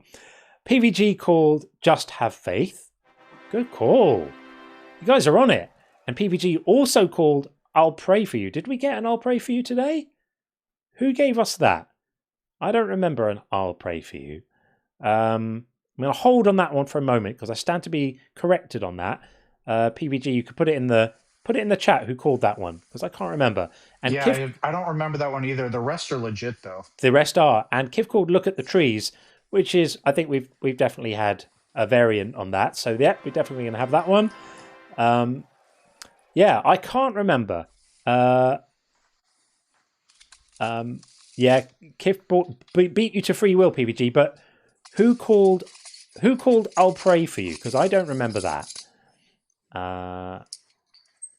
Yeah, can't remember that one. I'm looking at a comment. DG says, you have nothing left more faithful. Haha, please stay on your atheist path. Not really sure what that means. I'm amazed at how many. I'm going to pause on this. I'll pray for you, because I'm not sure we've had that, PVG. I'm not sure. Yeah, I'm going to hold out on that one for the moment. Yeah, I was going to say, have you noticed that quite often when you get statements from believers, quite often have like haha in them. There's sort of like maniacal laughing as part of what's being said. Like, if you've got a good point to make, you shouldn't need to pepper it with sort of silly laughing. Make your point, make your argument, support your claim, but yeah, peppering your feedback with. I get so much in the comments. People will say something ha ha ha ha ha or something like that. To me, that's just a sign that you don't actually have an argument. Because if you have an argument, you just make it, and you don't have to do all of that stuff. Quite weird and strange. I'll tell you who's a brilliant one from that is Paul King over on the TikTok side. All my TikTok friends will know exactly what I mean. Paul King is like a trolly kind of person. How would we describe Paul King? He's like perennial troll. Has like 3 or 4 stock phrases that he just pastes into absolutely every comment section under every video. You know, atheists are all in a cult, and for a while was calling me an AI rather than a person, and all of that. And he's always doing it. You know, keep coping, ha ha ha ha ha, like it's an argument. Did you actually have someone accusing you of being AI, like not a real person? It's Paul King. That's wild. Yeah, I know. It was crazy. It was brilliant. That's almost a compliment. Almost, yeah, I suppose so. Kif is saying, I'll pray for you was an almost. The last caller mentioned the phrase, but he didn't actually say it. I almost hit the button myself. Well, in that case, my objection is going to be overruled, and we will grant that one to PVG for spotting it. I didn't spot that one, but okay. So how are we looking? Yeah, not too bad. Look, not too bad. I think we only have evolution. More. What do we got left? We've got evolution is just a theory, and the Bible is historically accurate, which we kind of had by implication, but not literally. So there we go. We're doing pretty well. Doing pretty well. Okay, let's see. What else have we got? Do we have any callers? No, we don't have any callers. So let's maybe have. We can have PBG's other question, because he actually submitted another one as well, which was. Any response videos tonight? Sadly not. No, I went looking. No more response videos, but I really had fun with that other one. That was super fun. So yeah, I do have my eye out for any more stitches I'll bring in, and we'll do the response video. Okay, so this should be theoretically another question. Here we go. So this one also from PVG. Bible Topics on the YouTube chat is asking how you can call. You can call by pasting this link into a browser, and then you'll come in that way. Right. So PVG says, God is evil is my favorite topic to deconstruct, but the theists strawman us that we cannot make that proposition unless we already believe God exists, and that we are presupposing that God exists and God is evil. Your thoughts and Sean's? I mean, it's low hanging fruit, isn't it? Do you want this one, Sean? Either way. Yeah. I think. I mean, I don't even have to go deep in the weeds here. I think Darth Vader is evil. Therefore, I believe Darth Vader actually exists. It's just so silly. It's almost, but it comes up quite a bit. If you don't believe in God, why do you talk about him so much? That one too. Yeah. It's in that similar vein. But yeah, you can believe the character described that other people believe exists is an evil description of a character without actually believing the character exists. It's just very cut and dry. Yeah, absolutely, and I think it's said as a bit of a bit of a kind of distraction. It's to me, it's a sort of another variant on needing to get into the weeds about metaethics without actually addressing the douchiness of all the stuff that God did. Like, don't look at nothing to see here, folks. Let's just talk about metaethics instead. Where do you get your morality? I don't want to talk about God ordering the killing of all the Amalekites and their babies and their ox, their cattle. Yeah, exactly. And as Adam quite rightly says, it's an internal critique, and it's getting to the point now where even just like having to say that is becoming almost a cliche, right? Right. And we can talk about I mean, the books and books and books written about works of literature that talk about the moral character of the people in a play or in a book or whatever it might be. So yeah, it's all a bit silly. It's not a serious argument as far as I can see. So we have Professor. Looks like Professor. I can't quite see how we're going to pronounce that. I might bring them in. And side, right? YouTube side, yeah. Let's see if this works. Professor, you're in. Hold on, let me just put this noise in the background real low. I can't hear it. And you'll need to tell me how, because I can't quite make out what professor. Your professor. I can't make out the text. Is it Juvie or? I mean J. J. Yes. Juve. Okay, J, Professor J. That will do. Do you hear noise in the background or no? Nope. Sounds all right to me. No. Okay, then let's continue. Excellent. Welcome in. Welcome in. I'll turn you up a little bit so we can all hear you a little bit louder. Welcome. So, agree, disagree with our prompt here. What's your thoughts?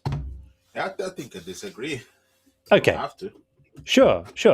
And can I just ask what your religious affiliation or identification is? Do you I believe in the Bible. I don't really take the labels too seriously. They're like all over the place, in my opinion. Sure. Each one of the nation just say whatever. So it's just believe as it's written. Okay. So you're a Christian, I suppose. I mean, you don't like the label. You don't need to have a label, but you believe in the God of the Bible. Correct. And do you think that the God of the Bible is kind of good all the time, most of the time, ever evil, always good? What's your view? The Bible teaches us both. Yeah, I mean, the Bible says God created evil, but is your view of God's character, like, if we say I mean, I don't really like terms like evil, right? It's a bit sort of simplistic, but when I say God is evil, what I really mean is he does lots of things that if a person did them, we would say that's a terrible person. Do you agree with that? If a person did them, we would say it's a terrible person. Again, give me an example of something like that. Yeah, explicitly ordering the killing of children. Specifically ordering the killing of children. Yeah. And that's evil. Okay. And can you read why did he say why he did that, or he didn't say? Well, I can tell you why he did it. He did it as part of a revenge attack against some people whose ancestors 400 years previously had done some things that upset God. So then God instructed the Israelites to go and kill those people, and made sure to tell them to kill all the children and babies too. So is that a morally acceptable thing for people to do? People would say they should let go of vengeance. Words to people, I would say it's not really that heavy, but this is God we're talking about. And one of his attributes he teaches in the Bible is his word. He built everything with his word. His word has power, and through his word does everything. If his word ever broken, he evaluates his own set morality put in place. Respectfully, you didn't answer my question. So my question was, is it ever ethical for men to kill children and babies with swords? That's a slight rewording of my question. I did answer the God is not a man. That's what I pretty much said. Yeah. So you're saying because God isn't a man, just the very fact that God isn't a man makes it okay for him to tell men to go and kill children, is your view? Well, if God, the Bible is really exists, if you believe in Him, He can do whatever He wants. Who's gonna stop Him? I didn't ask whether he can. I asked whether you think it's ethical. Ethical to our standards or to God's standards? Ethical to your own standards. Is it okay for men to kill children with swords? This is not a complicated question. A man to kill children with sword. Yeah. In the same context as God, because you trying to ask a question in a vacuum here. I don't think that's totally fair. In any context, that come behind God. In any context, that comes behind humans. In any context, it's not good for men to kill children. What's the context? If you think there is one, what is the context that makes it okay for men to kill babies and children with swords? Yeah, that's what I'm trying to distinguish the difference. We're talking about man. We're talking about God. We're talking about God tells men to do it in 1 Samuel, right? God orders Israel to go on an unprovoked revenge attack against some people whose ancestors 400 years previously had done some things that upset God. None of the people who were involved in the actions that upset God are still alive because it's 400 years later. But God's been working on his grievance for 400 years, stewing it up, like bad wind. And when he finally lets it out, he tells the Israelites to go and attack Amalek, utterly destroy all that they have, do not spare them, but kill both man and woman, child and infant, ox and sheep, camel and donkey. And I'm just asking you if you think that this is ethical. And you can say, yes, I think it was good, or no, I don't think it was good, or I'm not sure. No, I said yes, it was good. It was good. About God, yes, it is good. Yeah. So is there anything that God could ask you to do that wouldn't be good? And I'd be dumb not to do it if God asked me to do it. I'm not asking you whether you'd be dumb not to do it. This is not a question about what you would do or what you should do in terms of your own survival. I'm asking you about what's ethical, because my claim here is that God is evil for asking people to do things like this. And I'm pretty comfortable making this claim because I think that killing children with a sword is horrific. And it's not something I would ever do. If God asked me to do it, I'd tell him to go fuck himself.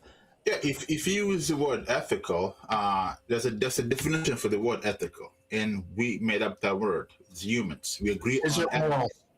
Hold on, I'm answering this question. Just a second. Ethical is a word that we came up with to put things in perspective. We can do our limits to each other as human beings, and we can do it to each other. That's why they have rules of combat, things like that, so we don't make sure to suffer. We don't like each other suffering. That's so does something automatically become good when God says it then? That's the argument you're making. We don't need to talk about what ethical means. We all know that. This is not necessary. It does something. Okay. The position you're taking is that something becomes good purely by virtue of God saying it, right? That's correct. Okay. Is it always ethical to do what God says? There you go with the word ethical again. You said to forget about it and you bring it up again. I'm saying forget about having to describe it because we all know what it means. Is it always moral? Is it always the good thing to do to obey God? Leap. Just follow me on this. I'm not making a leap. Follow me on this. Is it always good to obey God?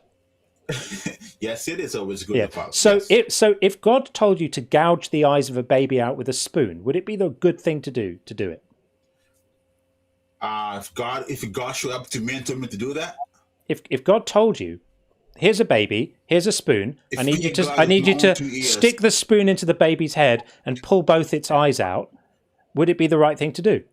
So if I hear God in my own 2 years here as a human and understood and made sure he was God and told me that, why wouldn't do it? I'm not asking you if you would do it. I'm asking if it would be the right thing to do.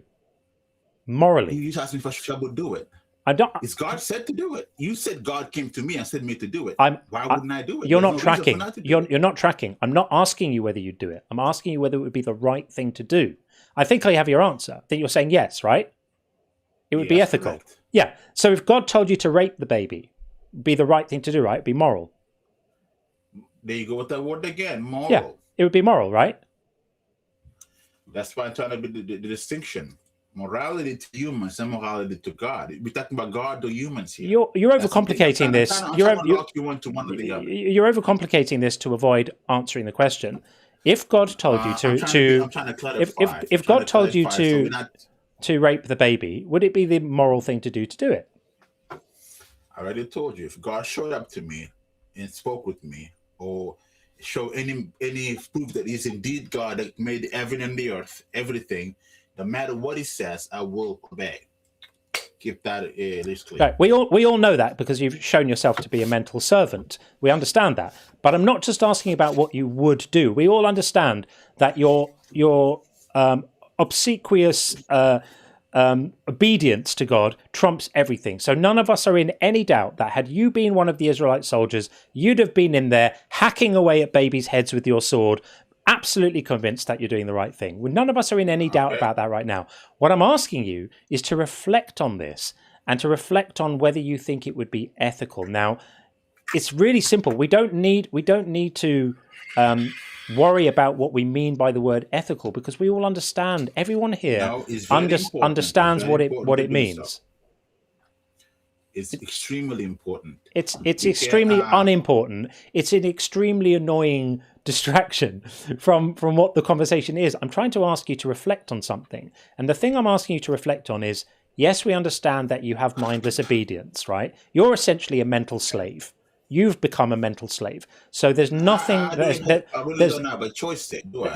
nothing that God could tell you to do that you wouldn't do. We understand that, right? Yeah. But I'm asking you to pause for a moment and reflect on what that says about you morally.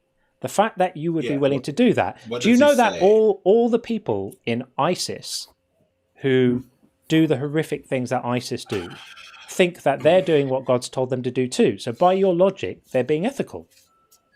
They haven't proven that their God is the one telling them to. Well, that's the thing. If you haven't either. One second. You said God, if God is evil, that's assuming that God of the Bible, right? Whatever God people like, whatever God people like. God. There's a specific God that I said I believed in, and you brought up the Bible as an example of this God doing something. Right. But this God is the God that created the heavens, the earth. Yeah, that's your claim. That's your claim. But the other people who have their own God, when they think that they've been told by their God to fly a plane into a building, becomes the ethical thing to do. You should applaud them, right? I said the God of the Bible, not any historical event that happened. Well, they think that their God is the same God as yours. They just disagree about some of the other facts, right? So according to your logic, when Al-Qaeda are putting children's heads on stakes, they are completely being ethical because they, in their minds, think that they are doing what God wants them to do. So you should applaud them. They have to show me where it's written in the Bible for them to do that. No, they don't have to show you that. They can just tell you that they've had a revelation from God, and God's told them to do that. They believe that they are doing that. And by the way, they can actually point to Quranic verses that they interpret as giving them a mandate to do those things.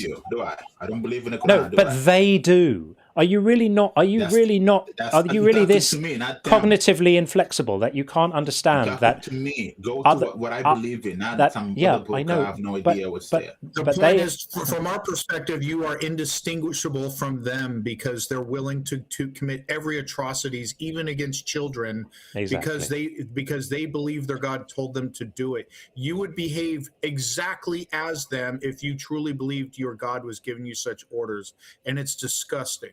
Yep. Well, if my God exists, let's say physics is real, no matter what you say, doesn't matter, does it? All of this, this is a little bit like the conversation we had earlier with Eli, isn't it?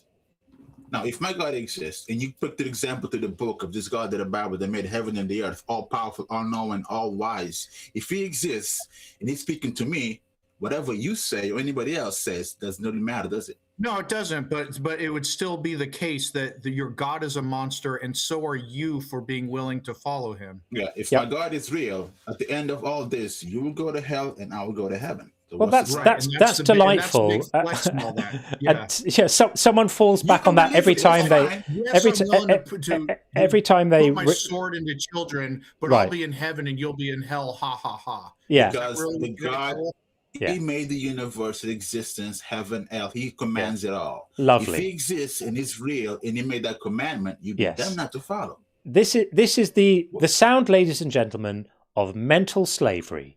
What you're listening to right now is mental slavery. This is exactly the same as Eli earlier. This is why I do this. This is why Sean and I come on here and do this all the time. This is what religion does to human minds. It hollows you out. Still haven't proven to me that how is it evil or silly. You still haven't. We've absolutely proven. Right now, you're just calling me names. You're just calling me names. No, I'm not calling you names. I'm pointing out the fact that you have had your moral intuitions have been scraped out of you and replaced by just obedience. This is exactly the same as Eli, the caller we had earlier, who also didn't have it. Belief in faith, yeah. It's called not having a moral compass and replacing it with being a mental slave. Who wants that? Who would want this? Kids, don't do religion. You're going to end up like this guy. You actually agreed with us that if human beings behaved like God, they would be disgusting, evil monsters. But the difference is you remove and suspend all of your morality for this God and replace it with blind obedience. And do you know the difference between a human and a God? If He told you to. Do you know the difference between a human and a God? Yeah, one's made up and one exists. I'm not a genocidal. That's fine because you can't use monster. Just 1 second. You can't use your worldview angle to judge mine. You have to come into mine, and then we can move forward. Or I can go into yours, and we can move forward. From your perspective, my perspective, we cannot clash, and then you just call me names. Well, no, the thing is, we're not calling you names. We're just pointing out. At no point have you been called a name. It has been pointed out that you don't actually have ethics. You just have obedience. In fairness, I did call him a monster. Okay.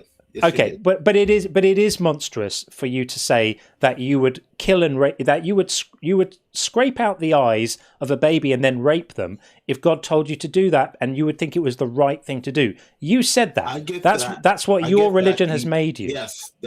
Are you proud of that? You are correct. You are correct in your own perspective of belief. To you, doesn't make no sense. Is that trust me, it doesn't make any sense to anyone who isn't a psychopath.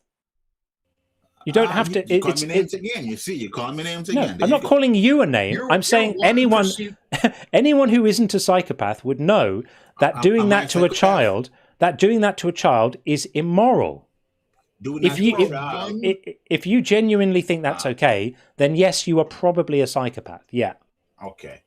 You are one perceived revelation away from being literally ISIS. Then what? What do you? All it takes for you to turn into ISIS right now is for you to perceive a revelation from God to do some of these awful things, and you are indistinguishable from ISIS.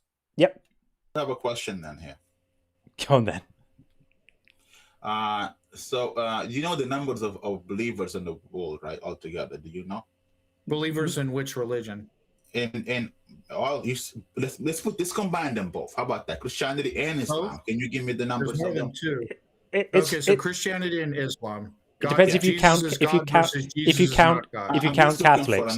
No, he just wants to know how many believers there are in the world. It's like 3-point-something billion, or maybe 4. I don't know. They vary depending on how you classify Catholics and Christians and whatever. But what's the point? Let's just say believers. The ones that believe in the denomination is, Yes, there's lots of deluded people in the world. Yes. What about it? What would you be in the minority in that world? What should you do with the rest of belief? Psychopath like me, for example.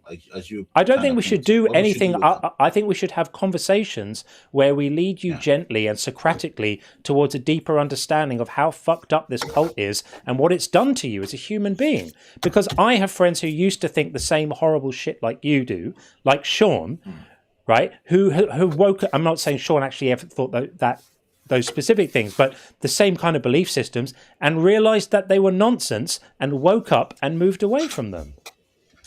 Okay, I would argue they're not aware or familiar with the scriptures. That's why they would sway away from it. Because we actually also know people who are familiar with the scriptures a lot more than you are, like Dr. Todd Phillips, who's a good friend of ours here. You don't know my scriptures, I know. Right. That's a I assure you won't know anywhere near as much as he does, and he has also walked away from it. And actually, the most common reason I've heard for people losing their faith is reading the Bible, because it's a disgusting book. It's full of mistakes, errors, contradictions, failed prophecies, and broken promises. So when you read it, so when you read it, you realize it's interesting, poetic at places, interesting to read, and also a load of old nonsense. That's a different argument. I'm still here trying to see how, from my perspective, me believing in a God that I believe, if he exists, if you accept him to exist. If you don't, of course, you're not gonna. There's nothing I can say to not look at me as a psychopath. But if you accept that he exists, he's up there giving orders. How does that make him evil? I'm still waiting for that. Because the orders he gives are completely disgusting, and no one with any moral intuition should be willing to stand next to them. The book is a catalogue of moral monstrosities that you should feel ashamed to hold under your arm. He explicitly commands, as we have shown, the killing of children, the raping of women, the practice of slavery, the practice of genocide, the stoning to death of disobedient children, the stoning to death of people who pick up sticks on weekends, the stoning to death of gay people. He's an absolute monster. It's not difficult to discern this. So your morality is higher than God of the Bible. That's what you're saying? I'm saying the morality of most people I know is higher than the God of the Bible. I'm talking to you. Your morality is higher than the God of the Bible. The God of the Bible is an asshole. I mean, this is a character. You answered the question. I'm just asking a question. I'm just trying to know. Yeah, absolutely. I think the morality of almost every human being who's ever lived is better than the God of the Bible. The man killed every living being in the world, except a drunk in his family on a floating zoo. I just asked you a question. I'm answering your question. I'm answering your question and providing the receipts. He killed every living being in the entire world, and then because he wasn't happy with his own incompetent creation that he'd made, and then he thought that would solve the problem of sinfulness and wickedness, which it didn't. So he's idiotic as well as immoral, because the world is full of sinful people again, apparently.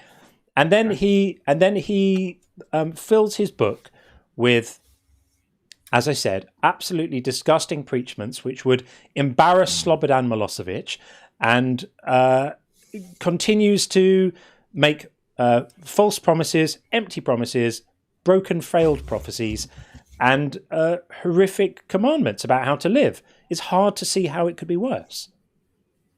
Okay. Now, can I give you my explanation? Why is it good? Sure, go for it. Okay.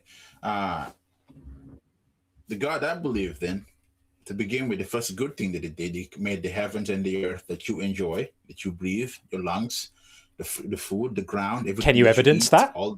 Can you evidence this? I didn't cut you off. I'm just waiting to show my case, my belief. If you're going to be finished, then you can question me later if you like. Go for it. Because it's my belief. You have to keep that in mind. It's a faith for a reason. Sure. So he made the heaven and the earth, everything that we enjoy and eat. He made all of it, put us in the earth, and to give us just a simple commandment: don't eat from this fruit. And we disobeyed. We ate it anyway. I'm actually going to cut you off for a moment, because it's one thing if you say you want to give us a reason why you think God is ethical. It's another thing if you want to give us a Bible reading. We all know the fucking story. It's an idiotic story. This is not a reason why you think God is good. We don't need you to tell us the story of the Bible and the fall and the Garden of Eden. All of us read it when we were 5. So we don't need you to educate us on that. Explain why you think this horrendous monstrosity, this burning garbage truck full of moral catastrophes is good. I think you going in circles, name calling. You're not going to the depth of anything. You're just I've explained to you with specific examples my objections to him. Would you like me to give the examples again? You didn't let me give my examples why he's good. You just keep going on how he's No, bad. Why he's bad, I why he's invite trash, you. monstrosity. Okay, well, we know what your examples are just going to be that you think everything God is good. No, You've already said I'm this. just gonna narrate a quick summary of what he did. Well, then your quick summary doesn't have to involve like reading us the Bible like we've never heard it before. Everyone knows the story. That's the source. I'm willing to concede God has done many good things in the Bible, but this is analogous to a husband who beats the crap out of his wife, burns her with an iron, but occasionally says nice things to her and brings her flowers and takes her out to dinner. He's still an abusive asshole. The atrocities that he does to her pretty much supersede the good things, don't you think? You missing the part where God entered a contract with the people that did those things too. You left that part out. So what? What? So what? Contract. If you buy a car, you sign a contract, you have to pay that. But if you miss that payment, then you get that car taken from you. Right, and that has what to do. Sorry, and that has what to do with babies with leukemia? Where is that in the Bible? Babies with leukemia. Babies have leukemia now. So what does some contract that someone in the Bible had signed have to do with babies with leukemia? Please explain that for us. We would love to know. I would answer that if you tell me what leukemia is and what causes it. It's a type of cancer. It's a blood cancer. Okay. Right. And babies have it. Children die from it. So explain, please. It doesn't matter what causes it. Explain, please. It does matter. That's why I'm asking you. What causes it? Well, it could be genetics. It could be environment. It doesn't matter. You could use another example. You could use. One other time. Let's go with leukemia. Yeah. Fine. So explain to us why that's good. Explain to us why that's good. Environments. It could be environments. It could be genetics. Right. Explain to us why children. No, hang on a second. You're distracting. We want a simple answer. I'm trying to get you to focus, and you're all over the map. Please explain to us why God's contract makes it ethical for children to die from painful diseases. Please explain what people signing a contract has to do with those children. I'm trying to explain it to you. Go for it. You're trying to lock me in. You're trying to lock me in into not expanding at all in anything, right? Go for it. I ask you, what causes it? Because leukemia, if you can't tell, I wasn't raised here in U.S., right? And so when you say things like that, leukemia, I'm not a medical person, knows its terms, right? So I have to know what causes it, and how it comes to be. What causes it? That's what I want to know. If you know what cause, you don't mention it. You tell me, and maybe you can find the Bible for us. So tell me why. Well, you're going to look at a Bible verse. Okay, so let me give you another example, which is going to confuse you less. Okay, every year, 300,000 children die from malaria spread by mosquitoes. Explain what it is in the contract that you're talking about that makes it ethical for those children to die.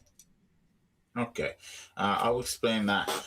When God told Adam, "Don't eat from the fruit, you will surely die." Adam ate it anyway, and so for the ground able to produce the fruit that Adam needs to eat, God cursed the ground for that reason. And for that reason, now animals eating each other, man fell from paradise, from perfect world, perfect creation, now to a sad, destructive, dead-ridden, disease-ridden. So in other words, Adam did some naughty fruit things, and God's response was to completely screw over every human being for the rest of history, including the billions that hadn't been involved in that crime at all. And you think that's good because? Because the body needs something to survive. The body needs something to survive. Hold on. Let me finish. Let me finish, please. Don't cut me off. I have to expand and people understand. This is marvelously funny. Yeah. Hold on 1 second. When Adam was built, he wasn't built with the body that we have today before the fall. All he needed to do is eat the little things that he has in the garden to survive. He's good. So which means that he had a different body. After he fell, God says, okay, now you're gonna have to eat fruits, roots. Now you're gonna have to eat from the ground. Now you're gonna have to eat meat. All these things for your body will need these things. Right. So I'm cutting you off again because you're drifting down the river again. Let's pull you back. And what I'd like you to answer is Adam and Eve did the fruit thing. God was very upset with them for doing the fruit thing. And so God decided to completely screw over billions of other human beings for millennia afterwards, and that who weren't involved in the fruit crime. And that was good because they weren't involved. They were children of Adam. They weren't involved in the crime, and it was right to punish them. You and me are the children of Adam. Right. If you rob a bank, does that mean your children are involved somehow? Can we stick with one example at a time, from leukemia to No. to a bank? I want you to say to us. I want you to say to us, it was moral for people who didn't do the crime to be punished for the crime because, and then give your reason. Please do that. Okay. Okay, so start with, I'll say it with you in case you've forgotten it. Let's say the first bit together. It was moral. Then you say I thought this is an argument, not like petty. No, I'm going to walk you through it. So just repeat after me. It was moral. It was moral. And I think I'm good with that. No. Come on, you're going to do this. It's going to be a discussion, not a. No, but you're not answering my question, so I'm going to help you answer it. So follow me. I'm not it was moral. The way you want me to. It's a discussion. No, you can give whatever answer you want, but I'm just helping you frame it. God is good and good. Repeat after me. Go ahead. God is good and. Okay, except you're not in charge here. I am. So you're going to repeat after me. It was moral. You were never in charge. You can. It was moral. I'm going to do your answers for you. For God, to impose the punishment for the crime on people who didn't do the crime, because, and now you can answer. You gotta make a deeper voice. My voice is much deeper than that. Should I do it? You seem more like Mickey Mouse than him. Must I do it all again? All I hear is name calling and trying to force somebody to say exactly what you want them to say. That's all I hear. I didn't hear no good arguments. I just want you to answer. I just want you to answer a straightforward question. We all really want you to answer the question. It's so simple. We just want you to answer the question. Why was it ethical? It was moral to punish people who did not commit the crime because. Go for it. You wouldn't even let me finish the question, the answer. So you keep cutting me off every second. So how can I even? Because responding is not the same thing as answering. Like if I asked John, did you go to the store today? And he said, well, in a consumer sense, when people go to the store and they buy stuff, he's not answering my question. He asked me, why do people get leukemia and die from things they didn't commit? No. He asked you, why is it moral? Here's the question. Please listen. To the moral. Why is it moral to punish people who did not, for a crime that they did not commit? It's not the God morality. That's the thing. That's what we're talking about here. You're talking about kids getting cancer because Adam ate a fruit. Why punish the kids for something that their great many great? Can you show me the Bible where God punished those kids for doing that? Can you go ahead and show me that? We're going by your answer. You explained that's why kids get cancer or childhood diseases because of the fall of Adam and Eve. For the fall of Adam and Eve, tell me what God I put a hand on the scale for that. Go ahead. I think we might be change your answer. We might be ODing on this on silliness, mightn't we? I'm starting to feel like the potential of this conversation to deliver fruit is withering before our eyes, much like a cursed fig tree might. Are you actually going to try to answer this question? Because if you're not, we'll move on. But I've been keeping cut. Every 2 words I said getting cut off. Because you're not actually answering it. You're just speaking, and noise is coming from your face, but you're not actually answering it. And we would all love you to. So when I said the reason that happens because Adam disobeyed his contract, that's an answer to you. That's not answering the question. We're asking you why it's ethical. Why is it ethical? Yes, why is it moral for people who didn't do the crime to be punished for it? This is really straightforward stuff. Listen to your question. Listen to your question. Why is it ethical for people that didn't do the crime to suffer for things they didn't do? Correct? Okay. Yes. Now, can you show me who's doing the unethical thing? Who's that doing the unethical thing? Who's doing that? Adam did it. Adam and Eve did it. They were the only people involved in the fruit theft. I didn't steal any fruit. I didn't steal any fruit. Why am I morally culpable for something that someone apparently did in a magical garden 6,000 years ago? You see, now you didn't answer the question. Now we do one go on and do and go in a circle. And the kill switch has been well activated there. I think that was a pretty good one. Good call. Good call in a circle. That was time to put that animal down in terms of end the suffering of the poor animal. That poor animal had been suffering for long enough. I don't mean he was an animal, by the way. I just mean the conversation was an animal and it was suffering and it was time to put it out of its misery. And you stepped up. I was annoyed when you did it earlier, though. But that was a good one. Good inner circle. Well done. None of them have been, I want to say, there's been a couple of times where we especially there's no one else in the queue. We wanted to get them. So there's been a couple times, but none of them have been egregiously bad. And most of them have been on the nose. Yeah. So I'm going to say that about the system. It's working pretty well. It does work. It does generally work well. That was a very good call. I have to say, stepped up, guys. That was a good call. W in a circle, indeed. Okay. Let's get Jason, aka Axehead Gamer, in, who we love. A wonderful person of high quality. Let's do this. Right, Jason, you're in. How's it going, guys? It is going. Let me get the visuals up. Okay? Camera is working. We can see you too. There you go, dude. How are you? I'm doing great, man. I was about to say I think you need to add can't answer yes or no questions to the bingo.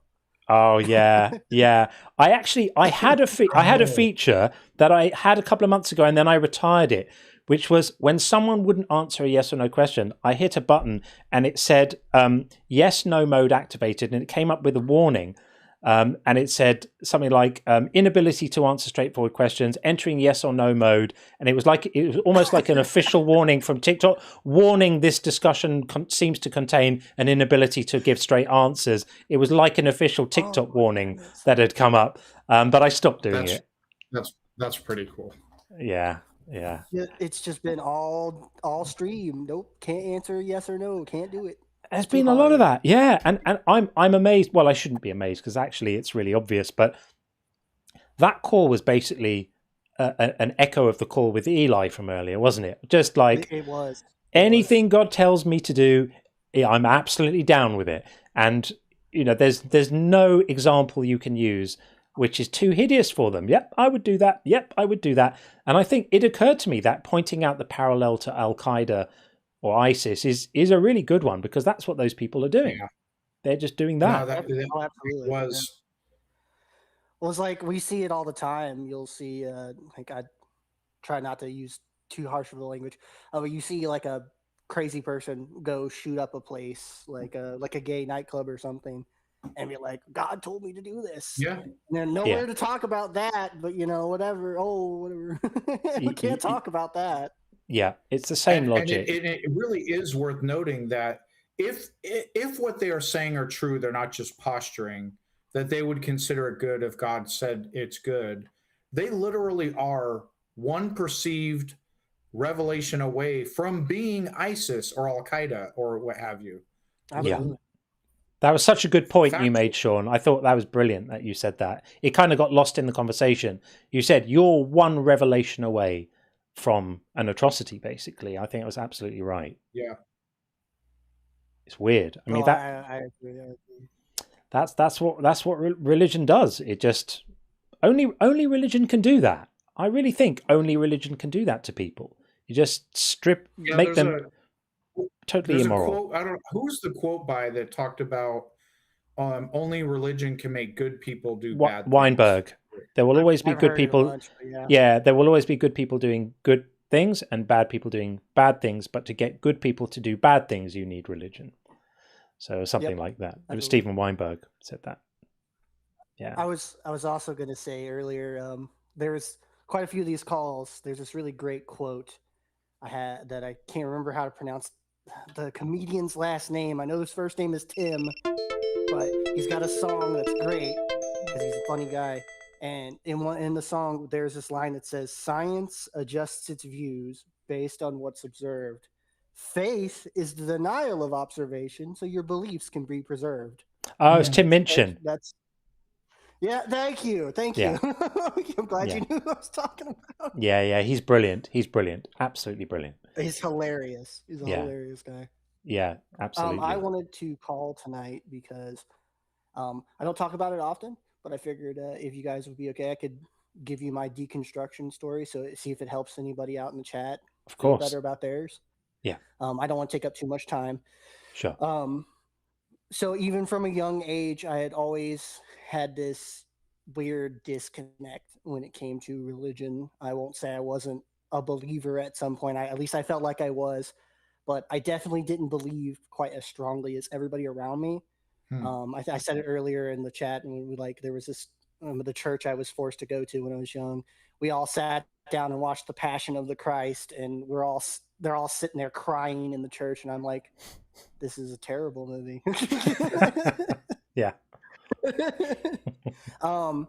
But I think I really stopped being a believer probably about the age of 15 when my grandfather passed away. And I get this a lot from believers who was like, "Oh, you stopped believing because your grandfather died." No, I stopped believing because I no longer to go to church when he died because he was a strong believer. Right. And when you're in that environment, you're forced to do it. You're gonna probably at least somewhat cohere. Then I also get this part with, again, I'll use soft language. I was taken advantage of when I was younger by certain females that I knew in the church. And people will blame that for my deconstruction or my lack of belief. And what it all boils down to me, in my opinion, is I didn't choose to believe this. I just was no longer convinced that Sky Daddy was watching. That's and that's all it was. That's it. And I think I talked about it last time. You get this like, oh, but aren't you worried about burning? I'm just so worried about you burning in hell. And it's like, I'm about as worried about hell as you are worried about being reincarnated as a fly. You know what I mean? Because you're bad karma. Yeah. Yeah. But I was also going to say these believers drive me nuts because I think I said it as well, where it's like I like to call people I find affection towards brother. That's something I do all the time. They do that and it drives me crazy. But I also, being from the South, I have this habit of calling females I'm affectionate towards darling, and they're ruining that word for me too, and it's pissing me off, man. Like, stop it, cut it out, man. I guess there's a context. There's a context for that where it's okay, and a context for that where it's like either super creepy or super demeaning and disrespectful. And there's a judgment, right? So you're kind of socially aware person. You probably make the right judgment, and you know you're not going to say it in the wrong thing. So I'm sure it's fine. Are you in a southern state? Oh, I'm in Michigan at the moment, but okay. I do. Because I know it's a very southern thing, especially for women to call, waitress being polite. What can I get you, darling? You know, that sort of stuff. And it's one of those things I got to work on because I don't want to offend anybody. It's not like I'm trying to do it demeaning. I've taken to now calling an affectionate way I refer to females as chica because it's just something some of my friends do. So that's what I do now. Yeah, I think it's a little less demeaning. I agree with John. It's context dependent, but it's good that you're cognitive of it, and that's the important thing. And just trying to do the right thing to show everyone the respect that they want to receive. Yeah, yeah.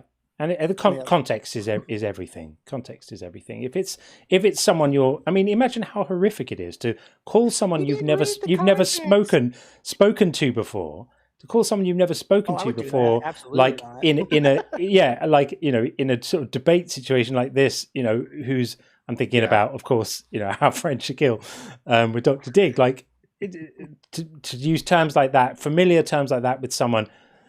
Is outrageously silly, and I really believe he was being intentionally dismissive. Oh, he was absolutely referring to her as that. Absolutely, yeah. And I love the fact that she scienced the shit out of him by going back through his previous dialogue to see where else he'd done it and verifying that it was nowhere. Oh, yeah. That's right. I forgot about that. That was good. Yeah, that was a class move by her. I would expect nothing less from someone like that. Great. She's brilliant. Yeah. I mean, how do you respond to that? Like, I've watched you, I've studied you now. I know she smashed it. She was brilliant. Yeah. By pretending not to believe her credentials, that's how he responded to it. That's how is that what he said in the TikTok? Right? It was like he ate the doctor. And in the TikTok chat, he instead of apologizing, I don't remember verbatim, but like it was reported, he said like he doesn't believe she's a real doctor. Yeah. Or a real PhD or something. Yeah. And she's a computational oncologist. She works on helping people with cancer. Like, dude, she could save your life one day. It's so ridiculous. So ridiculous. Well, I guess Shaquille, if he walked in, and he had cancer and saw Dr. Diggs, he'd be like, "You're not a doctor. Get me a male doctor." Oh, God. Jeez. Grim. Anyway. There we are. Anyway, I will see you guys later. Thanks, Jason, and thank you for modding on the Discord. I appreciate that. Oh yeah, of course. Yeah, really appreciate you. Trace needed a little assistance, and I'll do it on other Discords anyway. Brilliant. Really appreciate you. I need to learn my way around that properly because I'm a beginner at the moment, so I'm a little slow and not really on it. But yeah, I really appreciate your help so much. So thank you. You guys have a good rest of your live stream. I'm gonna be watching. I'm always watching. Thanks, buddy. Take care, man. Good to have you. Take care, buddy. Thanks. Bye. Okay, that is that. The very wonderful Jason. Lovely to see him. Let's see. What else do we have here? What's going on? We have got... do we have any guests? No, we don't have any guests at the moment. Oh, we've got one. Here we go. I think this might be... This is not PVG. So this obviously will be. Let's see. PVG. Or not PVG. He's been wrong.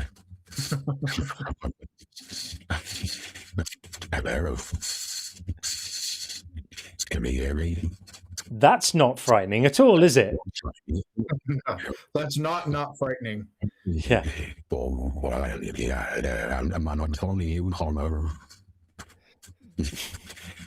That's actually...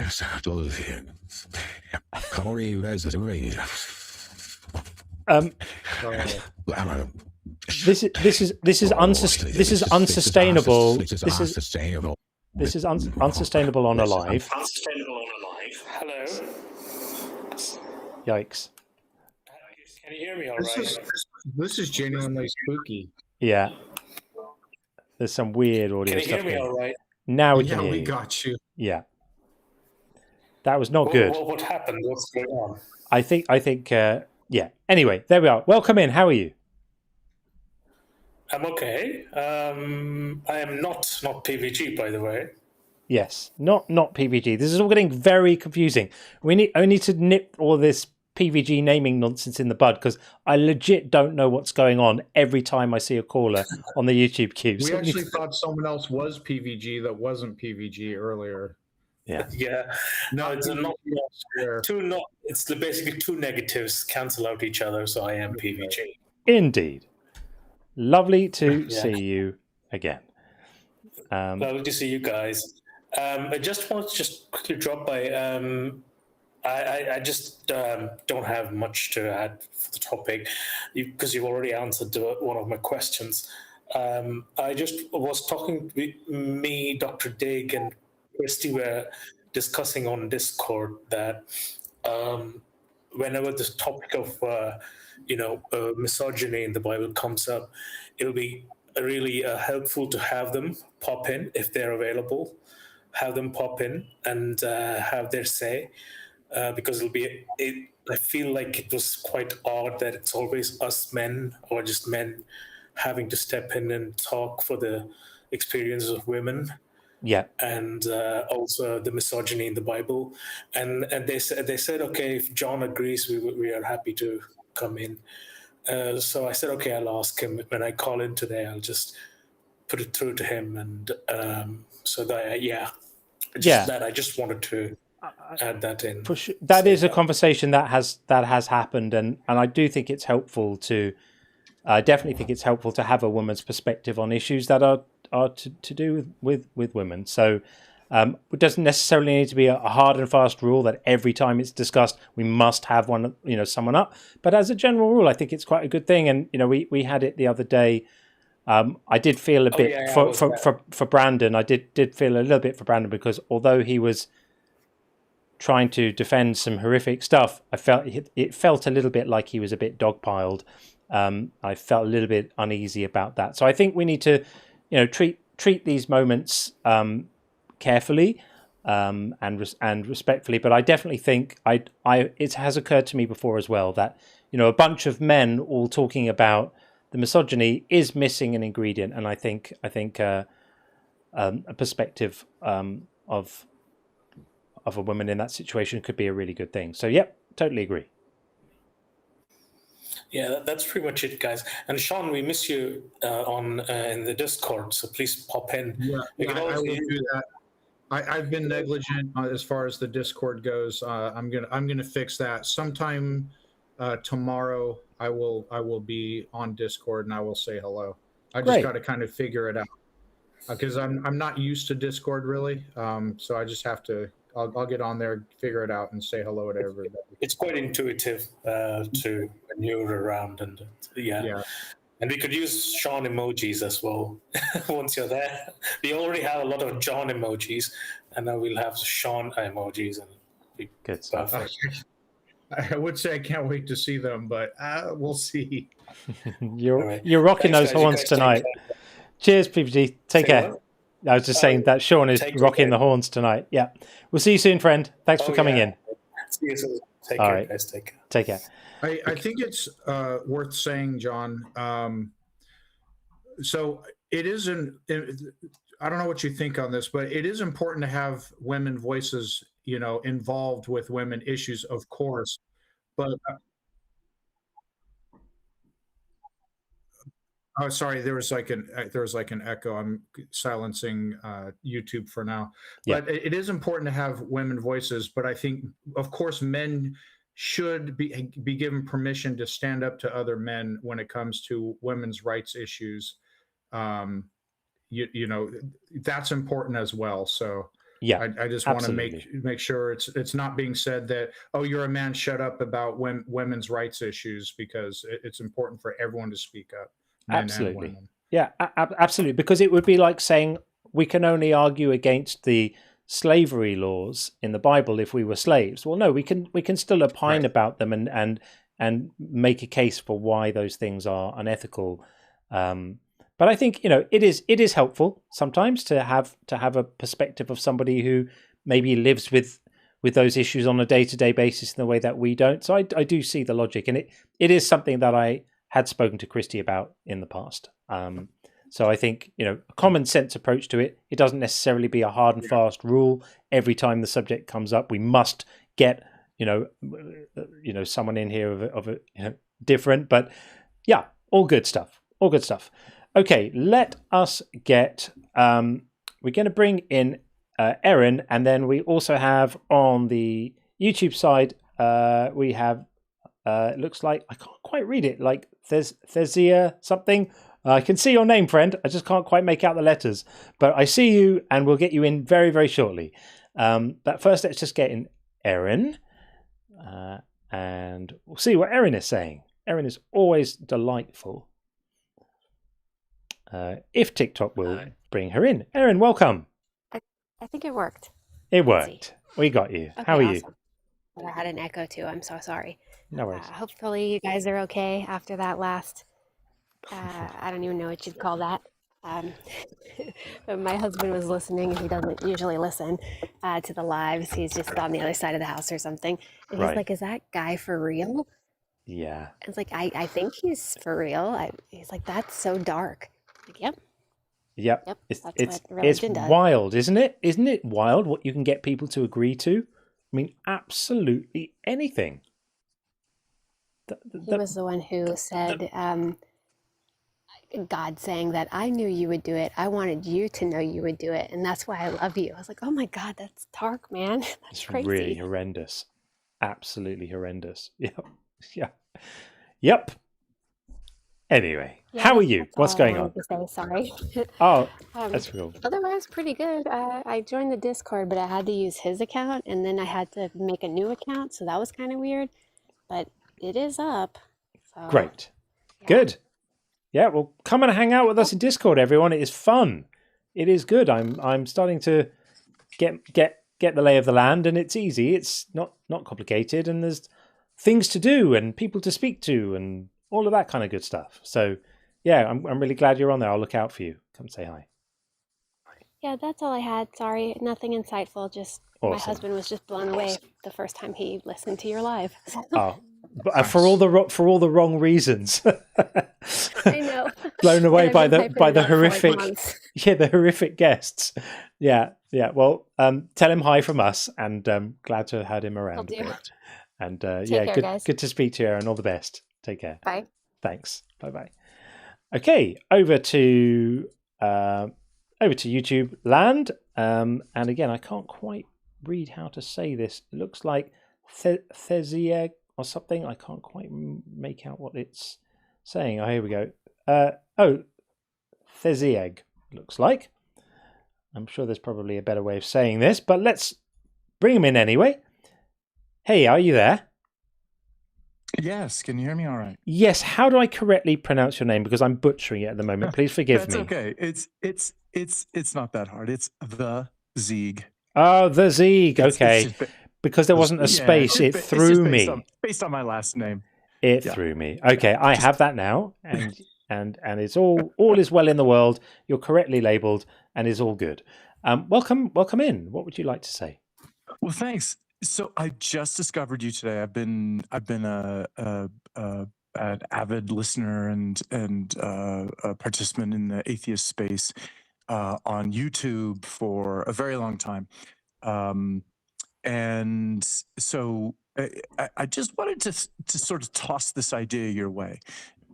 I'm an atheist, pretty much born and raised an atheist, an ethnic Jew, secular. Atheistic, raised in the Reformed tradition, and so the idea that comes up a lot when I talk to, and I live in a very religious part of Colorado, and a lot of my clients are very religious. A lot of the people I'm close friends with are religious. I was raised in the South as well, Southern United States. One of the things that comes up a lot is I think about what people say, and I think to myself, I believe many things. I'm convinced of many things, but I don't believe in anything.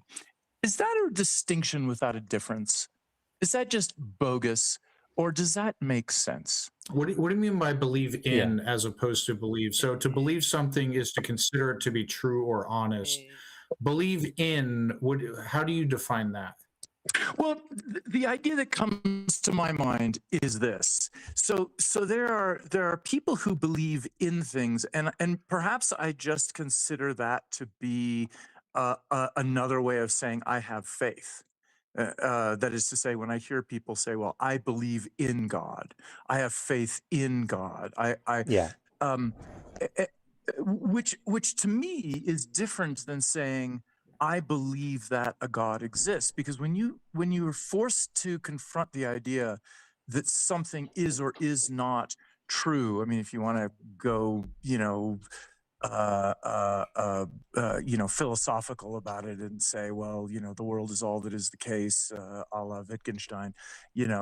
Is it the case that God exists? Well, it doesn't matter to someone who has faith or believes in God. I mean, they might as well be saying, I believe in Santa Claus. It just comes down obnoxious, but it just comes down to definitions. And I'll tell you what, when I hear believe in, what I mean by that. But if you mean you don't believe from your standpoint, you don't believe anything based on faith, not only would I say that's valid, but that's a good way of going about things. Now, when I hear believe in, do you believe in some kids believe in Santa Claus? It's just another way of saying they believe Santa Claus exists. So to me, it's a distinction without a difference. Okay. Another common way is you can do it. I believe in you. Right. That's just a way of saying I believe in your ability to persevere or what have you. And that's another valid way. So it's just you don't have to get caught up in definitions. But if what you're saying is you have no use for faith, I'm just going to say I applaud you. Yeah. Right. Yeah. Right. Okay. Well, it's interesting. I'm gonna keep digging at that. It's a semantic game, no question about it. Yeah. It's the idea of these are all words that jump from Latin to Greek to English.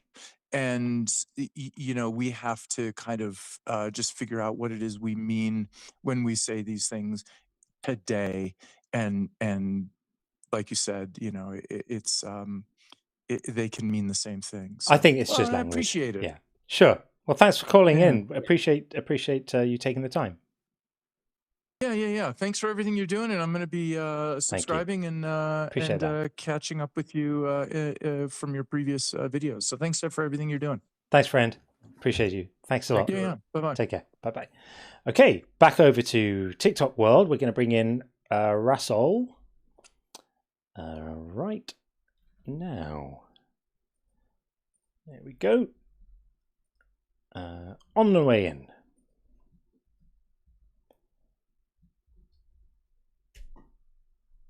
Come on, there we go. Russell, welcome in. Thank you. Sure. The floor is yours. Yeah, so I have a problem with people arguing evil God. It doesn't make any sense. It's an incoherent statement. Why so? Yeah, if God is evil, then we would have the problem of good, right? We wouldn't see goodness in the world. Why? So it's why the case that God is evil or good. Why though? That sounds a little sort of overly dichotomous in the thinking. Why couldn't God make a world that contains lovely sunsets and delicious coffee cake, and also parasites that burrow into the eyes of children and Ebola? What's the problem with that? Because it's violating the law of non-contradiction. Why? That is the world we live in, right? God cannot have two natures. But it's not two natures. It's not two natures. You're saying that you're saying that if God is to be deemed to be evil or described as evil, that once you do that, it's then impermissible for him to do anything that isn't evil. Like that's such a narrow and an unnecessarily narrow description, understanding of the term evil. You're saying God has contradicting natures. It's just incoherent to say that. No. The claim isn't. The claim is not. I'll clarify it for you. The car is white and black at the same time. It's just no, it isn't. No, I'll clarify it for you. The claim is not God is all evil. Do you agree that Hitler is evil? And are you claiming Hitler never did a good thing in his life? Those are two questions. That's not analogous to the situation. Okay, well then you should have no problem answering the question. The first thing we need you to do is sorry for a second. The first thing you need to do is get closer to your mic, because it sounds like there's a pillow between you and your phone or whatever it is. So just if you can you were louder before. It's just you've gone very quiet and muffled. So question one, we answer questions here. John and I hold ourselves to that same standard. The first question is, do you consider Hitler to be evil? It's not analogous. I don't want to divert or Okay, take the so conversation somewhere else. well, that's too bad. That's too bad, because in this, John and I hold ourselves to the same standard. When someone asks a direct question, we will give a direct answer without excuse. So, are you going to hold yourself to the same standard, or do Sean and I have higher standards than you? Hitler is not the standard of good or evil. Okay, great. Are you going to answer the? Are you going to answer the? Are you going to answer the question? So that's not analogous. I would. Do you consider Hitler? Do you consider Hitler to? If it's disanalogous, then you should have no problem answering, because my follow-up response won't be sufficient, because according to you that it's disanalogous. Is Hitler evil? Yes or no? Or was he evil in your opinion? Yeah, Hitler had evil acts that he committed. Okay, great. Did Hitler likely do some good things throughout his life? Sure, he did. Okay, so why is it not a contradiction for Hitler to be evil in sum and total, but also have done some good things? Yeah, because Hitler isn't the creator of good and evil, right? Well, if that's your argument, then hold on. Then the first point is I'm just going to finish my sentence really quick. But this interjection, what you're saying now, makes everything you said before pointless. If your argument is Hitler is disanalogous because Hitler isn't the arbiter and the creator of all that's good, then that's a different type of argument from the one you first made when you came in and said. That's why I didn't want to answer the question, because it was a divert from the actual conversation we're having. You're destroying your own argument. No, but you're destroying your own argument. If your argument is God can't be called. Hang on. If your argument, when we try to discuss God, if your argument is that God can't be called evil because He's the creator of all that's good and evil, he can't have two natures. Then because he can't have two natures, then you don't need to have wasted any time with the nonsense you said before about that he can't be thought of as being evil if he does any one good thing, which is what Sean was responding to. Yeah, that's why I didn't want to respond to the question, because it was. Well, I was responding to. Divert from the actual we can only respond to the arguments you make.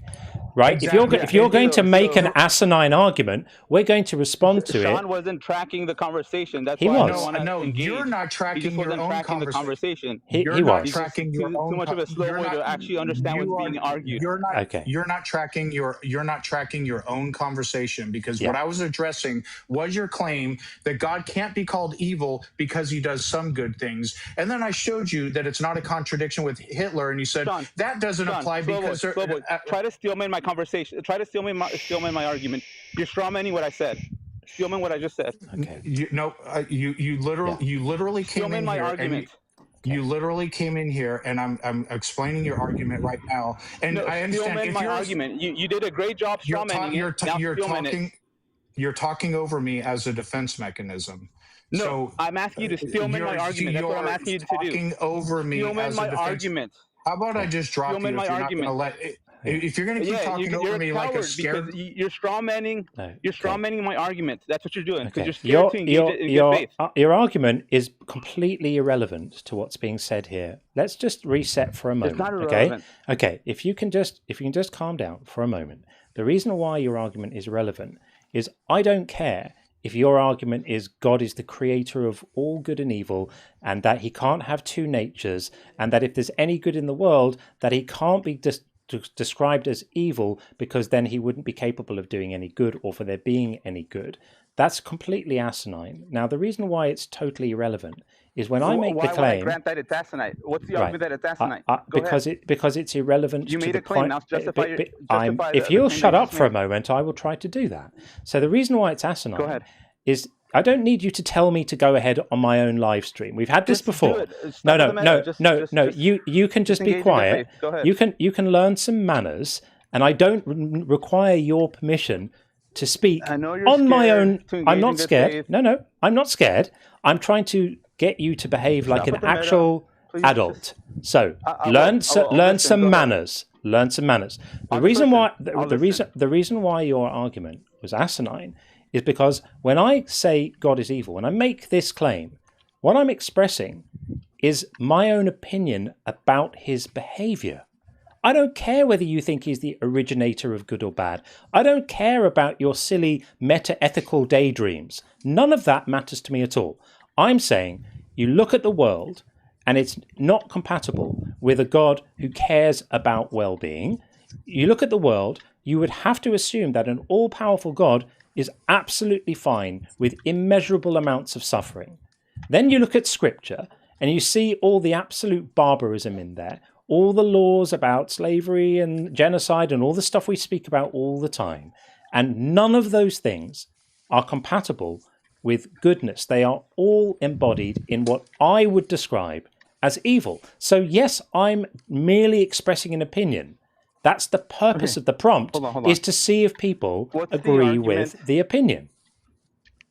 What's the justification that suffering undermines a good God? What's the argument for that? The argument is that the way that I define goodness is trying to minimize suffering. Now, if you think that more suffering is good, you're entitled to have that opinion, and we, like we did with our other callers, will declare you to be a person who's not sound of mind. You probably need medicating. Normally, when somebody asks for an argument, I don't expect you to repeat the claim. I ask you to actually give justification for the claim. I'm giving you the justification. I'm saying the justification. You're just saying that's the way I feel about it isn't an argument. That is the basis. That is the basis. That's not the fucking argument. You would have to give an actual there's no need. argument. There's really no as to need for why you that's to. the There's case. no need for you to get emotional. So I'm giving you the basis on which I declare things to be either good or bad. That's my basis. Right? You may not like it, and you may have another one. You're entitled to have one. You're entitled to say, in your world and in your paradigm, goodness is the maximum possible suffering of people. That's absolutely fine. You have the right to say that. We'll all think you're a psychopath. I want you to concede to this. It's logically possible that suffering exists and God is also good. It's logically possible. Yes, it's logically possible. Okay, so you just conceded, right? So you just conceded, everybody's watching. You just conceded to me that your argument's trash. But and that it doesn't entail but that suffering undermines a good God. But it's not all suffering. It's about unnecessary, avoidable suffering. That's the key component, because it could be argued that some amount of suffering in the world is necessary or might have some secondary benefits that when you look at it, you think, yeah, okay, maybe. An example would be when you touch something that's hot and you have a moment of pain. Well, that bit of suffering keeps you and protects you from resting your hand in the fire and burning your hand off, right? So there's some utility to that. Suffering can sometimes have some utility, and it could also be said that the pain you feel after working out is the lactic acid in your muscles, and that there's some potential benefit to that because you're reconditioning your muscles, and that pain is indicative of some process that you desire. Some people may enjoy a little bit of suffering for recreational purposes. There are some contexts. There are some contexts in I don't need you to tell me that it's good. Are you going to walk back your original claim? You're walking back your original claim. Has some type of program. Now you're saying that there is some suffering that's permissible, right? Yeah. I don't know. You didn't let him finish. Right. Shockingly. So I think what we might do is. I think what we might do is remove you and answer your asinine question offline, because you don't know how to have. You just conceded, though. You conceded. So I have not conceded. Because you conceded that it's logically possible that suffering exists and God still is a good God. Yeah, because there's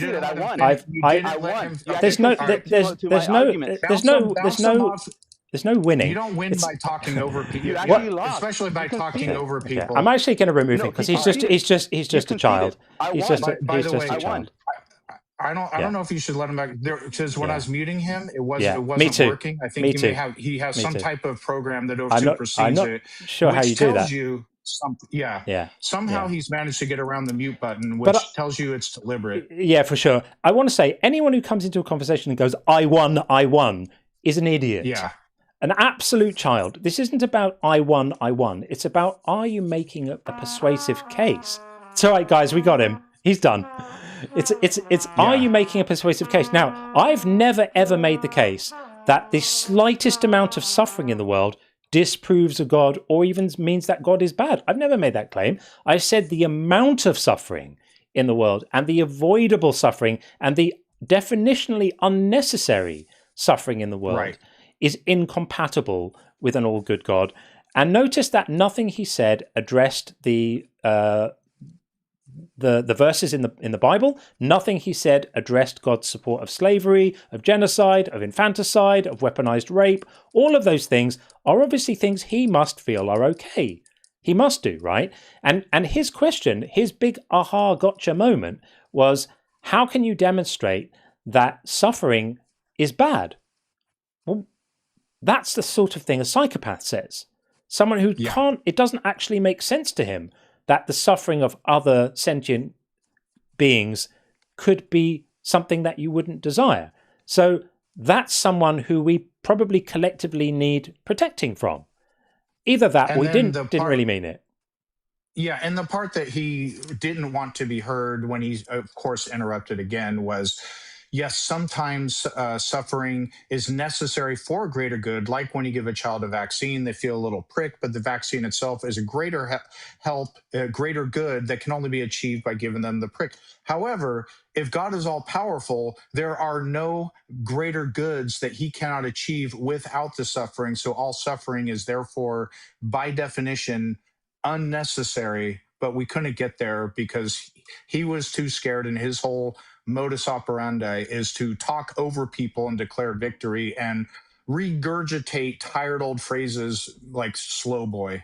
Yeah, right. He's definitely been to, Philbro idiot school. Philbro school. He was doing all the tropes, wasn't he? He was doing all the things, slow boy and go ahead and all of that. Yeah. I want to know what the mute thing was, because how could we not mute him? What's that about?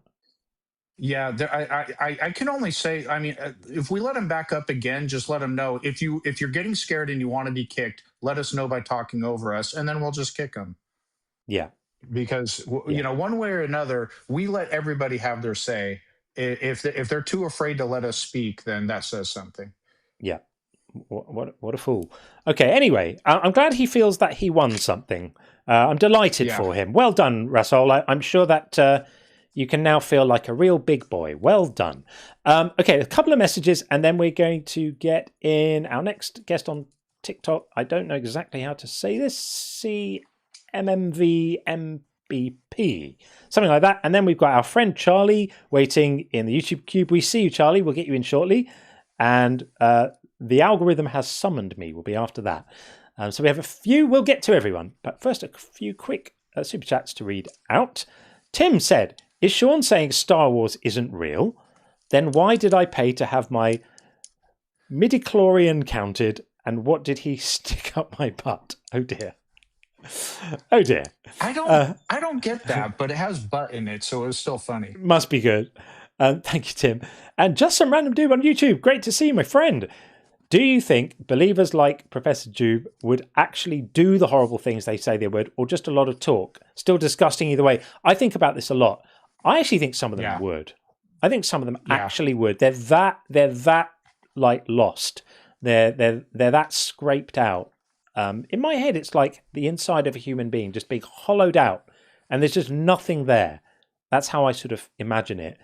Sadly, I think they would. Chock full of people who do awful things in the name of their God. So take that with what you will. Yeah, it is horrific to hear people saying it, though. I mean, I might have even pushed it too far in terms of what I asked him if he'd do, and he just said, yeah, he'd do it. Shocking. Absolutely shocking. Absolutely crazy. I mean, you can't go further than baby paste, and Justin does that all the time. So I think you're okay. Good. Okay. Yeah. Well, it was pretty squeamish moment. Calacia says, for the squeaky voice, lol. That was fun. And having to do his answers for him. I enjoyed that. I was trying not to laugh because I was going to lose it and start laughing. But that was funny. I did enjoy it. And Gordon said, and more for the squeaky voice. Thank you, Gordon. I appreciate that. That was a funny moment. Yeah, that was good. And Optimus Rhymes, nice to see you. God sure is sending his best tonight, right? We've had some clangers tonight. All fun, all good fun. Right, let's move it on. And as promised, we are going to bring in, I don't know how to pronounce this, so it's just the letters that they are. What do we say? CWMV? It's actually just pronounced dickhead. Just dickhead. Should I put it down as that? Please. I think I might not, but I'm just going to put CWMV That works MVP. too. That works too. I'm dying to know what it stands for, but also not that interested either. So, welcome in. The floor is yours. What would you like to say? Yeah, so I don't ascribe to Christian mythology, but I did want to ask, I'm sure you guys are quite well informed. Would you agree that, like, up to the book of Judges, the Bible is absolutely unhinged? Yes. Would you agree that, I mean, okay, great. Then I think we're on the same page, because I think we can all agree that, you know, up to the book of Judges, the Bible is quite ruthless. It's horrendous. I mean, Exodus, Leviticus, Deuteronomy, horrendous. But you would agree that up until the book of Judges, the Bible is quite ruthless? I don't think it gets better after that. Well, yeah. So here's the thing. The New Testament, I think, is actually worse. It's not as graphic, right, or shocking. But when you really think about it, the idea of eternal fire for billions of people, I think, is the worst thing of all in the Bible, and that's in the New Testament. Oh, agreed. I just think, like I said, up to the book of Judges, the Bible is absolutely ruthless. So I don't. We've covered this. I'm not. I mean, we can keep on saying it, but I'm not sure if I would necessarily feel inclined to keep on repeating that. Amen. I think. Yeah, I think. I appreciate what you guys. I appreciate what you guys are doing, and you know, hail Satan and fuck ICE. Yeah, all of that stuff. Agreed on all of that. Good stuff. Okay, there we are. Okay, let's get Charlie in. Let's bring Charlie Thank you for the in. Galaxy, Tracy. I know those are a big deal on TikTok. Oh, and, yeah, thank you for. it. I missed that. Thank you so much for those things. That's amazing. I missed that. Let's get Charlie in. Charlie, are you there? Hey, I'm here. Can you hear me? We can hear you. Nice to speak again. How are you keeping? Very well. How are you guys doing? Fabulous. Thank you. Having a wonderful night with lots of fun callers. When I turned you on my big TV here in the living room, I heard you say, well, there's nobody on the line. And so I thought, well, this is a good time for a boring person for me to call in and fill some time. But now it's been more interesting since Rasshole the Asshole called in. And you did say something earlier that reminded me of something I did earlier in my life in a religious sense that is kind of relates to what you said in passing a little while ago, just after I dialed in or after I turned it on. You said, it's amazing how you can convince people to, you either said, do anything or believe anything that you say. Yeah. And I don't know if either of you have ever heard of it's now a very different church, but it used to be called the Worldwide Church of God. And it was on television with a guy named Herbert Armstrong. They had the biggest magazine on planet Earth at one time with 9 million subscribers. And the magazine was free to everybody. You could look this up on Wikipedia. The magazine was sent free to everybody. They had a television show that was on every week called The World Tomorrow. And what captured my attention about them, that's when I was an evangelical Christian. What captured my attention about that was that when Herbert Armstrong would talk every week, he would say, don't believe me, blow the dust off your Bible and go read the Bible. And so that kind of got my attention. And then the fact that unlike every other evangelical money grabber on church, they never asked for money. Literally never asked for money, never hinted at it. Every booklet they would send you, every magazine they would send you, and they had these really high quality glossy booklets, and they would send it all for free to anybody who wanted them, unlimited. And then when you became a member of the church, then their doctrine was that you tithe 10% of your income, of your gross income, to the church. So that was how they made money. But anyway, I became a member of that church back in '85 and was a member until that church dissolved back in the mid '90s when they shifted from being a Sabbath keeping church to a Sunday keeping church, and basically half the people left. But during my time there, the reason I the story that what you said reminded me of is they had a spokesman's club, a very formal spokesman's club based off Toastmasters. And I became the president of the spokesman club at our church in Lafayette, Indiana. And I remember giving, I'm so embarrassed to tell this, I remember giving a speech as the president of the spokesman's club based on an old Barry Manilow romantic song called I Write the Songs. You know, it was a big #1 hit for Barry Manilow back in the day. And it has some, I think it starts out, I wrote the very first song, I've been alive forever, words to that effect. And so I got up in front of the spokesman's club to all these people at church. And I was, that was 85. So I was right at 30 years old at the time. Uneducated, never been to college or anything. And I gave this speech about how that song was written by Satan. And I went through all the lyrics and explained this to everybody. And I'm talking to these people who are doctors, lawyers, engineers, and I can see their eyes are they're just getting bigger and bigger. And afterwards, they just came up to me and they just praised me for what a brilliant speech it was. And it opened their eyes so much. And of course, I felt wonderful about that at the time. And now when I look back at that, it reminds me so much of what you were just saying, that you can just say almost anything to people. And when they are drunk with religiosity, they will just follow you blindly. And now it's embarrassing me to think that not only could I have believed that, but that I said that and other people believed it as a result of that. That's crazy. And some of them possibly still do. Undoubtedly, yes. Some of them do. Some of them probably still keep the Sabbath days that we did when the church before it broke up, and other ones probably still go to church on Sunday. And I haven't spoken to, I don't think, anybody since we left the church back in the day. Of course, we were considered heretics because we left, Well, you got out. You got out.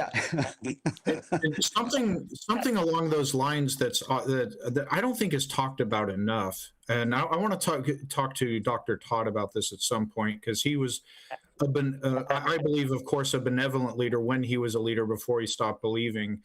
However, religious leaders in general, it's such an awesome amount of power that they wield. The power that they have over people's minds and how people will automatically trust them. This is a man of God, and put their trust in them. And the potential for that power to be abused, which we see happening all over the world. And power is a very intoxicating thing. For I don't know if it's human nature in general or just certain personality types, but people all over the world do crazy things and atrocious things in the name of keeping their power. And it's just something to take note of. And you of course, I'm sure there are tons and tons of religious leaders who genuinely care about people and don't abuse it. But my God, how many do? And we know that it happens in large numbers. Yeah. Yes. To that very point, Sean, when the church broke up in, I think it was 95, 96, the leader of the church at that time, who the church called the Apostle, because Herbert Armstrong, the original founder of the church back in the 30s, had died. And so his successor was a man named Joseph Tkach, Tkach. And I remember the Sabbath day when we all came to church, and there was a video, a live, I don't know if it was live, but a video released that day or the day before from the Apostle, Joseph Tkach, from headquarters out in Pasadena, California, going out to all the congregations around the world. And he basically became a heretic himself by announcing that he had, what had happened was some minister had written him and said, "That's ridiculous that you guys still keep the Sabbath. You really don't understand what the Bible says." And so he assigned the Council of Elders to go and study what this minister had proposed to him. And they came back split on whether he was right or wrong, and that the Sabbath didn't need to be kept from Friday sunset to Saturday sunset. And so he was sort of the tiebreaker vote, not that he needed to have a majority. I mean, he was the apostle, he could make the decision. And he did make the decision that this evangelical minister who had written him was actually right, and that the church had been wrong all of these years since the 1930s of thinking that the Sabbath had to be kept. And so he did just what you were talking about, Sean. He essentially gave up power by making that announcement, knowing that at least half of his followers would leave the church. And so I admired him for that. And our local minister also, I found him to be a truly deeply good human being. He once said to me, Charlie, I think Jesus is so powerful that he can even save Satan. Now, that is silliness to me now, but at the time, I thought, well, that's a view I've never heard in any other religion or any other church that I've ever been to. So I did find many other people to be good. Yeah, why doesn't he? Why hasn't he? You know, if he can. Yeah. Everything's going to happen in God's time, right? Exactly. Charlie, thanks for coming in, friend. We've got another queue waiting, so we'll move it on. But thanks for coming up. I appreciate it, and always nice to hear from you as always. Yeah, right. Cheers, Charlie. Have a great evening, guys. Bye bye. You too. Thanks. Okie dokie. Let's get Instinct in next. In you come. There we go. Instinct, welcome. What's going on? How are you? Good, you? I'm all right. Yeah, okay. I'm doing good. Good. So, saw your prompt. I read it. Just to clarify, you're talking about what God are you talking about? I think that this applies to most concepts of God. So certainly the biblical God, any kind of triomny God would fall under this for me. Yeah, I mean, the only concept of God I wouldn't necessarily apply this to is if, like, you know, Spinoza's God, or a God where people sort of use the word God to mean organizational principles in nature or something like that, where I think it's a bit linguistically reckless to use the word God in that context. So let's invert it slightly and say, do you believe in a God, or a God? Yeah, I'm Roman Catholic. Okay. So I definitely believe in God. Okay, so then I think this would apply quite nicely and squarely to your God.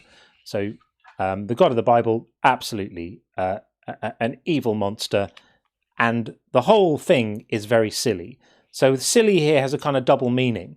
So I think actually God himself is quite silly, if you think about it. The fact that, you know, God was very, very nervous about his prospects in war, if it involved his enemies having iron chariots. He was instantly lost confidence in his prospects in war, which is very silly if you're the creator of the entire universe. Very, very silly. God was very, very upset about making sure that people buried their shit in the right place when he was walking through the camp, because even though he actually designed the human reproductive system, and therefore it must have been exactly to his liking, he could potentially get very upset by seeing people use it. That's extremely silly.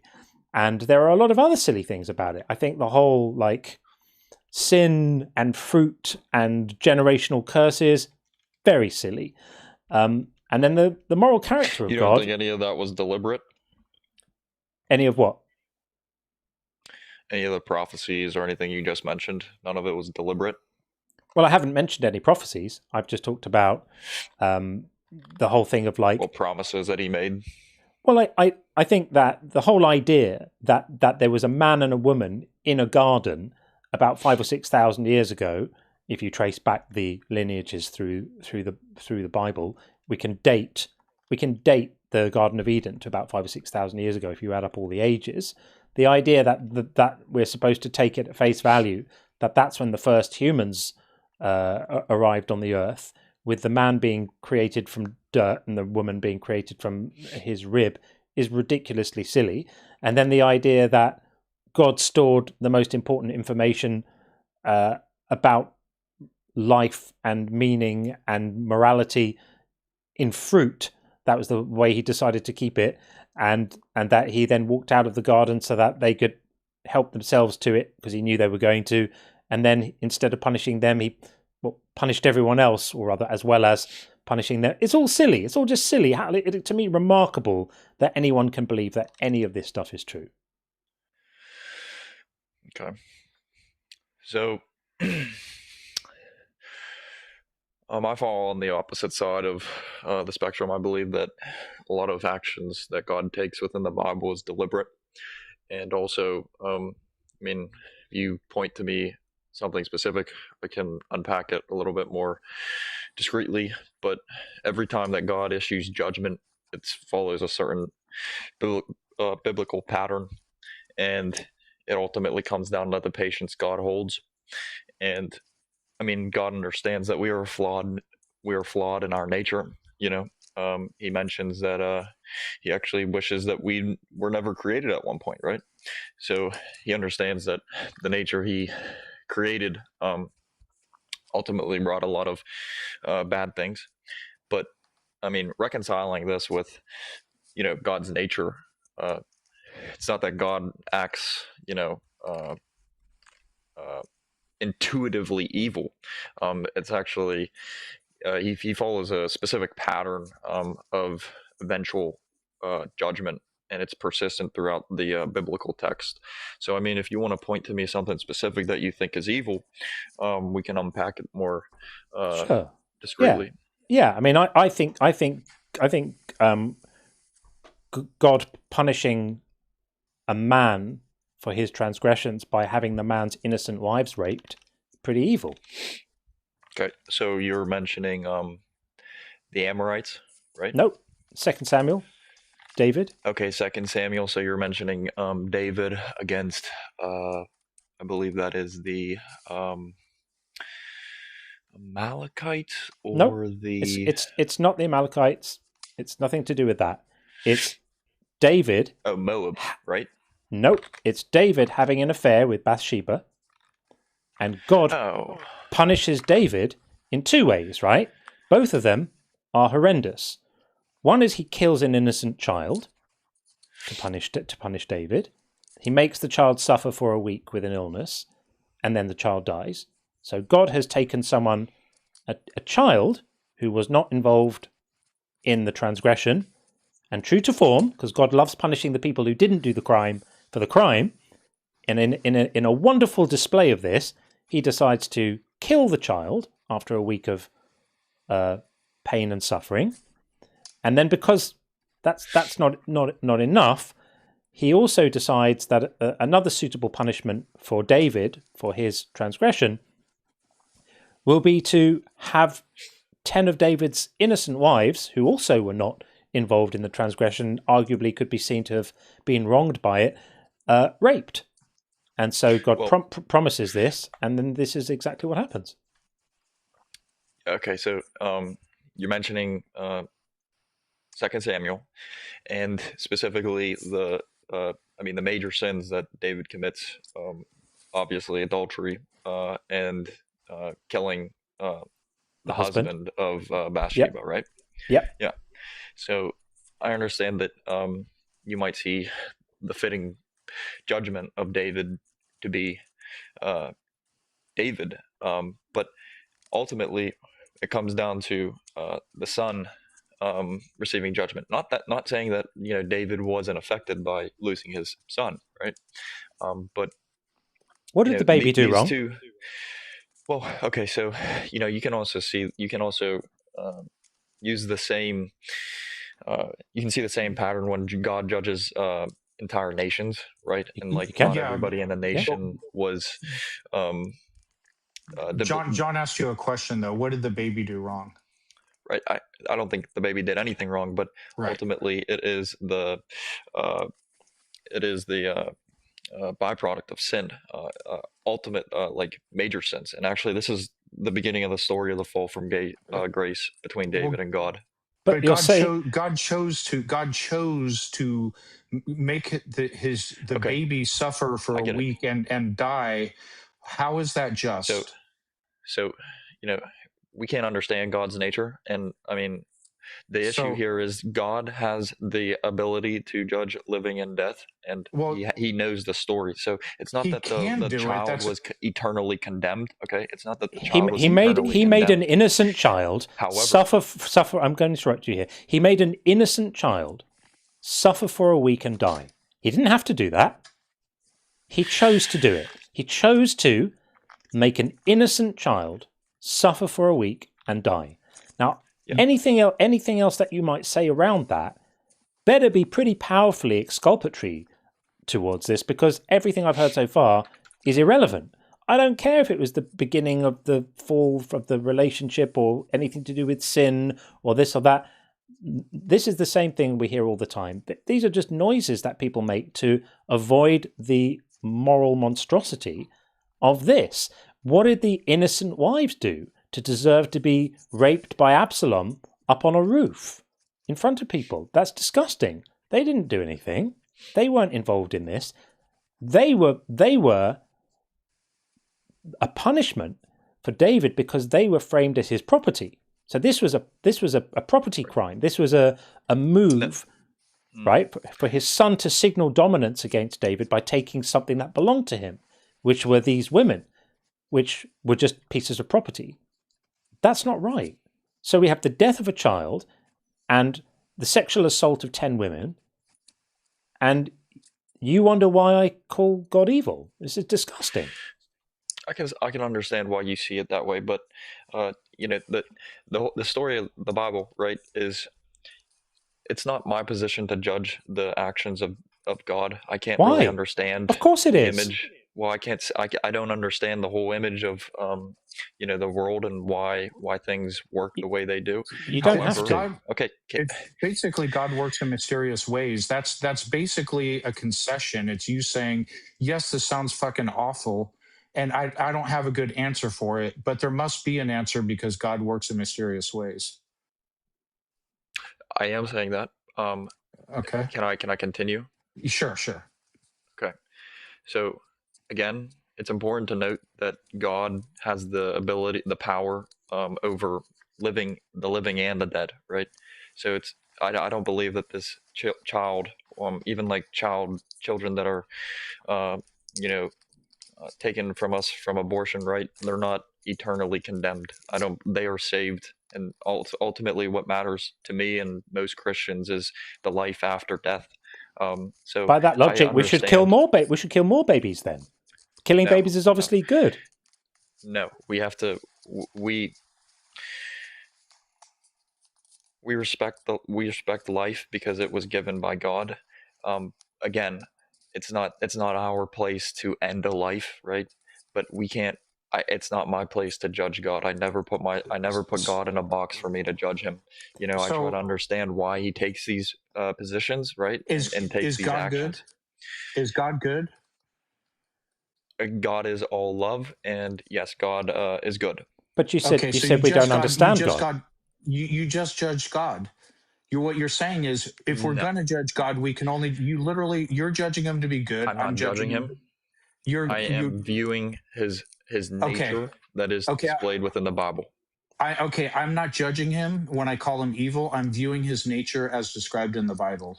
I can do that semantic game too. That's fine. I mean, you can see it differently. Right. So that's just a semantic thing. You're making a judgment call, and you are assessing that God is good. If you can assess that God is good, I can assess that God is bad. You can't have it both ways. You can't say right, but you can only assess that you're right or I'm wrong. Well, we're having that discussion, but you can't hide behind like, well, his ways are higher. We can't really judge him. When you're judging him to be good, we are also judging him. We're just coming to a different conclusion from you, and we're actually backing it with evidence that you don't have a good answer for by admission. You said, well, that sounds awful to me, and I don't have a good explanation, but God works in mysterious ways. And here's an interjection from our friend, just some random dude on YouTube, which is absolutely right. No one can understand God. Now let me tell you how perfect he is and that he loves you. Like, you can't have it both ways. What Sean was just saying.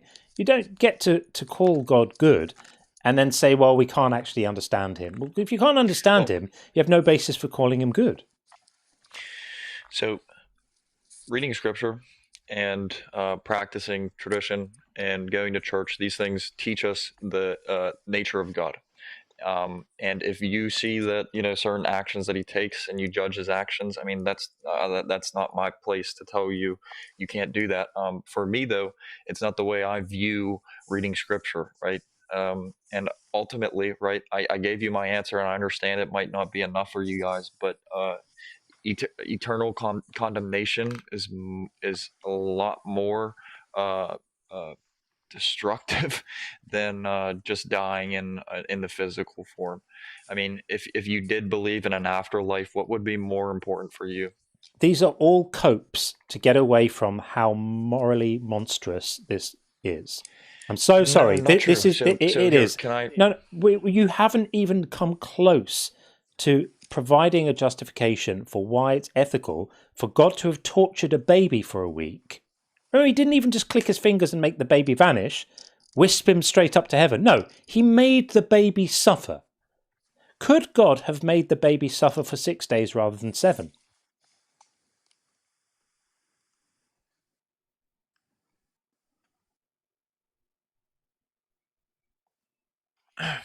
Okay.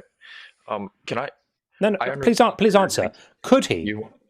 Is he powerful enough? No, I need you to follow me on this. Is he powerful enough to have made the baby suffer for 6 days, not 7? So, he came down with an illness, and ultimately, yes, the baby did suffer. Yeah. Could God have made the baby suffer for 1 day less? I don't think it matters what he could have done, but it matters what he did do. It does matter what he could have done, because I'm making an argument and you're going to follow me on it. Is he powerful enough to have made the baby suffer for 6 days, not 7? God can do anything. So he wanted the extra day of suffering for the baby, correct? Potentially. But and that's good. He wants. You don't get to have it. Suffering. Oh, it does. You've already just conceded that he could have made the baby die with no suffering, just go to sleep and die, or he could have clicked his fingers Thanos style and just made the baby disappear, or he could have made the baby have an illness, which took its course more quickly. He picked 7 days. Now, granted, he could have picked 70, but he picked 7. I asked you if he could have done it. Hang on. I asked you if he could have done it in 6. You agreed he could. That means that extra day of suffering for the baby, God wanted, because he had the option not to have it, and he chose the option with it. So make the argument for us, please, that shows that God is moral for choosing an extra day of agony for an innocent baby. Okay, even though this child, was, taken away. Ultimately, even David admits to this, that he's hopeful in the future passages that he was received by God. So does that answer the question? It's not my dilemma; it's yours, my friend. Does that answer the question I asked you? No, not really. I can't judge why he chose 7 days over 6 days. What does it say about his character if he chose an extra day of suffering for the child? Well, it goes to the fact of the seriousness of David's sin. And ultimately, it wasn't the child. Yes, it is. And ultimately, it's not the child being guilty of David's sins. What does it say about the character if he chose an extra day of agony for an innocent baby? What does that say about him? What do you mean extra day?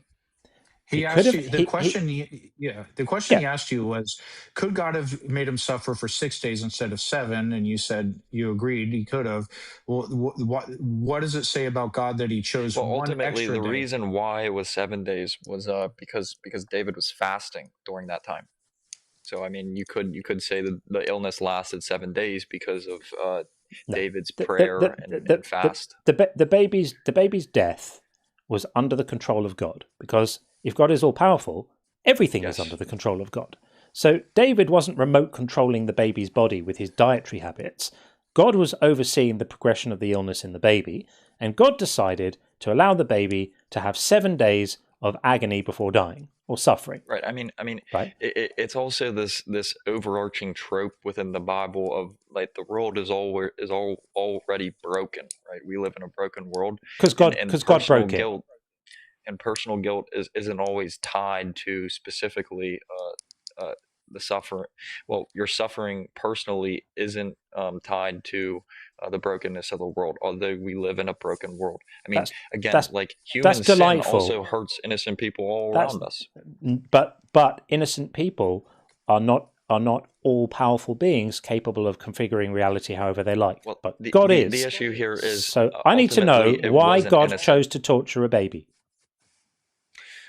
Because David committed 2 major sins: adultery and the death. So, person A. So, as a principle, just I want to, in broad strokes here, let's try and abstract this out a little bit. As a general principle, person A commits a crime. Is it okay to torture person B who didn't commit the crime?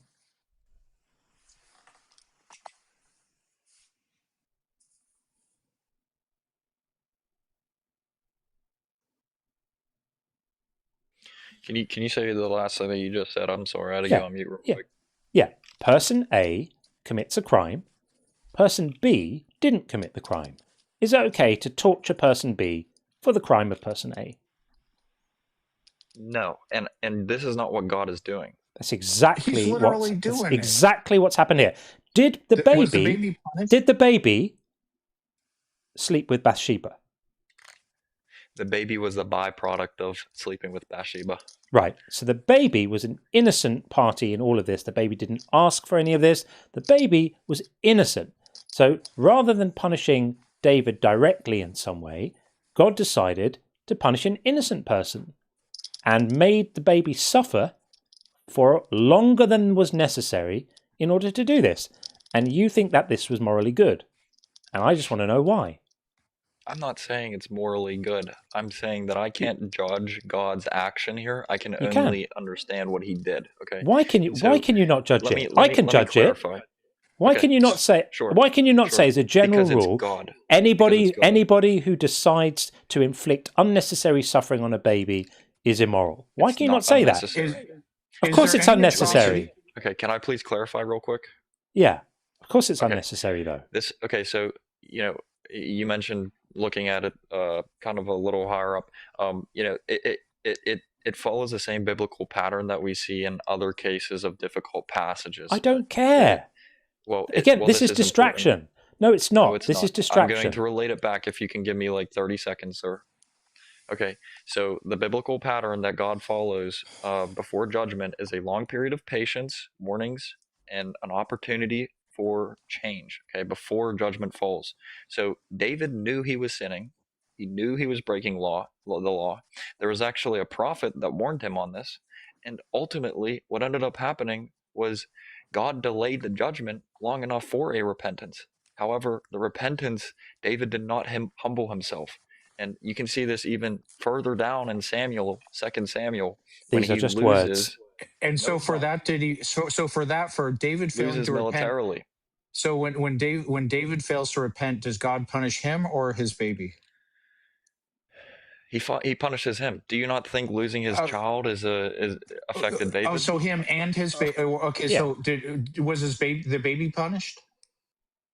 Yes, the baby was also punished. God hurt a baby. I asked you why, and you said something about patterns in the Bible and delays and waiting. No, I told you 2 major sins that David committed. Right. That's not a reason to punish an innocent baby. That's a reason, if you're so minded, to exact some kind of punishment on David. We have a principle in law. Imagine if you robbed a bank and I tortured your baby.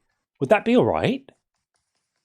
So let me ask you, do you know the story of that baby? Would it be all right? Do you know what that baby would do? Would it be all right if you robbed a bank and in retribution for you robbing a bank, I tortured your baby? Would that be okay? Okay. After yes or no? I answer your metaphor, after I answer, I know, I'm sorry, it's a little late. After I answer your analogy, can I provide you one analogy? We'll go kind of analogy for analogy. You can, but I'm feeling a little bit unsatisfied because I've been asking for a while the same thing, and to be fair, You've said lots I'll of provide words. a different way. Yeah, I'll provide a different. None of which have been responsive to the question I've asked you, which is, why is it ethical for God to torture a baby for something that someone else does? Okay, so can I provide you an analogy? I can shift away and try and offer a different perspective. If it's going to answer the question, but I fear it won't. Sure. I mean, maybe it won't. I mean, but I can do my best here. So, I don't think we know the story of the child, and ultimately, God might be saying. I mean, I'm treading on very thin ground here, but God may be saying that David does not deserve this child. That doesn't explain why he made the child suffer. Again, remember, God has it in his ken to finger snap the child away. He made the child suffer. He made the child, an innocent child, suffer, and not a single word you've said so far speaks to why that's ethical or why it's anything other than monstrous. So there's two parts here that you're worried about. So the punishment of the child and why the child was ultimately God's judgment. So first, God chose this judgment because of David's sin, right? And I cannot allude to why the child was suffered. However, the child was not eternally condemned. Actually, the polar opposite was displayed. I don't care about that. I really honestly don't. I'm interested in, let's say God took the child into a wonderful theme park in the sky afterwards with unlimited ice cream. Wonderful. That's delightful. Why did he make the child suffer? Given that we've already acknowledged that he had it within his power to not make the child suffer. So he chose the suffering of the child. I don't understand how you can't unequivocally call that evil. Because to me, I can't think of anything more evil than deliberately wanting to cause the suffering of an innocent child when you have the option of achieving all the same end results without doing that. It means that the suffering was the thing God wanted, right? Okay, so also within 2 Samuel, I believe there was two prophets that confronted David specifically on the issue, Uriah and I believe Nathan, right? And Nathan offers a parable about like a rich man stealing a poor man's sheep, and when Nathan ultimately ended the story with saying to David that he is the man. So this alludes to the same consequence David. You keep on bringing this back to David. You keep on bringing this back to David. This isn't about David. This is about God hurting a baby. And not a single word you've said has explained why God would want to hurt a baby. Not a single word. We can talk about the prophets. We can talk about what a dick David was. I agree. He sounds like a prize dick. So totally agree with you. How would you judge David? I would say that in this instance, he behaved extremely badly. David himself objectified Bathsheba and then contrived to have Bathsheba's husband killed in war. I totally agree that David was deserving of some kind of, some kind of punishment or accountability for his crimes. But the baby is an innocent party in all of this, and not a single syllable you have so far uttered explains why it was right for God to torture a baby because of what David did. Not a single word, and you know it.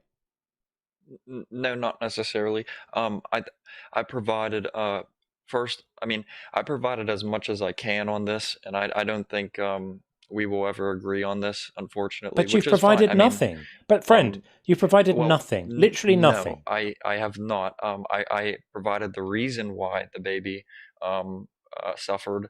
I can't provide why the baby was chosen to suffer. However, I can understand that the baby is not ultimately the one being judged. And I understand that you see this as the consequence, and you're more worried about the baby, right? But this is but the context of the story, and I think I did a pretty good job of explaining the context, is important here. You explained what happened. You didn't. You did a terrible job trying to explain justification. Those are two separate things. Right. And justification is something that is given from God, not from me. But you have an opinion about this. You need to have an opinion about this. This whole thing of we can't judge God is an absolute cop out. Of course you can judge God. You absolutely you did it not only can you must look at this. You are obligated to look at something like this and have an opinion about it. You can't just say, well, I don't know, hurting babies must be okay then, I guess. That's what you're doing. You're giving up your humanity. Don't do it. No, God tortured a baby and you're defending it by appealing to context. That's terrible. Don't do that. You set a condition. No, because the context also helps us explain our current world that we also live in. So even though that we're looking at David's baby, this also shows us how babies are also saved present day. I don't care about whether they're saved. How would you know if God is evil? Because what it seems now is by fiat, you've just declared God is good, but his character traits and his actions don't matter in your assessment. You could have as evil of a God as possible. Is there anything God could do that you would deem like, okay, that's a bad God? Well, God does have characteristics that I appreciate tremendously. God displays patience. He also displays correction. That's missing the point. What's my question? But to my question, is there anything God could do that you would deem bad God, evil God? Yeah, if God told me to, go grape children, I would never do that. But Okay, he wouldn't. But he wouldn't like tell Israelites to go take young virgin girls as war brides. Yeah, I know the passage that you're talking about. Well, you said he wouldn't. It's a part of. But that's exactly what he does. That's exactly what he does. It's not telling. Keep the young virgin girls for yourself. What do you think they were going to do with them? This comes down to actually two laws within the laws of Moses, and it comes down to two different words within the way that we represent consensual and unconsensual grape. They were children. They were children. Wait, so consensual grape? What is consensual grape? That's an oxymoron. No, not necessarily. So like in California, right? Examples where you cannot actually have the legal authority to offer your consent. For instance, like in California, right? If you're both intoxicated, you actually can't offer consent. This is about to get much worse. I would stop. If I were you, I'm just giving you some advice. I would stop this right now. That's the same. It's about to get really bad. I'll continue. And I believe it's Deuteronomy 22:28, where there is a Old Testament law presented by Moses specifically on this issue, and it's about illicit sexual intercourse. And I believe it's also Deuteronomy 22:25. We're talking about the Book of Numbers here. We're talking about the Book of Numbers. We're not talking about laws in Deuteronomy right now. They are fucking hideous anyway. We're talking talking about the Book of Numbers. You know the bit, right? You know what we're talking about here. The Book of Numbers. Are you familiar with this? Could you give me the? So this is after the Israelites are instructed to go and kill all the Midianites, and after going to kill them all, they come back with the job basically done. But basically done isn't enough for Moses, and when Moses finds out that there were some survivors left, he's very, very unhappy about this, and so he says, "You have to basically go back." Now, therefore, kill every male among the little ones, because he heard there were some children left alive. Some women and children were allowed to survive the massacre, but Moses is not having this. Go back to Midian. So real quick, I'm sorry, just the way that you said that, you're talking about the Moabites, right? The Midianites. Midianites. Midianite. Middia. Midia, Midianites. Yeah. So That might now, be now, therefore, because kill every male among the little ones, and kill every woman who has known a man by sleeping with him. Not entirely sure how they would establish that, but all the young girls who have not known a man by sleeping with him, that's the children, the female children, keep alive for yourselves. This is to the soldiers. What do you suppose the soldiers were planning to do with the young virgin girls? Okay, give me 1 moment. I have to pull up in my notes. Okay. You got notes about soldiers fucking children? Well, no, I have like Bible notes. Right. Understanding like you know, apologetics context and for all that. troublesome verses and stuff. You're No, going to not cut. apologetics, There's going just to stuff there's for going me to to be understand things. some horrific. There's only one understanding I'm here. not. It's not my plate. Like, don't think I come up here to evangelize. Like, that's not my duty. Like, that is the duty of the Holy Spirit. I can't Well, provide that. the Holy Spirit is out of his depth here, as are you. Okay, so numbers. Okay, so 31. Yeah. Okay, 31. I mean, I'm not particularly interested in any theological copes to this verse. It's absolutely hideous. This is God's people being commanded to commit genocide, then kill all the remaining male children, kill all the women, and rape the young girls. I don't think there's very much more to say about this. And in your paradigm, this is good. And you might come up with something about the alternative might have been worse for them, or they were providing homes for these young girls, or these soldiers would have been very fatherly in their attitude towards these young girls, or some other such nonsense. We had a guy on here a couple of weeks ago when we were talking about the war brides, the absolutely horrific war brides captured. You know, the women captured in war being forced to be brides and forced into non-consensual situations. I think it's in Deuteronomy 21, I think. In 21. And his cope was, well, obviously those women were being rescued from a worse life that they had before. It was completely ludicrous. I'm sure you might come up with something here which is completely ludicrous, because these kind of verses generally generate ludicrous apologetics. An important note here is, before you knew this verse was here, you had already pre-identified that as your red line, to where you would say bad God. Yeah. So are you saying that God alludes to these people to grape? Well, what do you think telling a bunch of soldiers to keep the young virgin girls for yourself? Oh, by the way, the priests got extra. They were war booty, right? They were split up between the soldiers and the priests, divvied up like little chocolate buttons. What do you think they were planning to do with them? So my question to you, what were the Midianites doing? The Midianites had previously seduced some Midianite women had previously seduced some Israelite men, and that had caused a problem. But nothing that the Midianite women might have done previously justifies soldiers raping young children, does it? No, not at all. But this doesn't say that they did. Of course it does. It doesn't say it, but it implies it. What do you think "keep the young virgin girls for yourselves" means? Well, be honest here. If you're looking at it critically, right? If you guys are looking at it critically, I see why you can get to that. But understanding, so understanding like my point of view, though, where like don't look at I it see critically. God as good and the stuff that He does is good. So like, you know, looking at the history of the Midianites, right? I mean, like they also were offered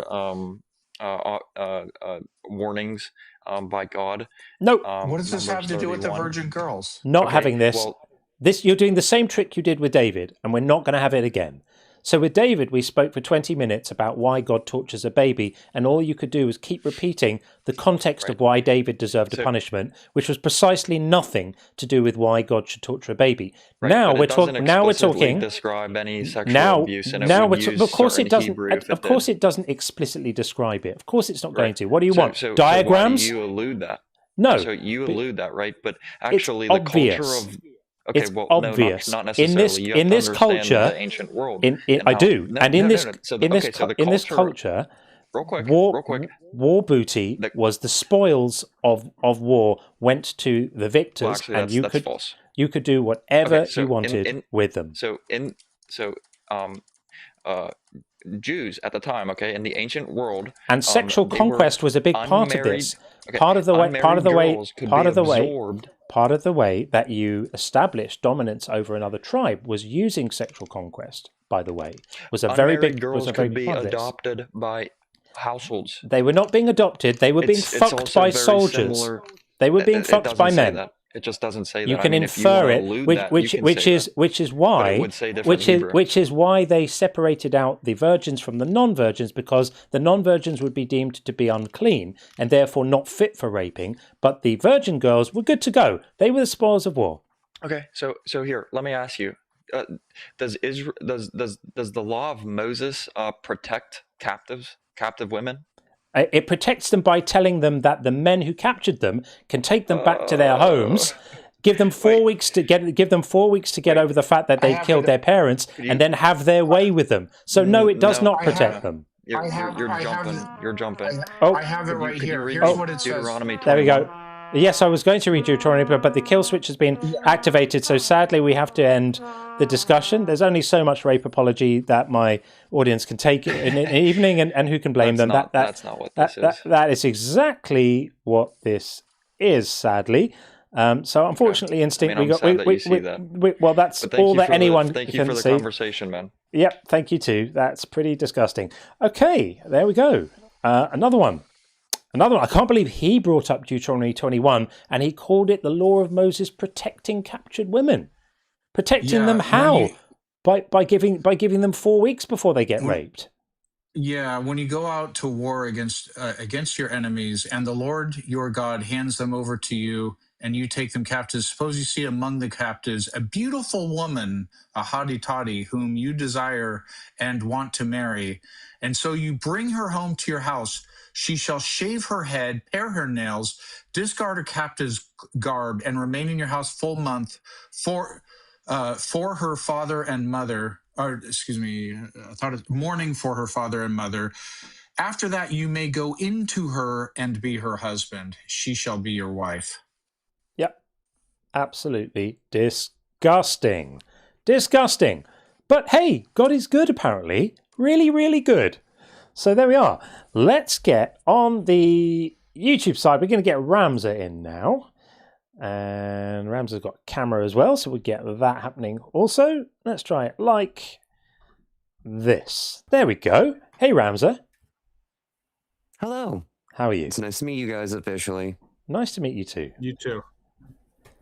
I've been hovering about in your community as a little bit of a lurker for a little while, so... Cool. Well, welcome I love in. your background, by the way. Oh, thank you. I appreciate it. I like wandering around on panels and being able to like display different cool backgrounds and stuff. Anyway, relevant to the conversation. What? Yeah. Sorry, I was a little... One more thing on it. Is that your actual background, or is that like computer generated? What do you mean? Is it an actual background? Is it not like a 3D background? Like in other words, is it physically there? It's not physically there. No. Okay. This is just a digital display. Fair enough. Yeah.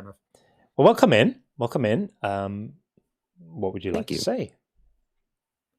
Well, ultimately, I did want to say shout out to the previous guy for apologizing for all of that stuff. That was wild to watch from back here. So I don't even know how. So this is just a little bit of background information about me. I'm currently a Christian that is deconstructing because, as you all have said over here in this community, the easiest way to start deconstructing is literally go through and start reading the Bible. Read the book.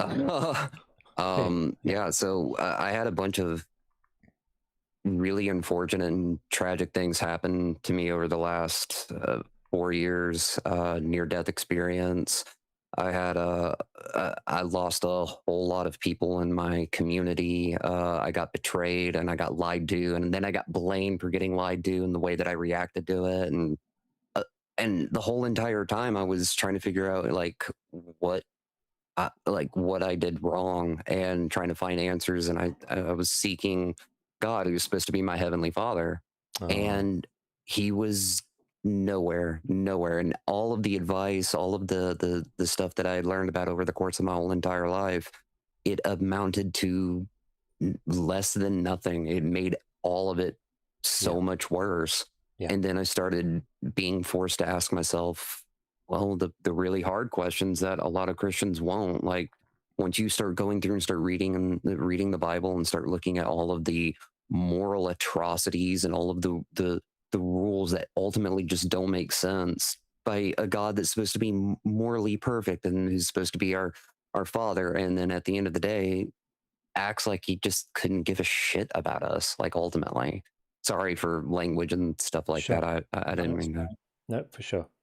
But I've been watching you guys for a little while, and I really appreciate you guys holding people's feet to the fire and having a community where people like me that I've got such a weight from the trauma of being afraid of that, because I don't believe, or because I have doubt that I'm just going to hell and that I'm not worth anything. I've heard it my whole entire life, but man, once I was in the position of having to question myself on those things, and I was having to challenge myself on those things, and I was utterly alone in it, it was terrifying. Like, there are still nights where I wake up and I just,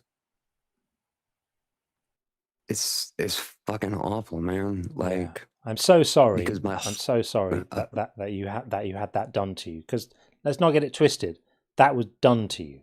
People put you in that position. They may have meant well. It may have been people who love you, but it's still abuse.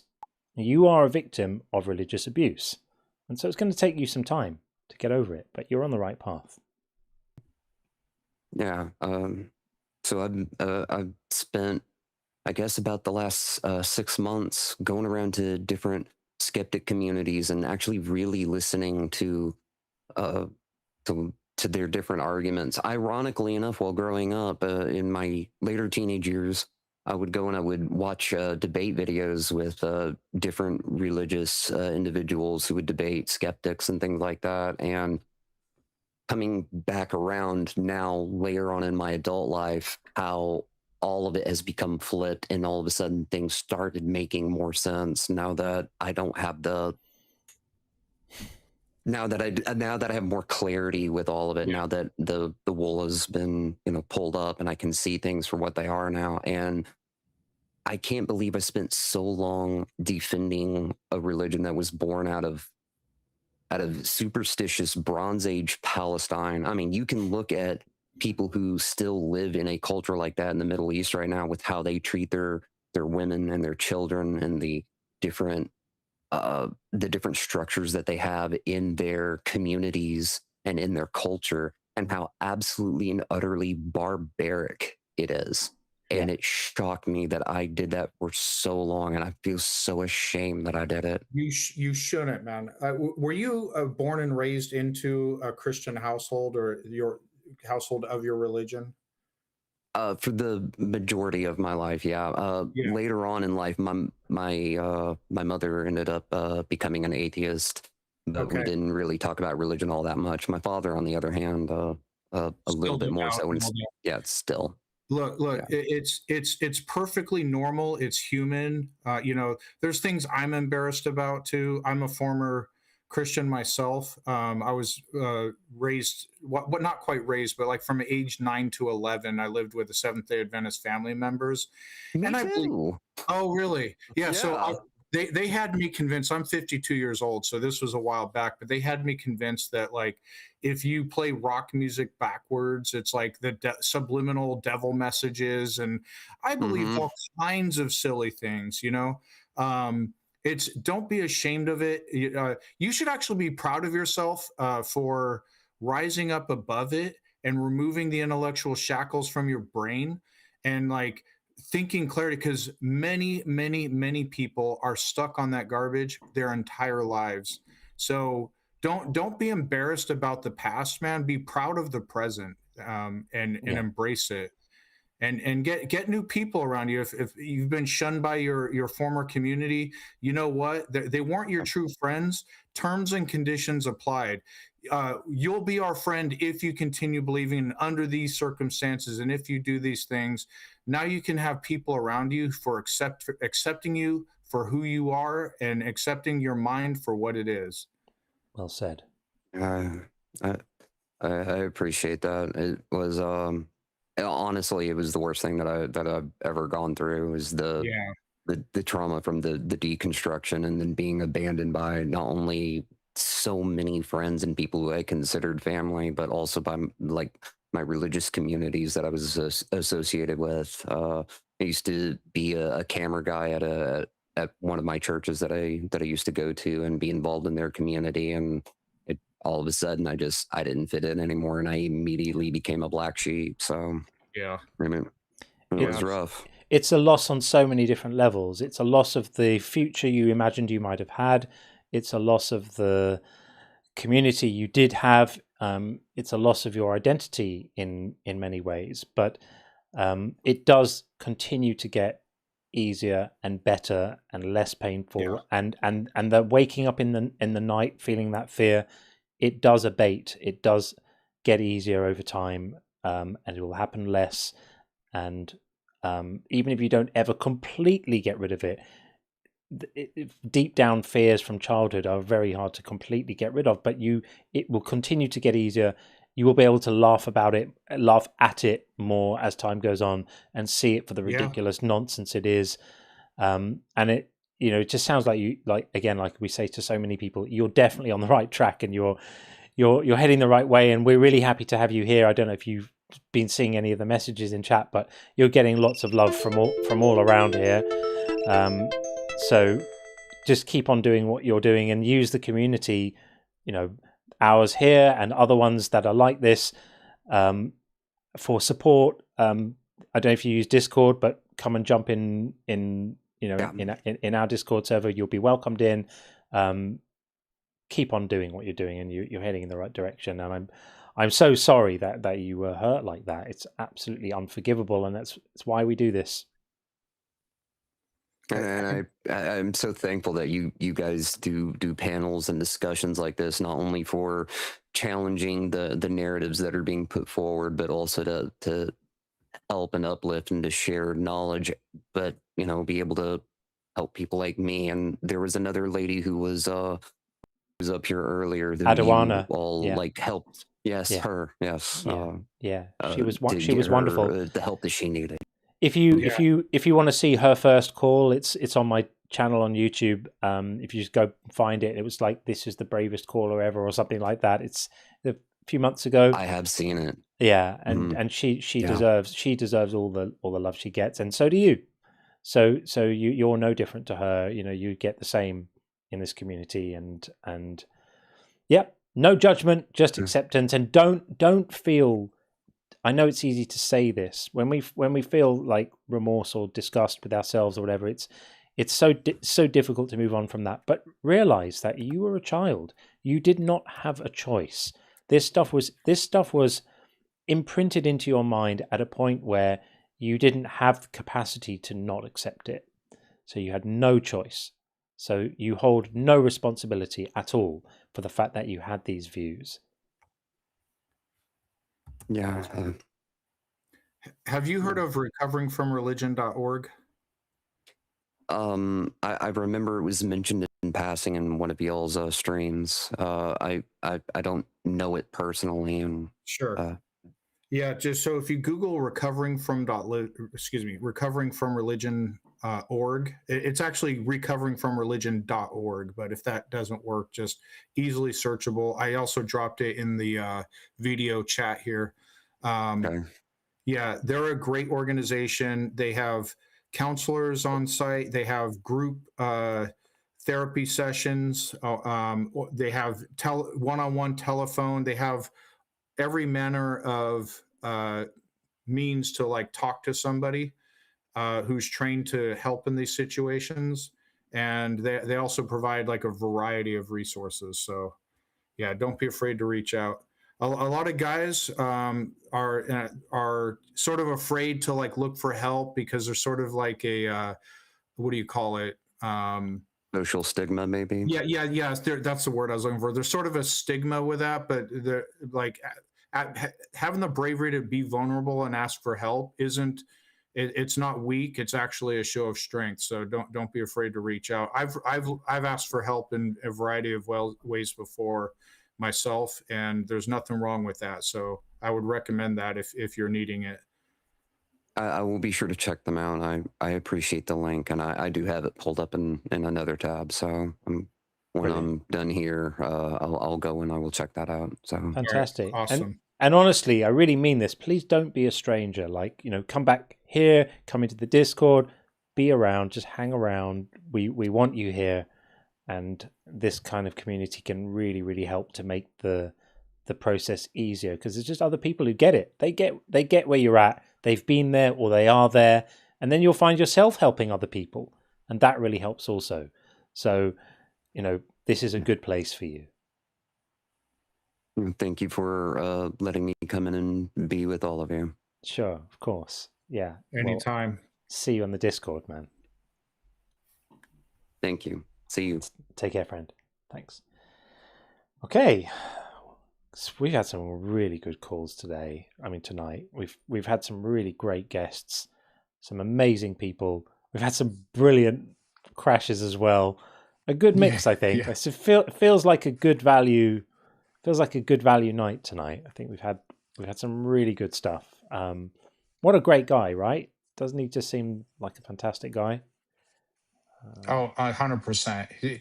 You could tell he's been through a lot of shit. Like, he's really gone through it, and I feel for him, and I wish the best, and I hope everything continues to go in the right direction for him, and I suspect that it will. It just takes time. I think so too. Couple of super chats responsive to the last conversation. Let's just get there and then do this. We have just some random dude. Thank you, my friend. David sinned, so his baby is punished. A perfect example of God's perfect judgment and morality. I know, right? I mean, he didn't even get within 1,000 miles of providing anything even remotely resembling a justification for hurting the baby in that instance. Absolutely nothing. It was all waffle about patterns in this and that, and what a bad boy David was. All completely nothing to do with why it was okay to hurt an innocent person who was just caught up in it all and deserved better. Tortured a baby to death.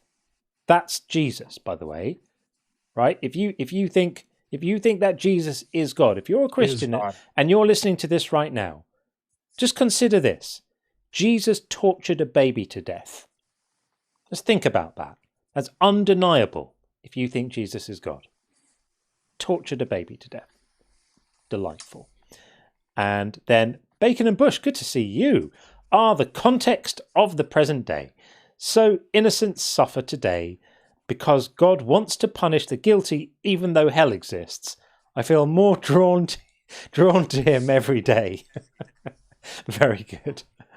Very good. Yeah, it really, really doesn't make any sense at all. Absolutely none. It's completely crazy.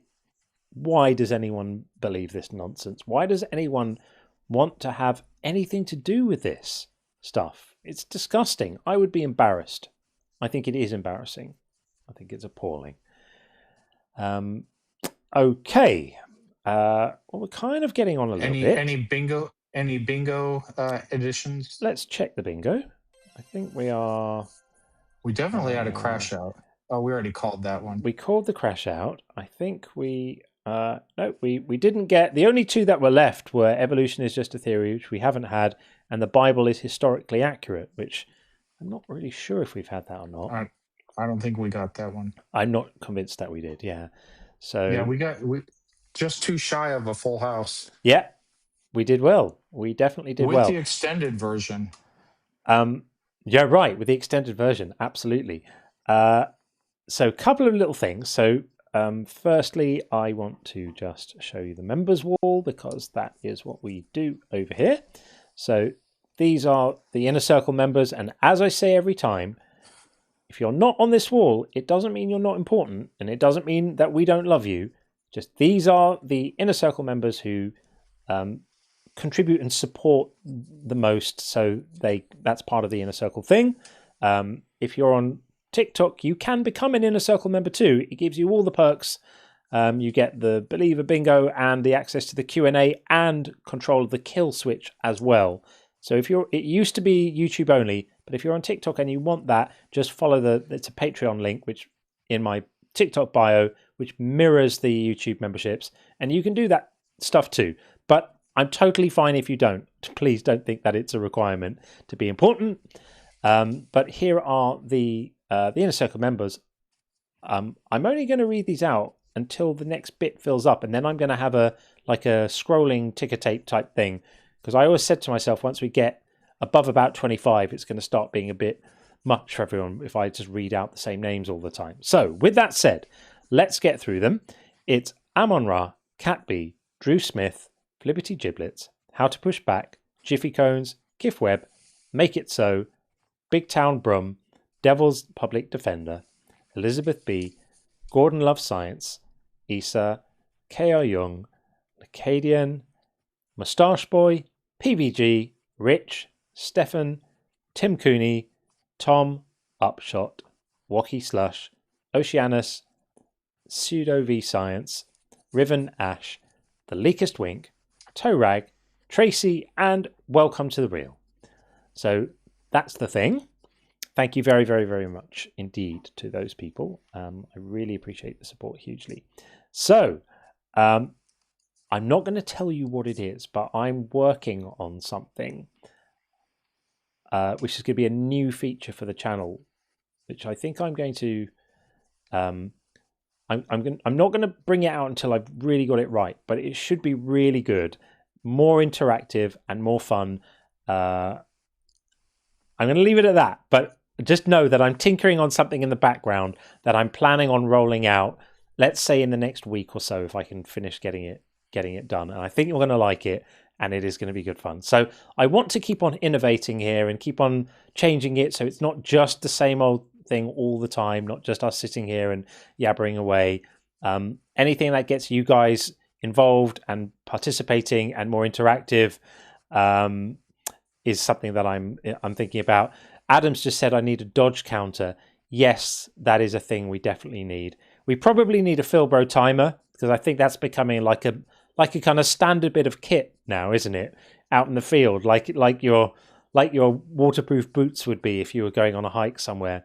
Philbro timer is probably needed. Dodge counter is probably needed. I think those are things that need to be sorted out at some point quite soon. Yeah, maybe that's around about it. How are we doing for time? We've got no guests at the moment, and we're coming up to 7 hours, and it's well after 5 a.m. I think that's probably a good innings for the evening, as the British say. Yeah, I think that's probably it. So I'm going to go and probably... Oh, Victoria said you also need to make your own emojis. I know that's a thing. I don't know a lot about that. Yeah. Some people who are more TikTok savvy can possibly help you out with that. I've done them. They are already created for the YouTube members, but I don't know how to make... Is there a way to make emojis available for the TikTok people? Because if there are, I definitely want to do that. There's TikTok emojis. They're like stickers people put in chat. Stickers. Okay, I need to get on that so you guys have got some stuff, because no favoritism here. I love you all the same. Okay, I'll get onto that. Thanks, Victoria. Yeah, I'll definitely look into that. I will get onto that immediately, in fact. Yeah, some people are busting out their YouTube custom emojis right now. Sorry, that I didn't realize that was a thing that we could do on TikTok too. So Good I will, call, Habibi. yeah, I will get on the case with that.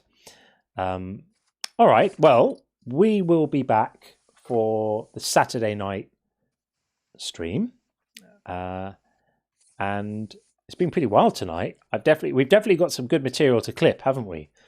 Oh, 100%.